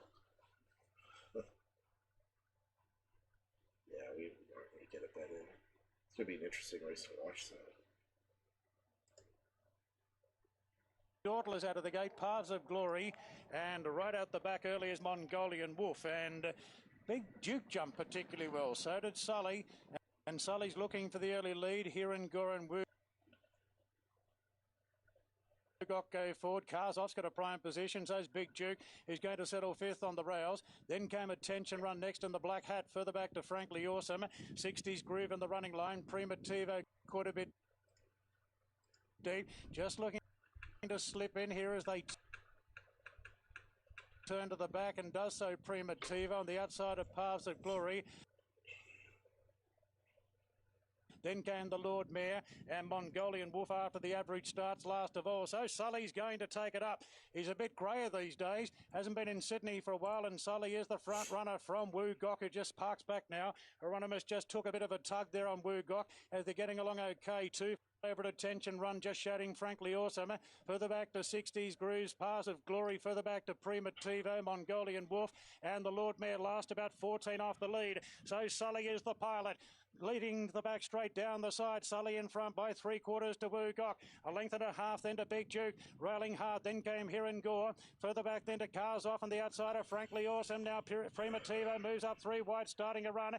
Got the favourite in a pocket now. Attention Runner from Paths of Glory. 60s Groovers next. Further back to Mongolian Wolf and the Lord Mayor as they race to the turn. It's Sully being eyeballed now by Wu Gok at the top of the straight. Here and Gore in third from Cars Off, flushed out. Then came Big Duke looking for a bit of room into the straight, and Wu Gok took the lead away from Sully. Big Duke looking to get into the clear. Here and Gore held it in a pocket. Cars Off's going well the outside. Then Frankly Awesome. Few hopes here. Cars Off got to the front. 150 out. A length clear from Here and Gore. Frankly Awesome surging now. Frankly Awesome's going after Cars Off. Frankly Awesome, Cars Off. Frankly Awesome went home best. Frankly Awesome gunned down Cars Off.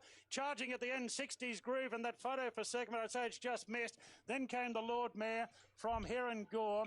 Then Sully. Further back, Wu Gok from Paths of Glory. Then we had Big Duke from Attention Run Well Held from Mongolian Wolf and Primitivo. Not bad. Up third up runs were all pretty disappointing for a horse of his calibre. He has improved his last few, but albeit in lesser grade. He steps up today. He gets some weight relief and a nice gate, but probably up against it. And here he is, your favourite, Windstorm, $1.12 now. So we're seeing continuous money coming for this son of Redout's Choice. Great to see Bob Peters back on course as well with his grandson on the fence line to be able to see his horses parade today, and a mighty ensemble of horses he has. Does he kickstart the day with a nice win here with Windstorm? Oh, he really should, Britt. This is a nightly race galloper who's probably got claims that he could have been undefeated. He was beaten by Indian Pacific, who's made that form look even better. And the horses in behind them, Captain Kink has won since. It's just been a really, really strong form line. Mood swings in there as well. So the first up run, very, very good. They went 8 lengths slower than average the first 600 and came home 9 lengths quicker. So he was settling in the back of the field in a race where the way it was run, he couldn't possibly get over the top of them here. We're seeing some big bets coming through there, Britt, up on the screen. 50,000 at $1.20. So good luck to that punter who's trying to pinch an easy 10,000 in his mind. Windstorm here, 112. He should be winning this. The winkers go on for the first time, and we know that they seem to sharpen up for whatever reason. Grant and Alana's horses, they put the winkers on 8 horses in the last year for 5 winners, so a 62.5% strike rate. I like the 8-5 when the winkers here, go on, straight and that's up. what they've done here today with Windstorm. Well, let's see if they can add to that tally here as they load in. Here's Darren for the call. The long odds-on favourite heads into the gates. Military Ruler coming up with Bad Wolf. I mean, they are $1.12 for Windstorm. In goes Military Ruler. I'm playing 8-5 straight up for Bad Wolf completing the line. They're almost set. $8. Got the little nubby triple in also with the 8-5. So they're ready as Bad Wolf goes in. Fills at stall. Gates go back. They're Be racing. good, 5. Windstorm is back there. Get out second there and last then let as the they come 5 up for chase some you air early down. on, where Nelson's Flight was the 8 the first to chase down. leave from Military Ruler, and also Turbo Power. War God is going to quickly push his way through between horses. Bad Wolf outside of him, followed by Windstorm Firemaker, and dropping out last of all is Mad Brad as they amble along towards the 950. Leaving the back straight, Nelson's Flight led the way from Military Ruler, getting within a length of him up second. 3/4 of a length away on the inside, Turbo Power with 800 left to run. Bad Wolf out there, Widers on the move, sliding around the outside of War God. Firemaker down on the inside of the raging favourite Windstorm. The 3-year-old patiently handled back there, just following Bad Wolf to the home corner. 3 wide. Last of all on his back is Mad Brad. Nelson's Flight in a compact field led them at the 400 mark, straightening for home by 3/4 Military Ruler. Bad Wolf on the outside is next of all, being followed by Turbo Power. Cutting up on the inside as Pike now goes to work on the 3-year-old. And here's the son of Redout's Choice, Windstorm, quickly out after Military Ruler. Military Ruler, Windstorm, quickly race away from the others with 100 left to go. Windstorm is opening right up now. He's going to clean the pipes out, pushing him right through the line, Windstorm. And the 3-year-old goes home to win it easily. Windstorm from Military Ruler, Turbo Power, Mad Brad Wider out with Firemaker, Bad Wolf, followed by War God and Although I'm not Nelson's Flight. surprised. I mean, we saw the front. We saw the favorite just wilt completely on the front end last race. So it's not surprised at all to see the 5 conducted and then just be nowhere. Not even fucking, like, doing nothing on the lead. I mean, we know the 8's going to be good.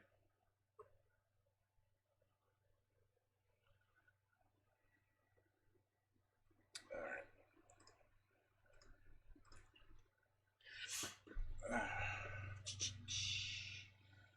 Let's see here. Doombin.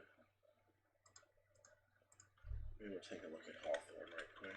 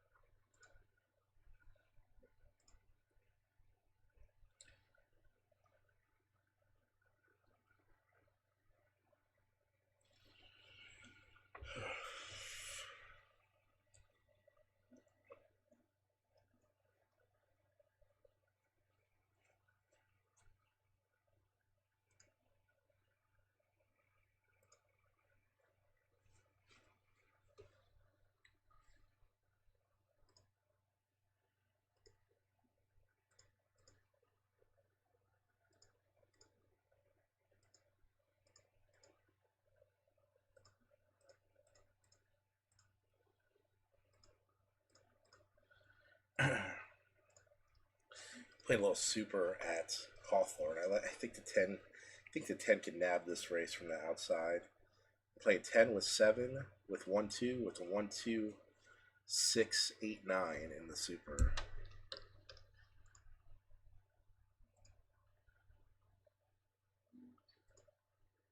I'm just playing backup straight triple 7, 2, 10.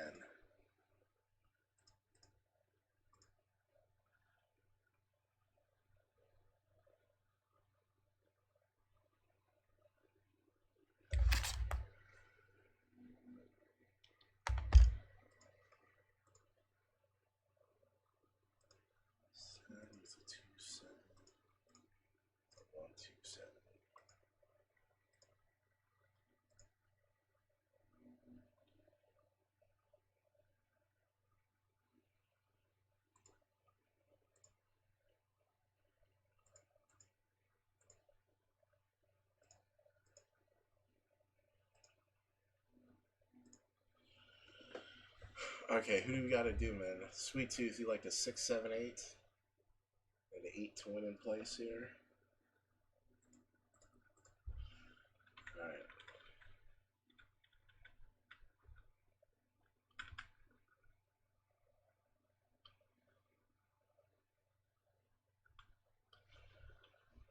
Should be gunning on the lead. Should be gunning on the lead here.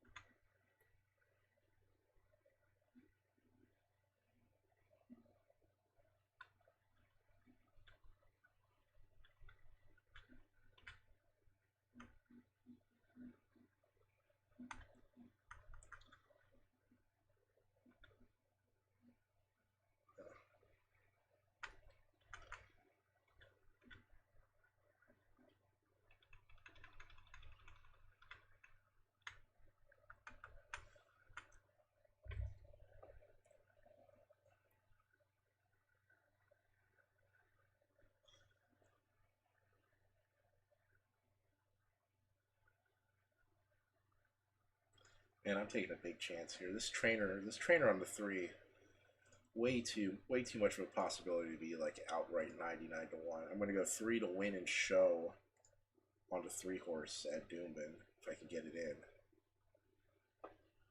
I mean, this trainer, hey, we're talking about way too much of a possibility for the trainer to 3 to win and show on the 3 shutout. Better's Promise going for the lead, down along the inside. Shark Control moving up from the outside. Sir Mammo. Shark Control leads. Better's Promise racing in second. Sir Mammo drives up third, coming away fourth along the inside. Bobcat Bound. Fifth on the outside, Dinky Doon. Just Fred is sixth and seventh position. Here comes Magada. And further back in the field to Nordic Show. Thy Kingdom Come. Saxon Rock second last and Merles is last of all. So Shiden at the 800 metres marker led the way for Racecourse Road. Third, Soxagon. Fourth, the outside is King Tom Lola. A length and a half, Wren's Day. Line up the room, the Pines. Thy Kingdom Come, Nordic Show. 3 or 4 further back to Saxon Rock, second last. And Merles is last of all. Shiden, Racecourse Road by a length and a half from Soxagon, third, who's extricating 3 wide now. King Tom Lola struggling, being passed by both Wren's Day and Line Up the Room. And the Pines over on the inside. Heads are turned for home, and very quickly Soxagon's hit the front here from Racecourse Road and Shiden. Down the outside, Wren's Day, but Soxagon has raced clear, 3 lengths in front, running to second, Wren's Day, Light Up the Room, late as Thy Kingdom Come, but well clear Soxagon, 50 metres left to go, it's 2 lengths clear from Wren's Day, and Soxagon wins it well. Soxagon defeats Wren's Day and 6-4, third, 7. Thy Kingdom Come, Light Up the Room, the inside, needing racing room, Bobcat Bound, heads are turned for home, the nightcap, Sir Mammo has a lead. In the stretch, Sir Mammo leads. Here's Better's Promise now closing up out in the center of the track. Towards the inside, looking for racing room as they drive this way, comes Bobcat Bound. Also along the inside is Dinky Doon. Your leader, As they come to the wire, Sir Mammo with Better's Promise on the outside coming on. Sir Mammo and Better's Promise coming on. Very tight. Sir Mammo, Better's Promise is very tight. It's also tight for third. Terrible. Oh God, I bet a bunch of fucking shit and it runs 8-5, like 7-5, 7-5, and it wasn't any close anyway. Terrible. Just terrible. Another tight photo here. Please hold all tickets. The results are official time for the mile 154 and 4. Tight photo.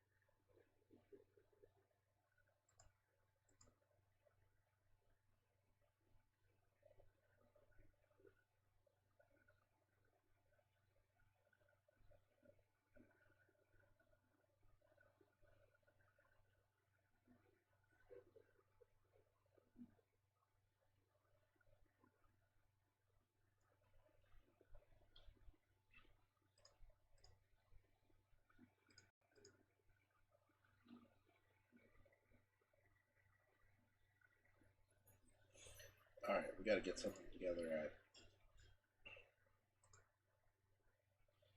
Gotta put something together at Doom, baby.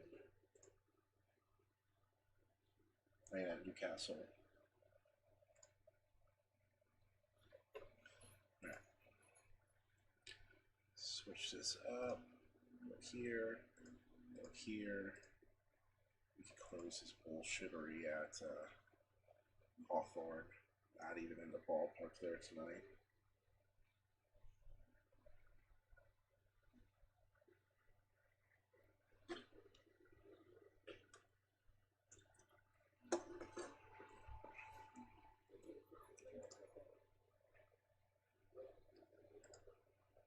All right, we got Hong Kong coming up too. So we'll be laying some bets on that. We will be laying some bets on that silliness.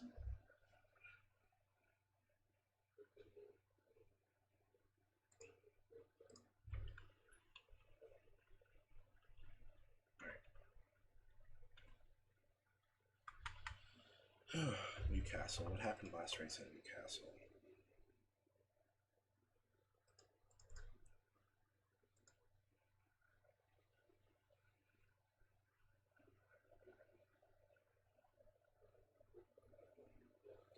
That fucking express bet, they're fucking useless on the website.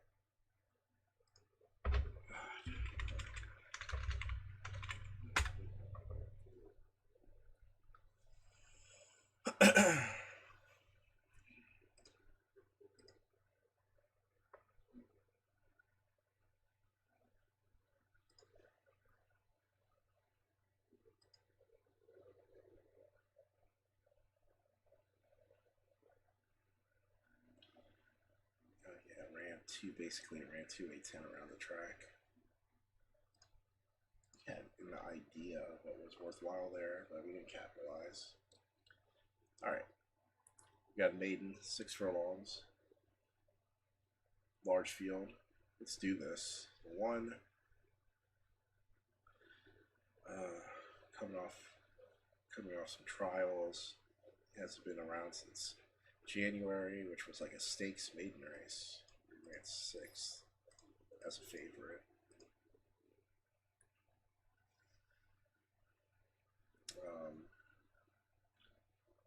I mean, if he's ready, he probably crushes this field. If he's not ready, he probably goes backward. So we can play him accordingly. Plus, he has a weird post, so probably just one-way speed here. 2. His only 2 races are on the heavy going. Doesn't really help for handicapping purposes.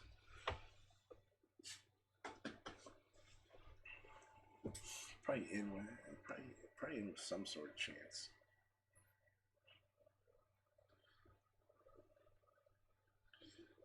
The 3 again, one that hasn't raced this year. Pass, I guess 5-1. That doesn't make any sense. The 4, yeah, no way on the 4. The 5.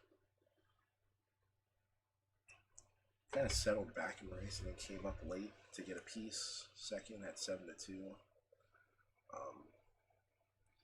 It should be fitter for this race for sure. And then a bit of an overlay at 17-1. And on the 6, again, too heavy. 2 races on the heavy. Doesn't really tell us what we're dealing with on the 6. The 7, first time starter. Probably a pass for now. The 8. Another first time starter. I mean, $260,000 yearling.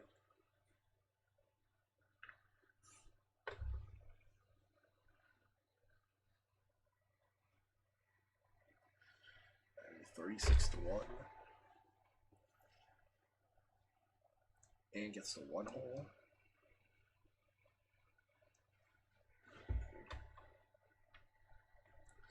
Probably 9's probably a pass. 8's really interesting. I can't believe he'd stay at 40-1.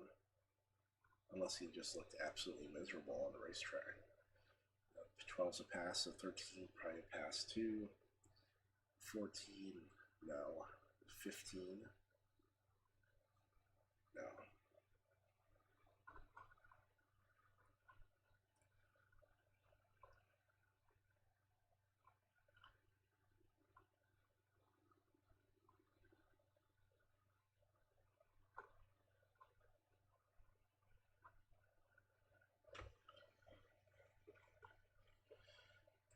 Yeah, let's go. Let's put some bets in. Let's play a triple. We're just gonna play a single triple with this 1. 1 to 5-8 with a 2, 3, 5, 6, 8. All right. Then we're gonna play an exacta 5-8. 2, 3, 5, 6, 8.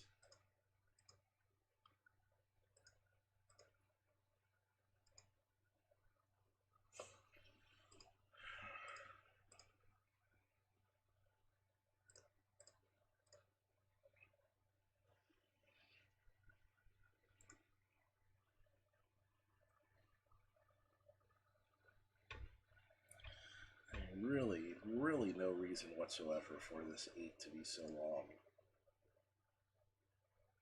Like in the win pool. Like, it doesn't make any sense. Value-wise, no sense at all.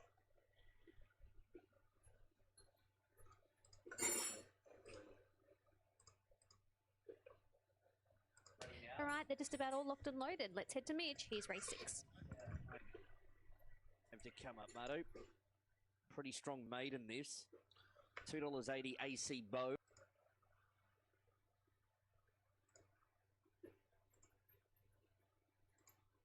$3.30 Bondi Blue. They've had a good tussle, formed a breakaway group according to the market. It's $11 or better the rest of Burton. So we've got Denman's Light to come forward. This is Cracking Mo about to come up riderless. This gets to the back of the gate. Wait their turns to come up. Cracking Mo's now right. So 4 out. Joaeus about to move forward with Denman's Light. Denman's Light with the barrier blanket on. Moves straight up into the stalls. Joaeus on debut. A filly by Seamus Award. She's a 2-year-old. Late in the season taking on the older maidens. Now Bondi Blue about to come up. The Blue Blood. Been gelded in the break and a number of changes have been made for his first up run today. And El Toreador goes to the outside gate. So stand by. 13 to run.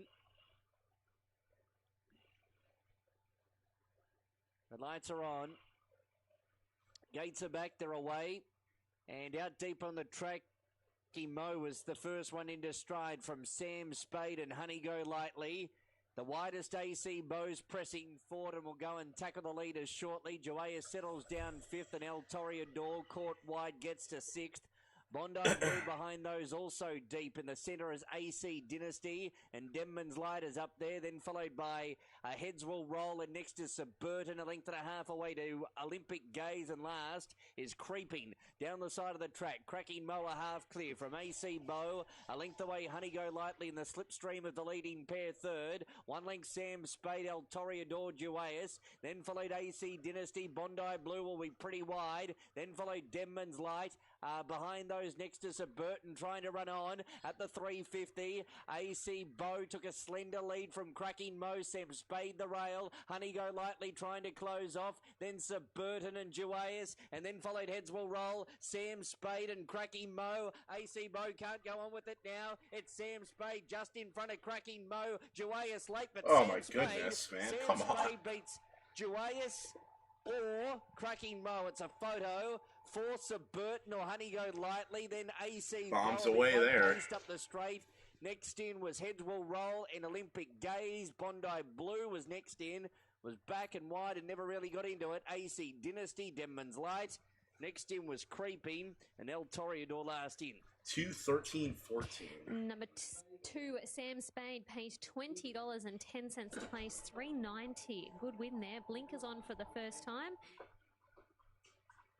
I mean, holy moly. This is as good as I've seen him. I mean, I don't know.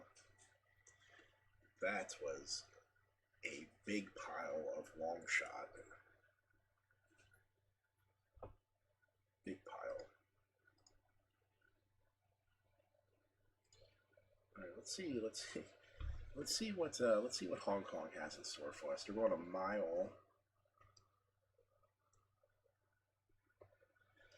Going a mile on the all-weather track.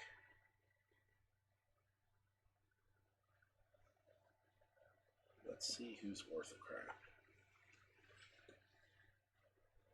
Alright, the 1, no. The 2, no. The 3.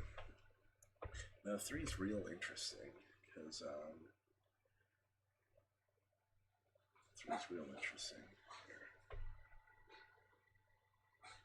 Because I'm pretty sure in the 3 second line of second sire line, there's nothing. There's all kinds of like dirt influences. I know Flying Spur is from the Mr. Prospector line. So let's go to the. Let's go. If you've never, if you're interested in thoroughbred racing, you feel like playing a game. This game, DerbyFever.com. I've been playing it for 20 years. That's not even a joke.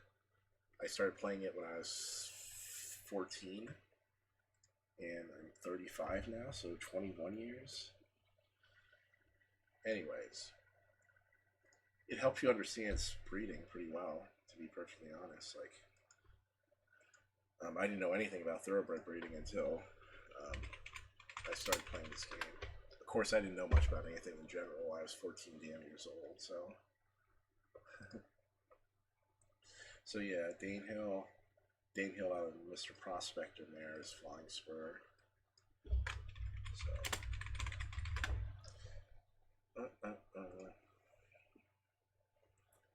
Yeah. Alright, Start Witness is more turfy, but certainly Flying Spur can infuse some dirt liking. So 3 gets some interest from me for sure. Alright, the 4. Let's keep on going. 5. Said a lot of these horses have never run on all weather, or at least haven't shown any form on the all weather.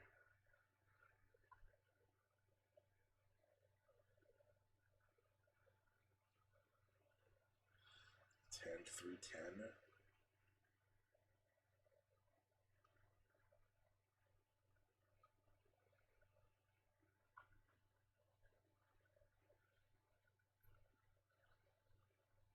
Three, 8, 10.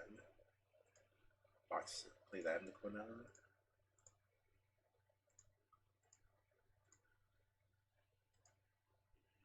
8,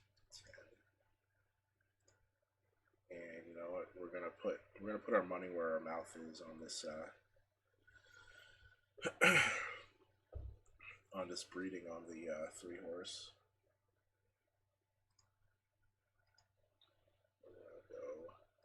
We're gonna go 10 and 10 on the 3 here. All 3 of our horses are also pretty long, so we're gonna bet the swinger also. 3, 8, 10. And let's add in some like stupid comical mega bomb. Let's put in the low weight. Yeah, we're out of there. Is being hustled up to keep going out. 3 wide Double Take, 4 wide Dr. Lucky Star, 5 wide Ken Becky Molly. Great Smart is 6 wide around the first turn. Turf Brilliant into a nice spot midfield on the rail from the Full Bloom. Then Witness Hunter and Little General from Keep Winning on the fence. Shinerlot's in the middle and about 3 or 4 lengths to Joy and Fun Legend. And Hay runs a length and a half away last. They are still racing in a pack the first 7 or 8. Money Marshall leads. 3 wide Ken Becky Molly and Keep Going's in the centre. Great Smart's covering plenty of ground. 3 wide is Dr. Lucky Star from Turf Brilliant, enjoying a nice run on the rail. Double Takes in the centre, and a length away next is Keep Winning the Full Bloom. Then Witness Hunter, Shine a Lot, Joy and Fun Legend. Little General's 2 lengths away, and Hay runs 3 lengths away last and hustled along. The leader is Money Marshall. Ken Becky Molly's flat. Great Smart's been 3 wide the entire, if not wider, but is still there. Turf Brilliant's just sneaking into the right spot everywhere. Next then is Double Take. Dr. Lucky Star's under the whip. Keep Winning is next from Keep Going, and Shine a Lot. Money Marshall leads. Great Smart's a length away. Double Take is being straightened up but making ground. Turf Brilliant 4th, and then Dr. Lucky Star. 200 metres to go. Money Marshall. Double Take on the outside. Great Smart whacks away between them. The leader is Double Take. It's a slogging go, but he's home, Double Take. Double Take won the first. Second, Shine a Lot on the outside, I reckon. Just in front of Great Smart, a big run. He's in a photo with Money Marshall and Turf Brilliant, then Dr. Lucky Star. Next in is Witness Hunter, Little General, Hay Run, the Full Bloom. Well back, Joy and Fun Legend. Keep Winning, Keep Going. And last in is Ken Becky Molly. That was terrible. It was on from the start there. Number 2, Double Take. Neil Cullen, Casper Founds has won the first. On the class drop. Second's a photo. Shine a Lot's done well late, and unofficially he'll run into second, the 5. And third looks as though it'll rest between Great Smart, who was never closer than about 3 horses to the rail. He's in the photo with Turf Brilliant. Money Marshall, who led from barrier number 1, is going to, by the looks of it, run 5th. 1:40.19. They're outside standard. They were racing in a massive clump of horses, and Double Take, start number 8, gets the class drop. Neil Cullen wins the first. Casper Founds trains 5 as second, 10 as third, 7 as fourth. Those numbers have been confirmed on the all-weather race 1 at Shartin. 5 and 8 on the all-weather, and they're off to a pretty good start too, and Keep Going from barrier number 2 began well. Money Marshall is being hustled up to keep going out. 3 wide Double Take, 4 wide Dr. Lucky Star, 5 wide Ken. All right. Let's look at Rosehill here.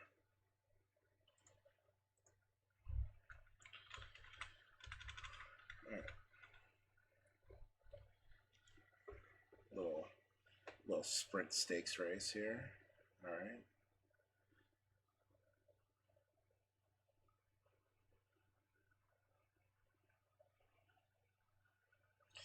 And man, that last race at Flemington was blazing fast. Horse has a good track record on heavy. The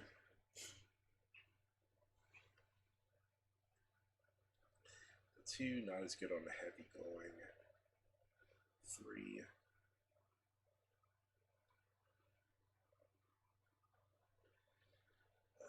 1 for 2 on the heavy, but I'm not sure what.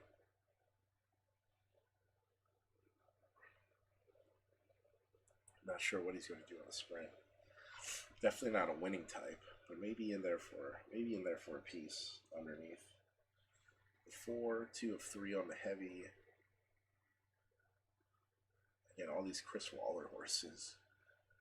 He trains like every single stakes horse. Or it's a stakes race. He trains like half the field.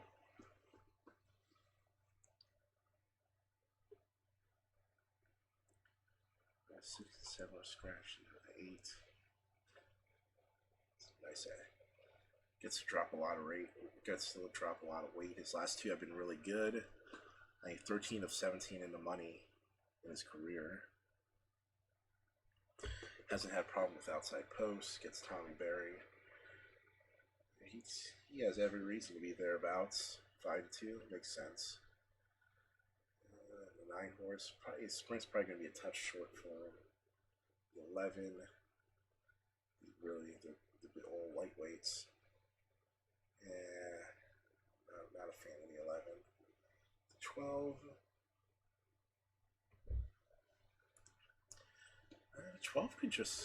The 12 has reason to just show up on this heavy going.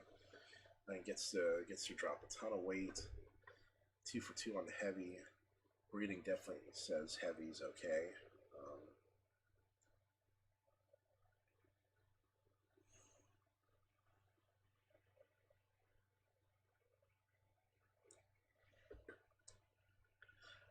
14. Oh man, this 12 is quite interesting. Quite interesting.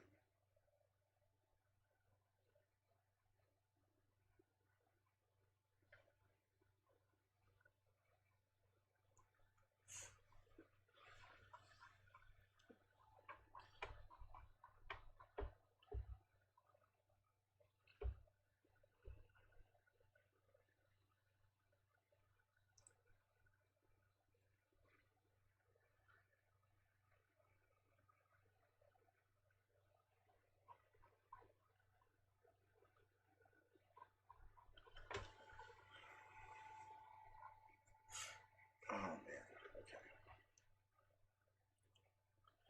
Alright, let's put something together.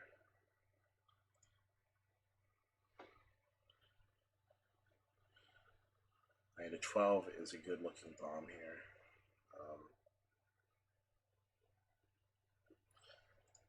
It's a Waller horse also. Let's play 111 with the 8-12. You know what, let's go 1 with the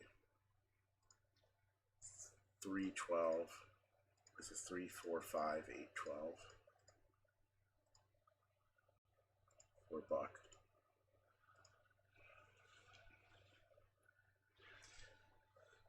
Play an exacta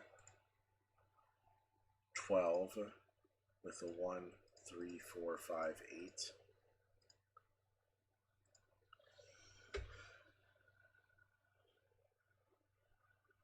And then what's the betting on the 12? 12 is shortest in the show pool. So we're just gonna play 3 across the board on the 12. So that's our first bet. How much we have left here? All right, then we're gonna go 20. We're gonna go 20 to show on the 12. We like the 12 here, folks. We like the 12. Thoughts here with 20 seconds to go. Yeah, I'm happy to stay with home of the Brave. I just think Vitally has just a 300, 400 metre mid-race rest here, and he'll run a bowl race.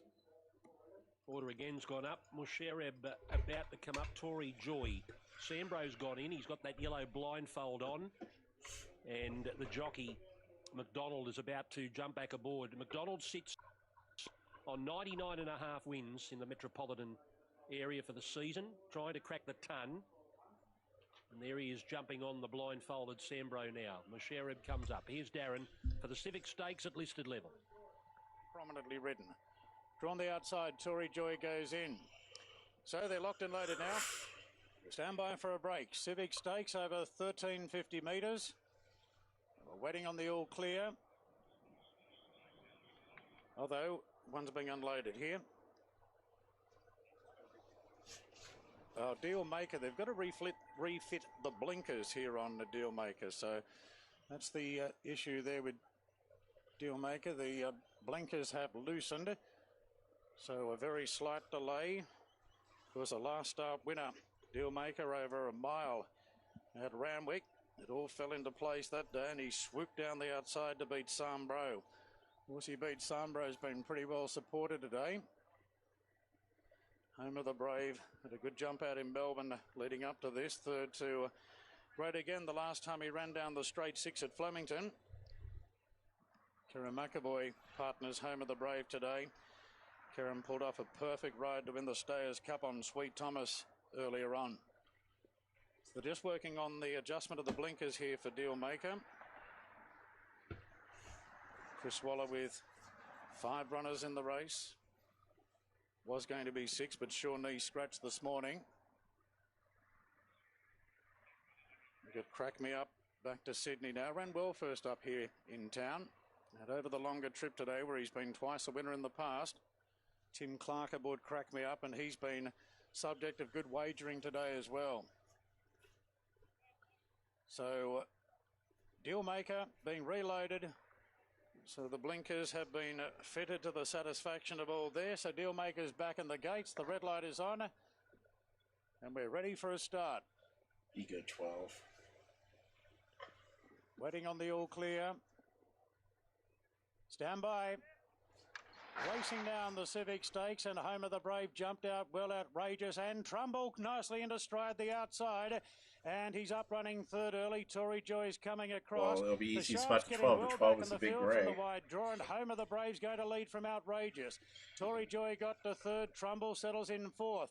3 further back to Deal Maker, then Crack Me Up from order again. Smart Edge, Sambro. Musharraf back to second last, and Romany Girl last, at least a dozen lengths off the lead. Home of the Brave shows the way by 3/4 to Outrageous. Couple off to Tory Joy. Trumbull in a great spot at the 800. A length further back to Deal Maker. 2 off to Crack Me Up. Then came order again. They're followed further back by Smart Edge. 2 off to Sambro. Musharraf.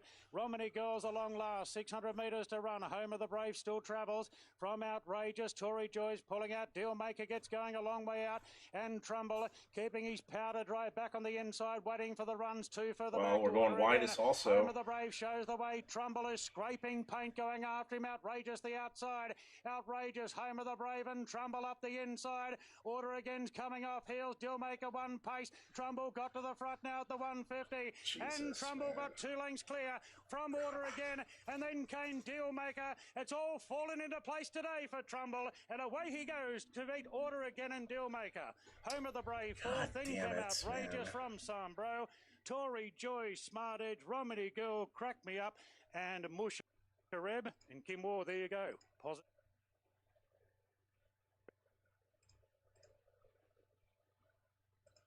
We'd love to have seen this mare draw soft to be 3 back the fence. She looks like a mare that's only got a sprint of about 150 metres and needs to be cuddled up until late. And Plain Zeus, one of the outsiders. It was a soft 7 winner leading all the way 2 starts ago and then beaten the space when wide the trip last start. Possibly goes forward and puts some speed into the race. All right, how did you order your 4 for race number 3, Scott? I went with Zephyr Queen Brit. She loves it wet here, so the shower in between races certainly won't impact her whatsoever, and she should get a pretty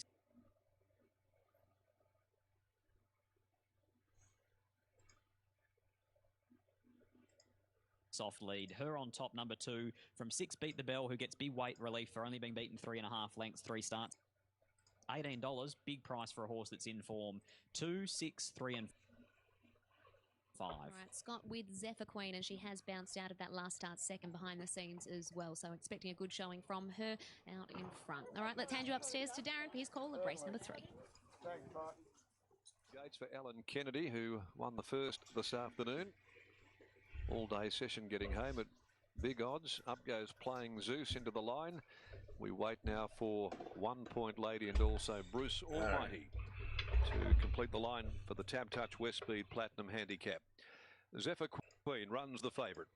260, Position of Power 330, and then $7 for Beat the Bell. You can only find 3 under double figure odds. Now here comes 1 Point Lady. She returns this afternoon, the Demerit mare. 1 Point Lady, one of 2 in the race, prepared by Steve Wolf, goes forward, light flashing. Set for the third, they're off and racing. Beat the Bell last as they got going. Zephyr Queen dug up out of the gates by Azapati, the first to move from Bar Trader. Playing Zeus wide out is charging across. Pushing up is Locker in between horses after the start, but Azapati kicks up with Zephyr Queen and she accelerates now to hold the front. She's going to control proceedings early. Zephyr Queen settles a length and a half. Bar Trader, Locker in third. Playing Zeus up running fourth, and Harvey quickly putting Position of Power up next of all between horses. They're being followed over on the inside by Cold as Cold. Around it, Bruce Almighty just in front of Deception Game. A length and a half back behind those then is 1 Point Lady back there in the field with Megadon. And the last couple, they included Beat the Bell, who is second from last at the 650 outside of Parisa. Zephyr Queen led them towards the home corner by a length and a half. It's Zephyr Queen clear from Bar Trader. On the fence, Locker in third. And then deeper out, Playing Zeus, who's been parked wide all of the way. Then to the extreme outside, Bruce Almighty, and Harvey pushes Position of Power into the clear to set out after Zephyr Queen, who led them at the 300. Zephyr Queen, she's raced about 2.5 in front. Position of Power, it's lengthening stride and starting to cut the margin back quickly. Right down the outskirts of the track, Beat the Bell's coming with a run. Position of Power got to Zephyr Queen. Beat the Bell, the widest of them, charging. Jesus. Position of Power, Beat the Bell. Position of Power. Position of Power has won from Beat the Bell. Zephyr Queen ran third. Right behind them, Bruce Almighty. I've never seen a horse run that far outside at Belmont Park in my life on that 6 horse. And there's plenty of tracks in Australia where they run like everywhere, like including all the way to the outside fence, but they almost never run wide at this place. Never run wide at this place.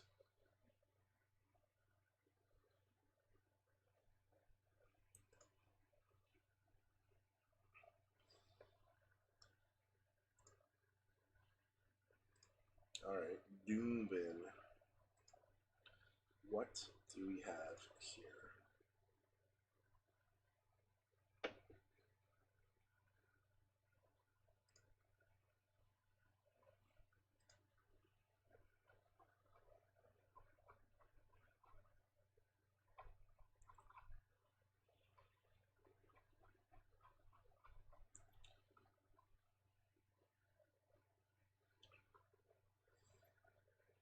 Alright, 7B.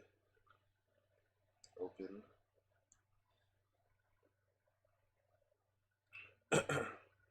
Alright, the one's a deep closer. Who was he,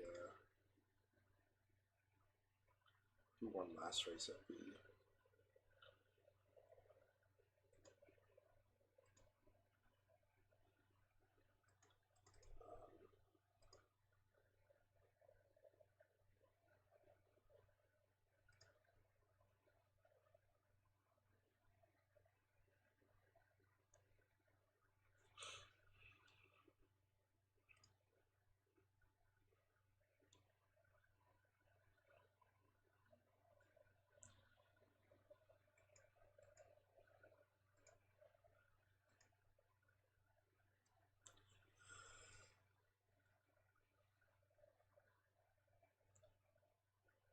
Oh yeah, the 6. The 6 made a big move and ran off. Okay.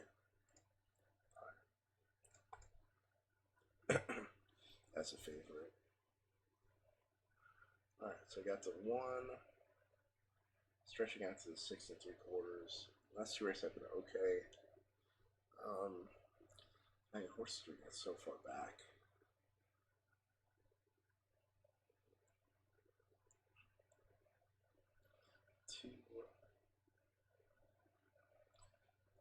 The 3, skip the 3rd. The 4, Twitchy Frank. If it was Twitchy Pie, maybe we would bet him. But it's not. They still bet him anyway, though. He gets in one hole, has speed.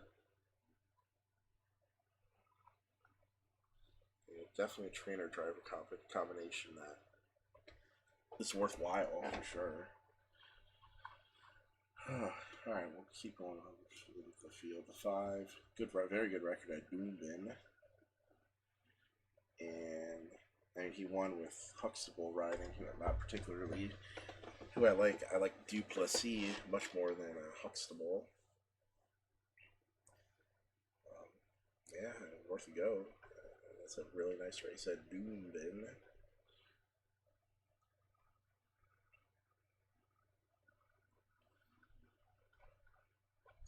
Six is scratch 7. Has a second place here, but I was walloped, lost to the winner by 4 lengths. I mean, that's not particularly good. 8's 0-4 at Doomben. 9 hasn't raced here before. I scratched anyway. 10, ew, terrible record here. And the 11, pretty salty here too. So this looks pretty like cut and dry here. I'm gonna play a $4 exacta, 1 with a 2-5.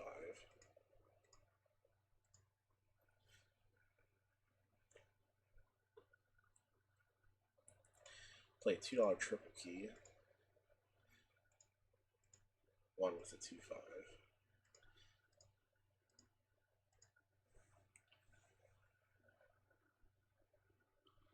And then play a $1 exacta, 2-5 with a 2-4-5. Throw the 1 out completely.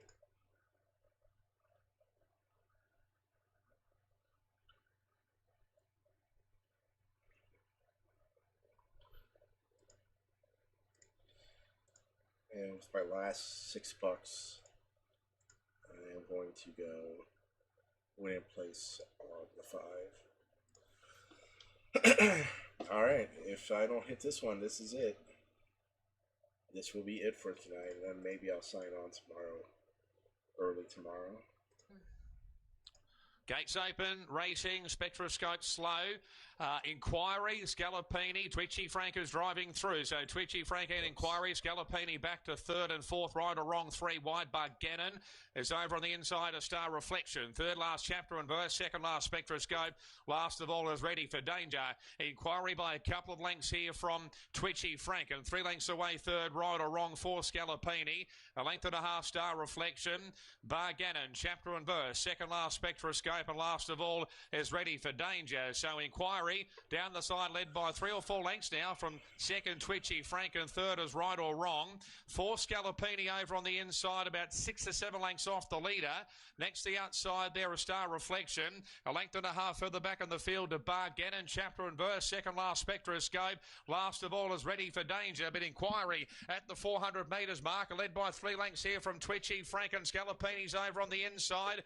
Right or Wrong the outside, and further back in the field too. Star Reflection, so Inquiry led the way, but Scalapini's coming through. Right or Wrong the Everyone outside. get by Inquiry the is the DM7. leader. Come on, Trying man. hard, Scalapini further out to Right or Wrong. Inquiry still the leader. Jesus Scalapini Christ, tries. man. Inquiry's in front though, and Inquiry goes all the way. Defeats Scalapini 3rd to Right or man. Wrong. Not sure 4th. Gannon, Twitchy Frank, and Chapter and Verse. Spectroscope and Star Reflection. Ready for Danger. Pretty well last all the way. Fucking 7 can't quit. 7 won't quit this time. So suddenly the 4, who showed speed in similar spots, is just like, oh, don't want to do that shit. Let's let the 7 just fucking freewheel. Let me just handicap a little bit at maybe not done yet. Let me look at what this second race I had shot him looks like. Then maybe.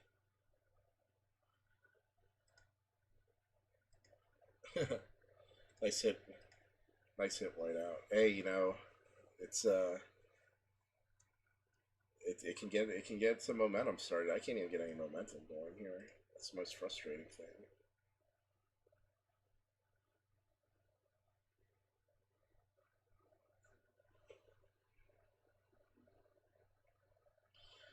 Yeah, not done yet. I'm still here to pound away.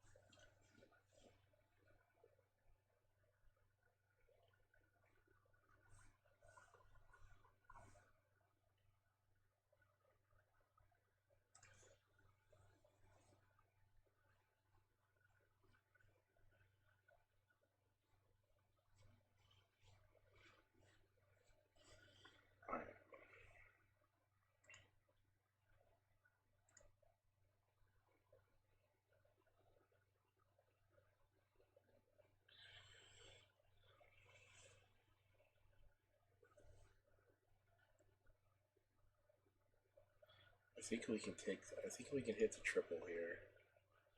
It's gonna go. It's gonna make it nubby. Nubby deposit here. We're gonna play a triple 1 with a 2, 10, 13 at shot in. So 1 with a 2, 10, 13.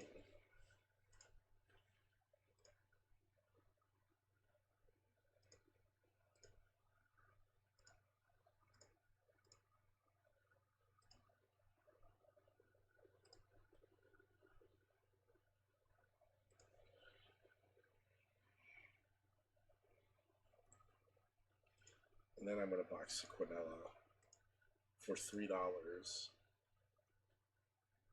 Actually, let's make it like $5. 10, 13.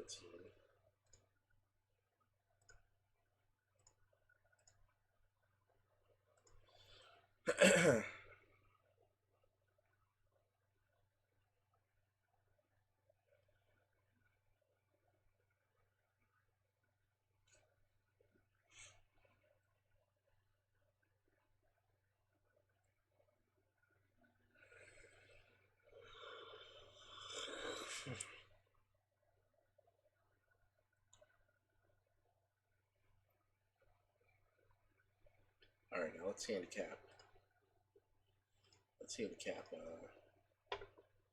Newcastle here.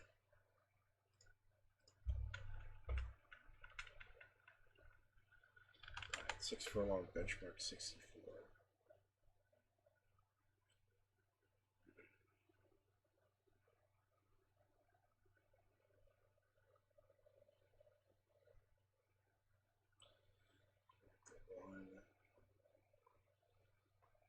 Comes back to the good going.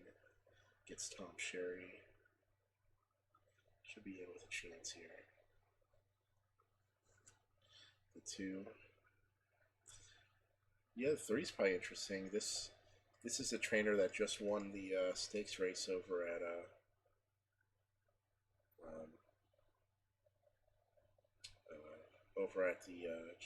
what was it, A-Track?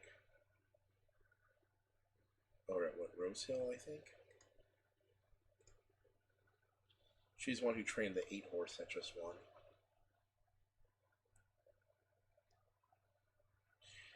Brandon Griffiths. This is, I don't know.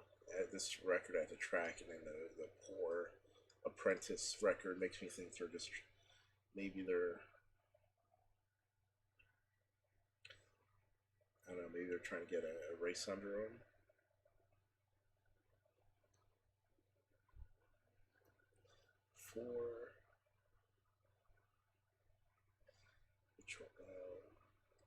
Rode the horse on the last win. Now let's go sound up for Starter Mr. Tony Speechley just holding them. They're off now. They were worth holding too because it was a perfect start. Glenelly General's getting forward as he usually does. Away well also is Wood on Fire. Diamond Pegasus 4 up and Diamond Rhyme is right there on the rail. Fifth is Farm Bumper from Winston's Lad and a length and a half to Gallant Crown, 3 wide around Splendid King. Go Gold Toby's on the inside from Bright Kid, Some Street Somewhere. Winning Genghis second last and All Joyful is last. It's Great Sun leading. Ahead over Diamond Pegasus running second and Diamond Rhyme is third on the fence. Next is Farm Bumper, who's working around horses with Glenealy General's fifth. They were followed by Wood on Fire. A length and a half away next is Winston's Lad, and then Go Gold Toby, 400 to go. Great Sun, Farm Bumper, 3 out though, has gone to the lead. Put a length on Great Sun, Diamond Pegasus. Then Glenealy General's. Bright Kids making ground through the middle. Some Street Somewhere and Winston's Lad are wider out. Winston's Lad, Bright Kid and Some Street Somewhere have gone past Farm Bumper. Old Winston's Lad's in front. He's going to win again. Winston's Lad has beaten home Bright Kid and Some Street Somewhere. Fourth is Farm Bumper. Then Glenealy General's Great Sun. Next over is All Joyful from Diamond Rhyme, Diamond Pegasus. Go Gold Toby, Winning Genghis, Splendid King, and Gallant Crown and Wood on Fire are the last. Oh my God. Get out of town.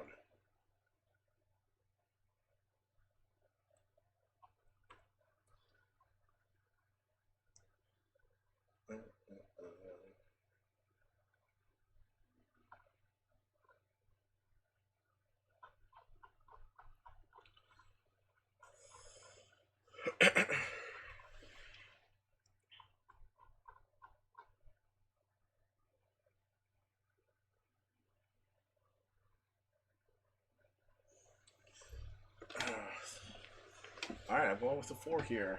I'm going with the 4 at Newcastle.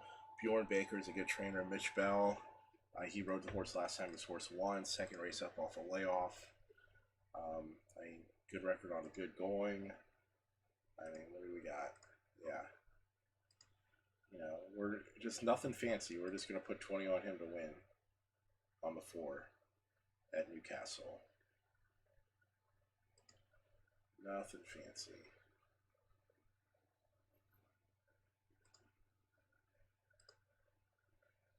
Bushido.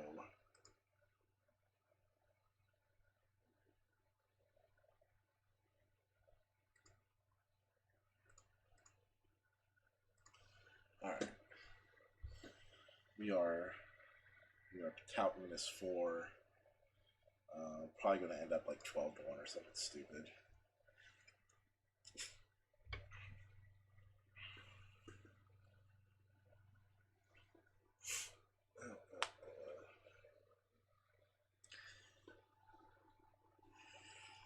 Oh, let's see what this some of this can do. Royal Blue and Gold Cap. All right. Ticket. If you're looking for Ever So Natural, it wears the all pink club's colours. Set to go. Ready. Gates are back. They're away. Catapult a fraction slow to move off the inside. Ever So Natural, Bushido the first 2 out, quickly joined by Selena Dreaming. So Gibbons is going to take the outside gate out of the equation and send it straight to the front. Leads by a length now to Doro Rain and then followed by Ever So Natural third, Bushido fourth at steady fractions for a 1200. The Optimus is 3 out in fifth and then followed by Catapult picking up midfield the rail. Covered up by Lugalad.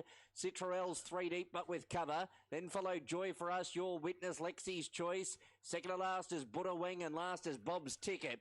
Up before the bend at the 600. Selena Dreaming dictating the race at the moment. Leads a length Doro Reigns. The Optimus is 3 out. Behind the speed Ever So Natural. Pink Jacket 4. Then Bushido Bushido and Lugalad. Citrell's been on a wide passage. Catapult behind losing those. ground, Then losing Joy ground, for Us losing and Lexi's ground. Choice at the 250. Selena Dreaming tried to get away. A length clear from Ever And So we're not going to be Natural. able to gather Catapult ground the again rail. because we shouldn't have been Citrell's losing the ground in the Optimist first outrider place. with Lugalad. It's Selena Dreaming clear though. 100 to go from Ever So Natural. Lexi's Choice getting out late. Catapult still there. Selena Dreaming clinging on. Selena Dreaming too strong. Led throughout. Beat Catapult. Lexi's Choice.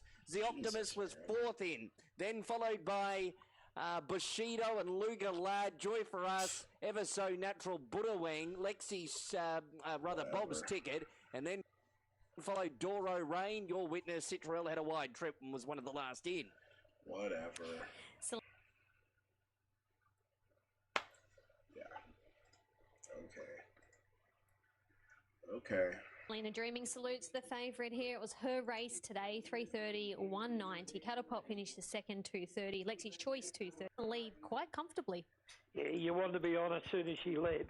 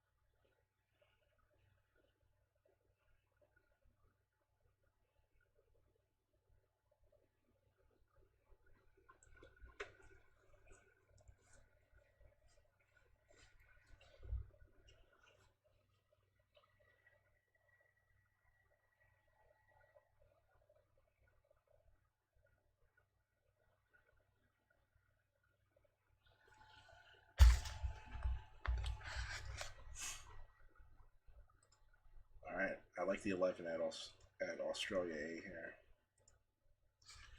I really like the 11 here.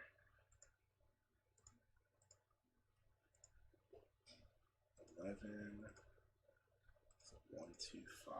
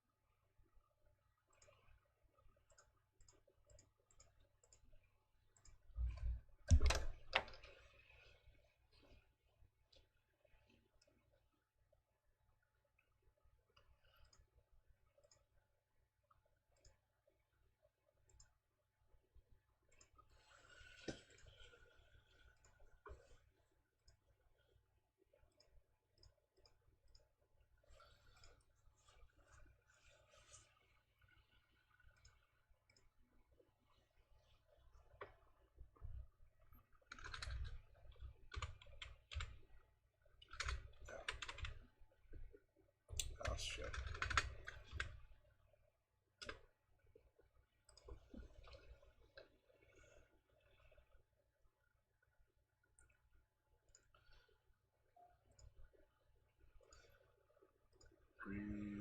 Alright, I'm due, I guess. Going with the 11 here.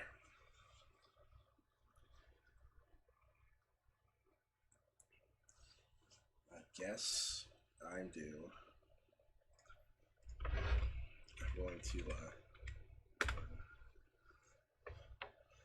want to log into my ExpressBet account. Put in, like, let's see. I'll put in $15 there so I can go 5 across the board on the 11.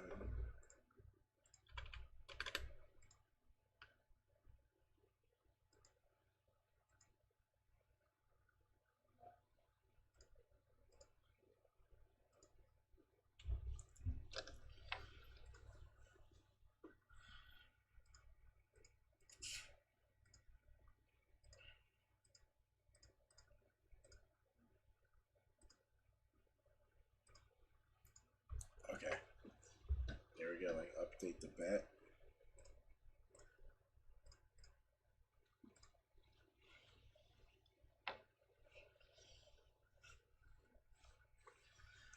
Alright.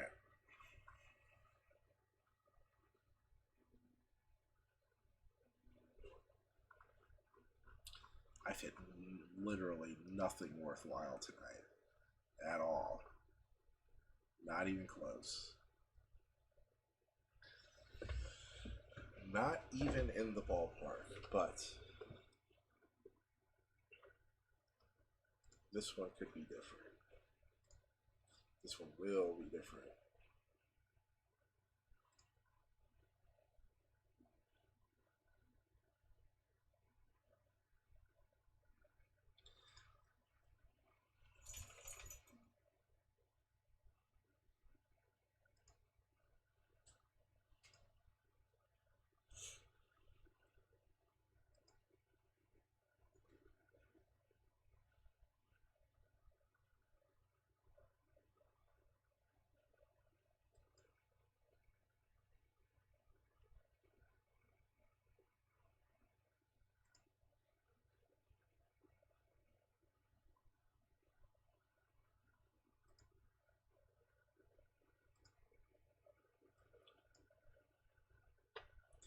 Do do do do do do.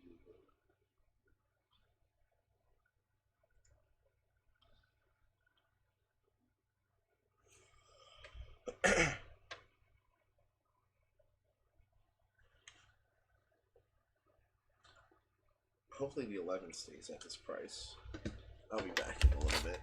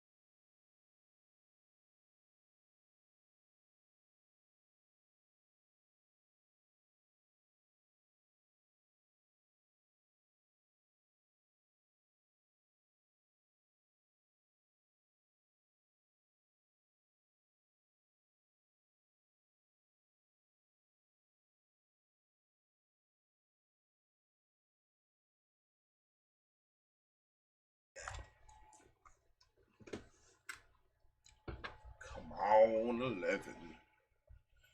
I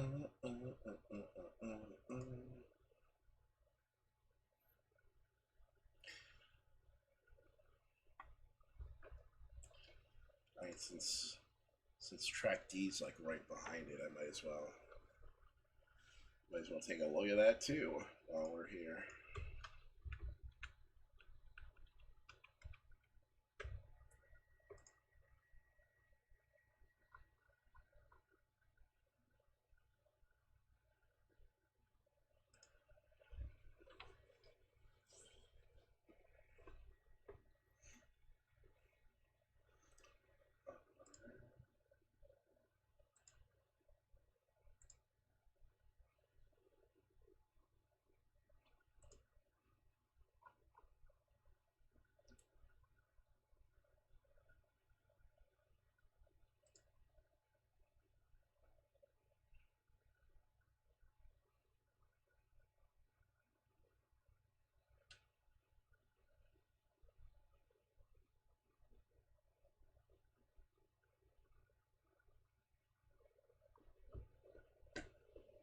To 1, came from well back and won by a length and a half to the second horse. Today, they're saying it is a $7.50 chance on the NOP, $8 with tab.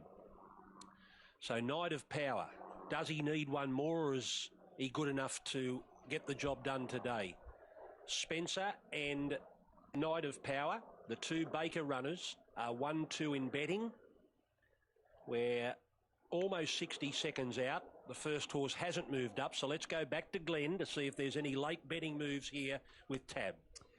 No changes, Greg. Just looking, exactly half of what's been invested on Knight of Power today has gone on at the $3.60. So $3.60 is his mark, or what our punters think his mark is. Now, Orsi and Spencer stay 5 a pair. Monegal stays $8 there. Here they go. They must change them when I'm halfway through them. Thank you very much. Knight of Power's now out to $3.80. We've got Orsian 5 into 4.80. Spencer 5 to 5.50. Monegal 8 into 7. Hit the target 8.50 to 9.50. Know It All Jack stays 10. New Arrangement 11 out to 12.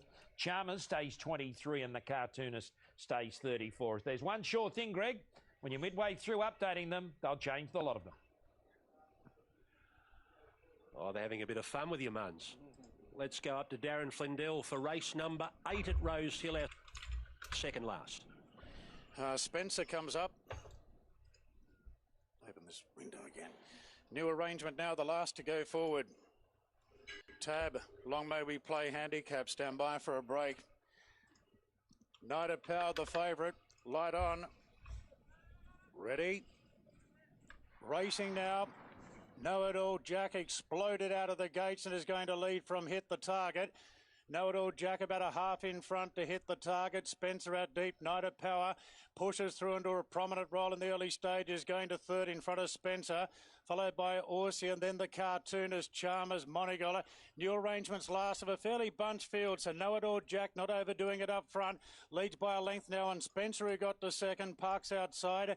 Hit the Target in third position and Orsian pushing through. A length further back to Knight of Power, 2 off to the Cartoonist, then Chalmers, and the last two, Monegal and New Arrangement, as they race down the side of the course now. And it's Know It All Jack at the 800, a half in front to Spencer, seeing plenty of daylight again today. Then came Orsian, who's been well back in third spot on the inside of Hit the Target. 2 further Fucking back to 11's Knight of 5 Power, to 2. travelling Come strongly. on, Then man. came Chalmers, the Cartoonist. Atkins taking closer order now, Monegal, and New Arrangement will hunt through on the fence as they come around the corner. Know It All Jack in front from Spencer. Then came Orsian waiting on a run. Further back to Hit the Target. Knight of Power as they race to the 300. Know It All Jack the leader. Going up the inside Come now on, is Orsian 11-1-2. Spencer's battling. Then Knight of Power. Here's Monegal looking to repeat the dose, running on well. Orsian got to the front of the 150. Here's Monegal down the outside going after it. It's Orsian in front from Monegal. Orsian still in front from Monegal. Orsian hangs on. Orsian won it by a half length to Monegal. New Arrangement came from well back to run third. Then came Chalmers, followed by Know It All Jack. Knight of Power didn't pick up. Then the Cartoonist, dropping out Spencer, and Hit the Target was last in. Fuck you, Australia. They knew. Fitzgerald. Going to be a big price I here, mean, Britt. Only really, with the 11, really, fucking unbelievable.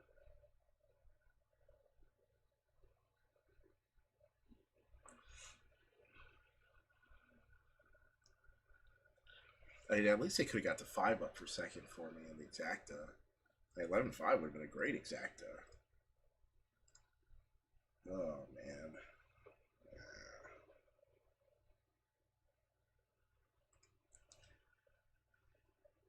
Yeah, got absolutely jackhammered late. Is what it is. Yeah, damn it. 11.5 was paying $40 on the dollar exacta. Stupid 7 horse.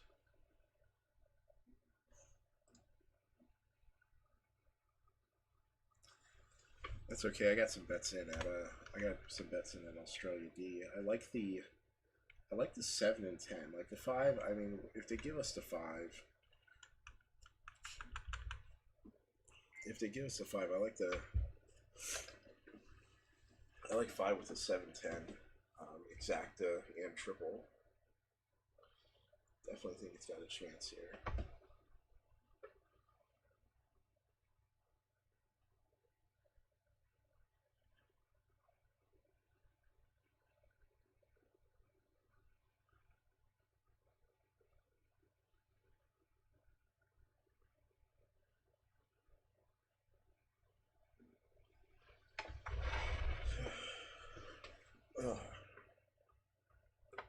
Belmont Park, baby. Belmont Park. For the better going out wide, we may see a few tactical changes. So as they load in, we'll watch with interest at that first couple 100 metres to see how it all unfolds. But the market has now made Bright Diamond their favourite, $2, and Levitate at $2.20 as we hand you upstairs to Darren.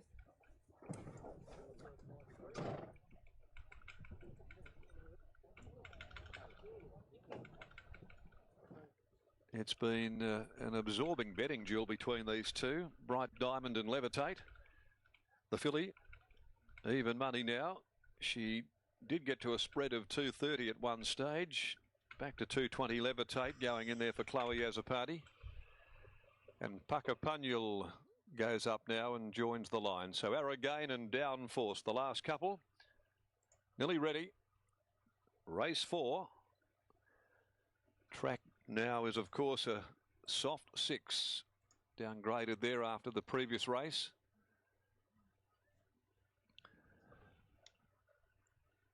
Now in goes Downforce and the field is set. Stand by for a start. Absorbing betting contest between these two, Bright Diamond and Levitate. Gates are back, 3 E's jumped into the air, missed the kick by about a length. From the inside, the filly Bright Diamond, first of them away. Pike, they will hand up to Levitate, and Azzopardi's going to oblige and go straight to the top. And Puckapunyal's going to be there on the outside in the breeze. Downforce is fourth. Back on the inside, 3 E's getting a little fired up there.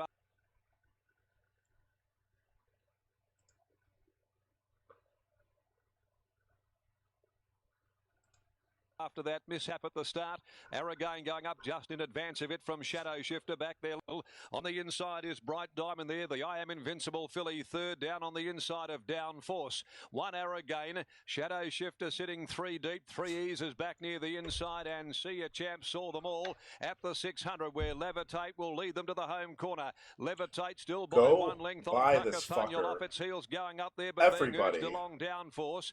Over on the inside, Bright Diamond just waiting to work into open space at the top of the straight. Azzopardi's often gone with Levitate. Everybody. Puckapunyal will not go away. Levitate, Puckapunyal, now Bright Diamond gets the run on the inside. On the outer though, it's Puckapunyal in front from Levitate. Bright Diamond, Pike busy down on the rails there, getting the best out of the filly. Bright Diamond went to Puckapunyal. Levitate trying to rally. Bright Diamond, Puckapunyal, Levitate. They go to the line. What a great finish. And Bright Diamond might have just held on.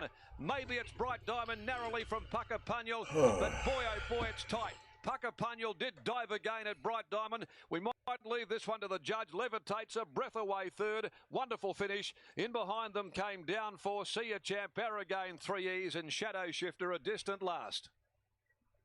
Awfully close. I thought that Bright Diamond had clung on, but Puckapunyal has certainly rallied to come again. Jesus, that's so, you know, it's so funny, like, oh my goodness, that's crazy. Yeah, it looks like the 5 barely held on. She gets a little bit of a... No, what's funny was, like, William Pike's whipping that horse like a jockey you see, like, in Gallop Racer. And it's just, like, so... It's, like, so repetitive of a motion he's using.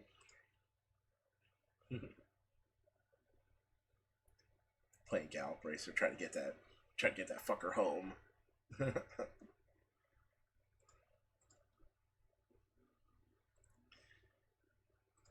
I made the bets. I made those bets on Australia, D on Express Bet. So I have assuming the 5 held on, I have the triple 572. I have a $3 exacta.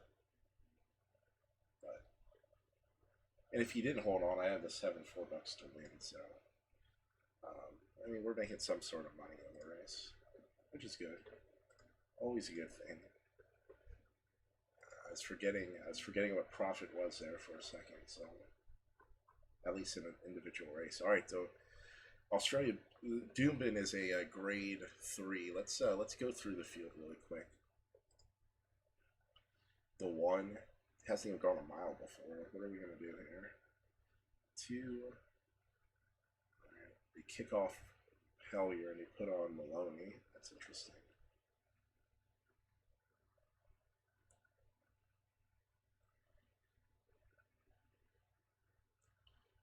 So, 2, 3 have outside chances. 4. Pass on him. 5.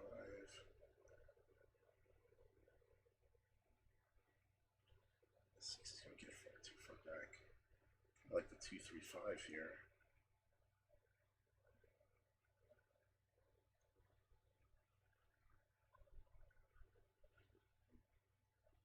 Yeah.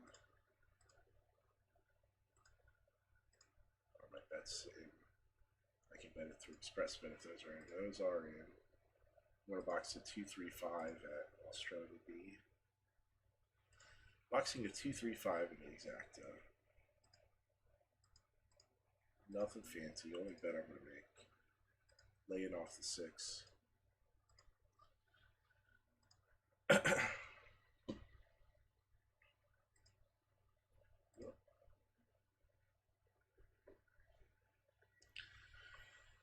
All right.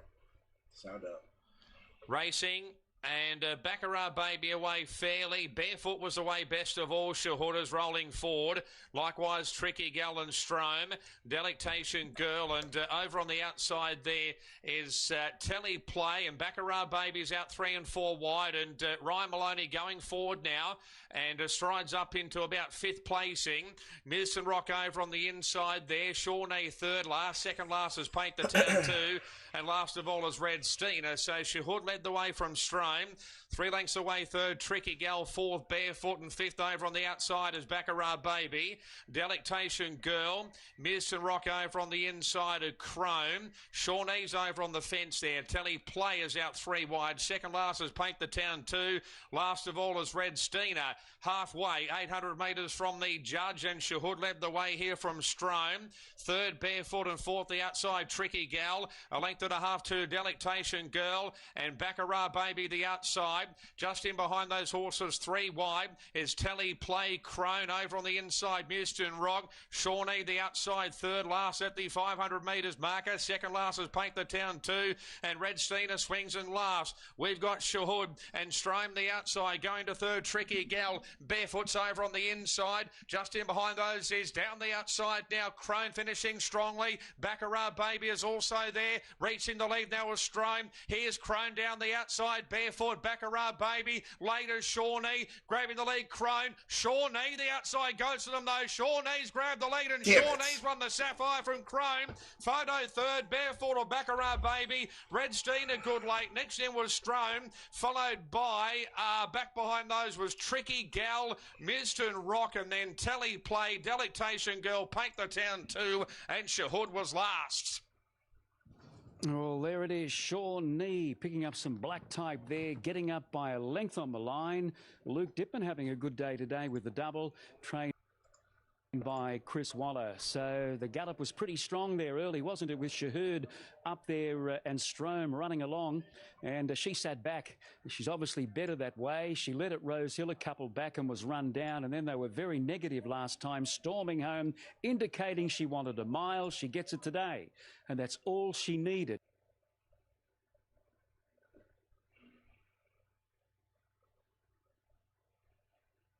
Crone was good again today, and she gets up to give the Chris Wallace stable a couple of features here at Doomben today. A mare by Schnitzel from the Costa de Lago mare called Shawnee Girl, who was very talented back in the day. So that's the closing stages. Baccarat Baby had to work a little bit through the first 400 or 500 metres. She's in that photo with Barefoot there for third. And then there's another photo there between Strome and Redstein running on. As we have a look, hooking to the extreme outside in those famous colours, Shawnee gets up. Sam for Team Waller. She came with a great finish, didn't she, Michael? And for the Chris Waller team, Paul Shaler represents Shawnee. Gee, that was a good win, Paul. Yeah, it was, Sammy. Looked to be in a difficult spot, sort of mid-race, and racing ungenerously too. Luke done a great job to get to the outside, give a clear air, and she was really strong late on some nice sectionals.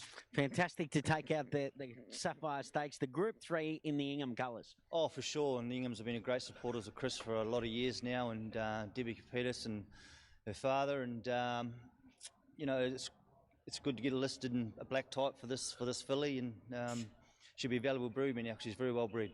Great day, well done. Thank you, mate. There is Paul Shaler, who saddled up Shawnee for Chris Waller, and a terrific winner of the Sapphire. Thanks very much, Sam. Horses parading here for the...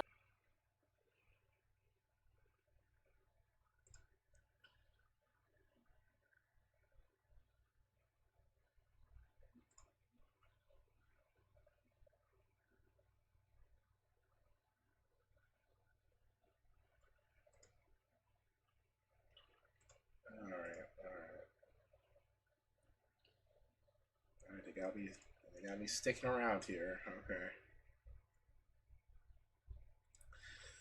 Okay. Got me sticking around. If I ever have a bad night on TWINSPIRES, like if I lose one bullet, I should just switch over to Express Bet. It seems like whenever I do horrible, like on the night, betting on TWINSPIRES, and I go over to Express Bet, suddenly like I'm hitting tickets and shit.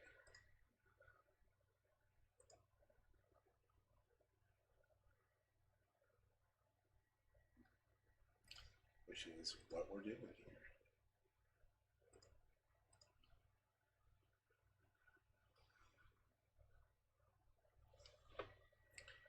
Alright. Let's look at Newcastle.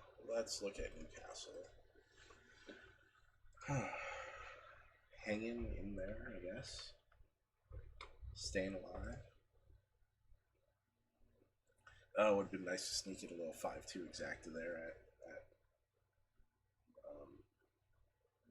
at Australia B in that race.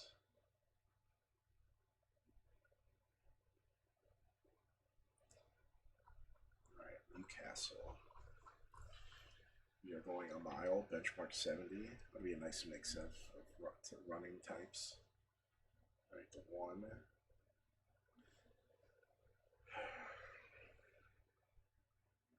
This race may be a bit short. Not a fan with the Apprentice on board. 2 for 3 going the mile. Ran a nice little race from the 11 hole last out in an open company. And likes the good going much better than any soft going for sure. If we ignore the soft runs, the horses run first, and second in his last 3 starts on the good going. So definitely interest. I mean, definitely arguments to be made for the 2 horse here. With that said, I mean, this is like a country horse, and there's a lot of city horses in this bunch. All right, 3.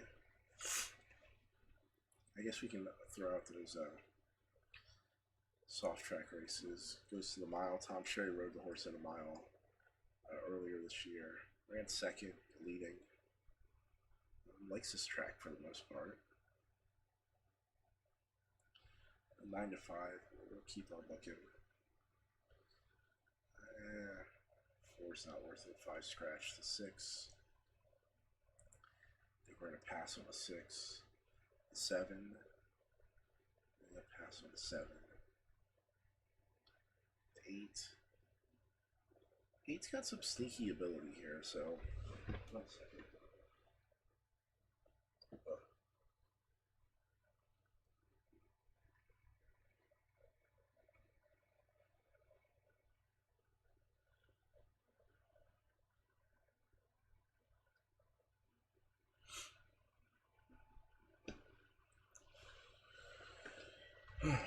Okay, so he's got some sneaky ability here. So these 3, good trainer first of all, good rider.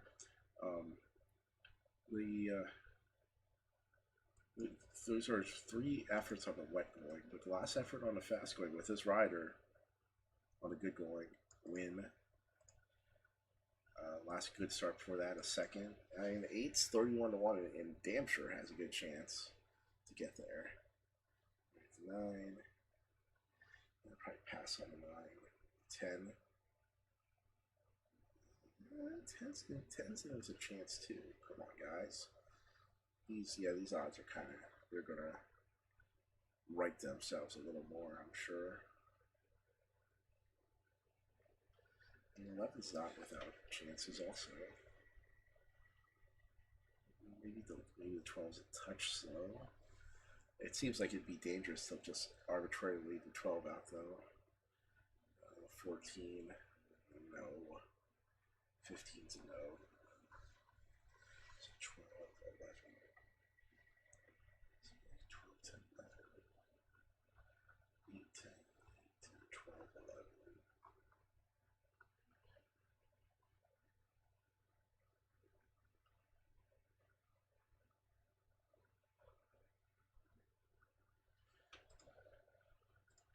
Alright, we're going to go Australia. Newcastle. We're going to bet triple. We're going to play a 3 up top, and then we're going to toss them.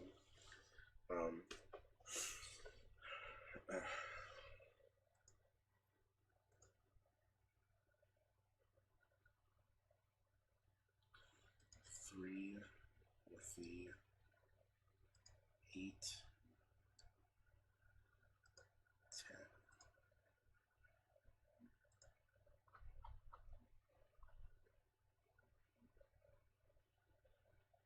Yeah, that's right. 3 with the 8, 10, with the 2, 8, 10, 11, 12. I'm not. Oh, yeah, we can bet that here too. 3 with the 8, 10, with the 2, 8, 10, 11, 12. Yeah.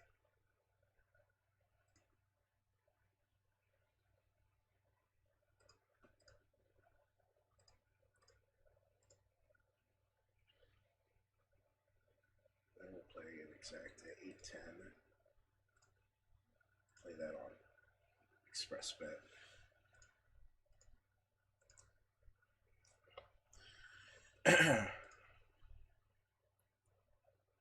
Exact 8, 10 with the 2, 8, 10, 11, and 12. Alright, how much would it cost to box those in the 20-cent triple? 2, 8, 10, 11, 12. $12. We'll take it. All right, and then we'll play 5 across the board on the 8.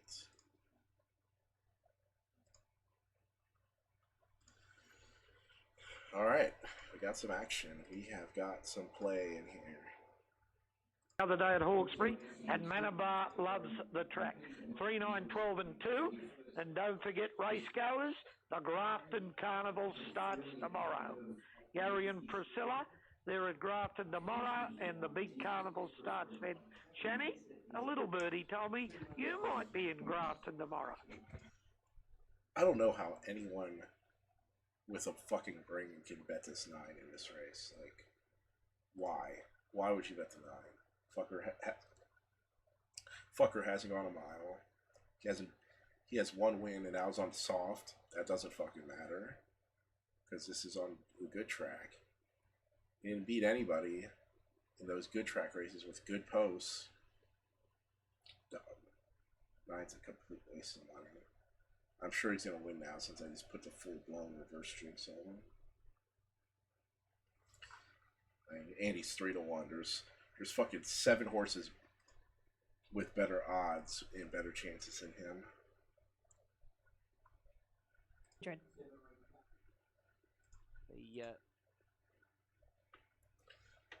The pre-warm-up before the big 4 days. The following Sunday, the South Grafton Cup kicks off the big 4. Set to run. Come on, 8. Ready for the last. At the mile.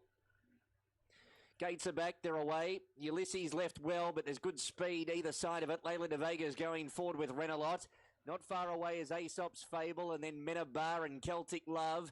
Ulysses is pretty deep at the moment, still looking for a spot, so trying to settle down. Aesop's Fable takes it up narrowly from Renalot, who presses on Menabar. Well, Ulysses will have to keep going on now. Layla de Vega's around 50 inside, then Celtic Love and Extreme Jewel. E-Rise is posted wide, a length away to Dame Kiri, the inside of Tower Road. Then Chief Kidder, Cullingworth second to last, and handed in went to the tail. Into that first corner, 1,000 metres left to run. Renalot the leader by a length. Ulysses did some work, gets to second, parked up outside the leader. E-Rise is going forward out deeper, then followed Menabar. Aesop's Fable fifth down the side, and then followed Layla de Vega. 2 lengths away, Celtic Love, Extreme Jewel, and Tower Road trying to take off out deeper. Quit 3-year shit. Even wider. In the meantime, Dame Kerry's been shuffled back to third last in company with Cullingworth and Chief Kidder. Up before the home corner. 4.25 left to run. Renalot just from Ulysses, only a head away now. Menabar, E-Rise, Aesop's Fable gets into the clear. Layla de Vega next, and then Extreme Jewel. Tower Road out deeper with Handed In, and Dame Kerry's the widest. Ulysses struck the front at the 250 from Renalot. Tower Road tries hard with Celtic Love, Handed In. Dame Kerry, Ulysses in front. They're starting to close though. Celtic Love and Dame Kerry out wider. Ulysses joined by Celtic Love. Dame Kerry's coming, ran out of time. Celtic Love wins the last from either Dame Kerry or Ulysses. Any fucking race that involves the 9 is absolutely fucking garbage in my mind. The fuck out of here. The fuck are you gonna take this 9 in this race? And the only reason 9's there is because they're the fucking 15s out there at 85-1 doing nothing like an idiot. Racing 3 wide in the early going. God.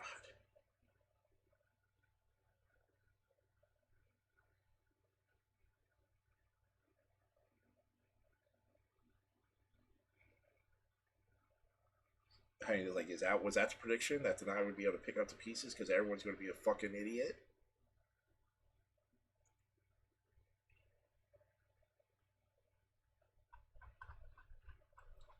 Terrible.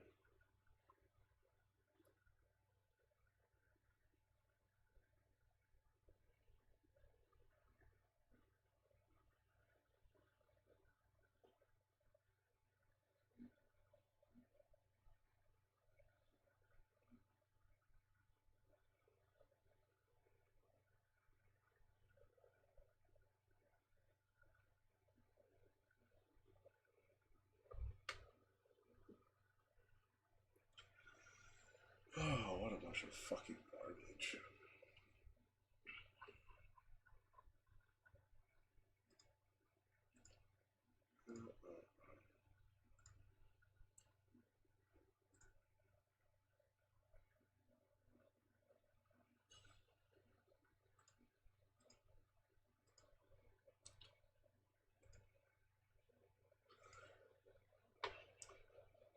All right, guys, that's going to be it for me tonight. I will. I may fire up like something. I may log in around like 12:30 or so. See what we can do. See how we can go. Obviously, not how we really want to have the night go, but that's how it rolls sometimes. We have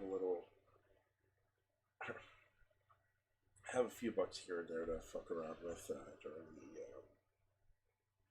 during the daytime, so definitely gonna play at night, but may just log in and play a little bit during the day, try to boost up that bankroll, try to boost it up,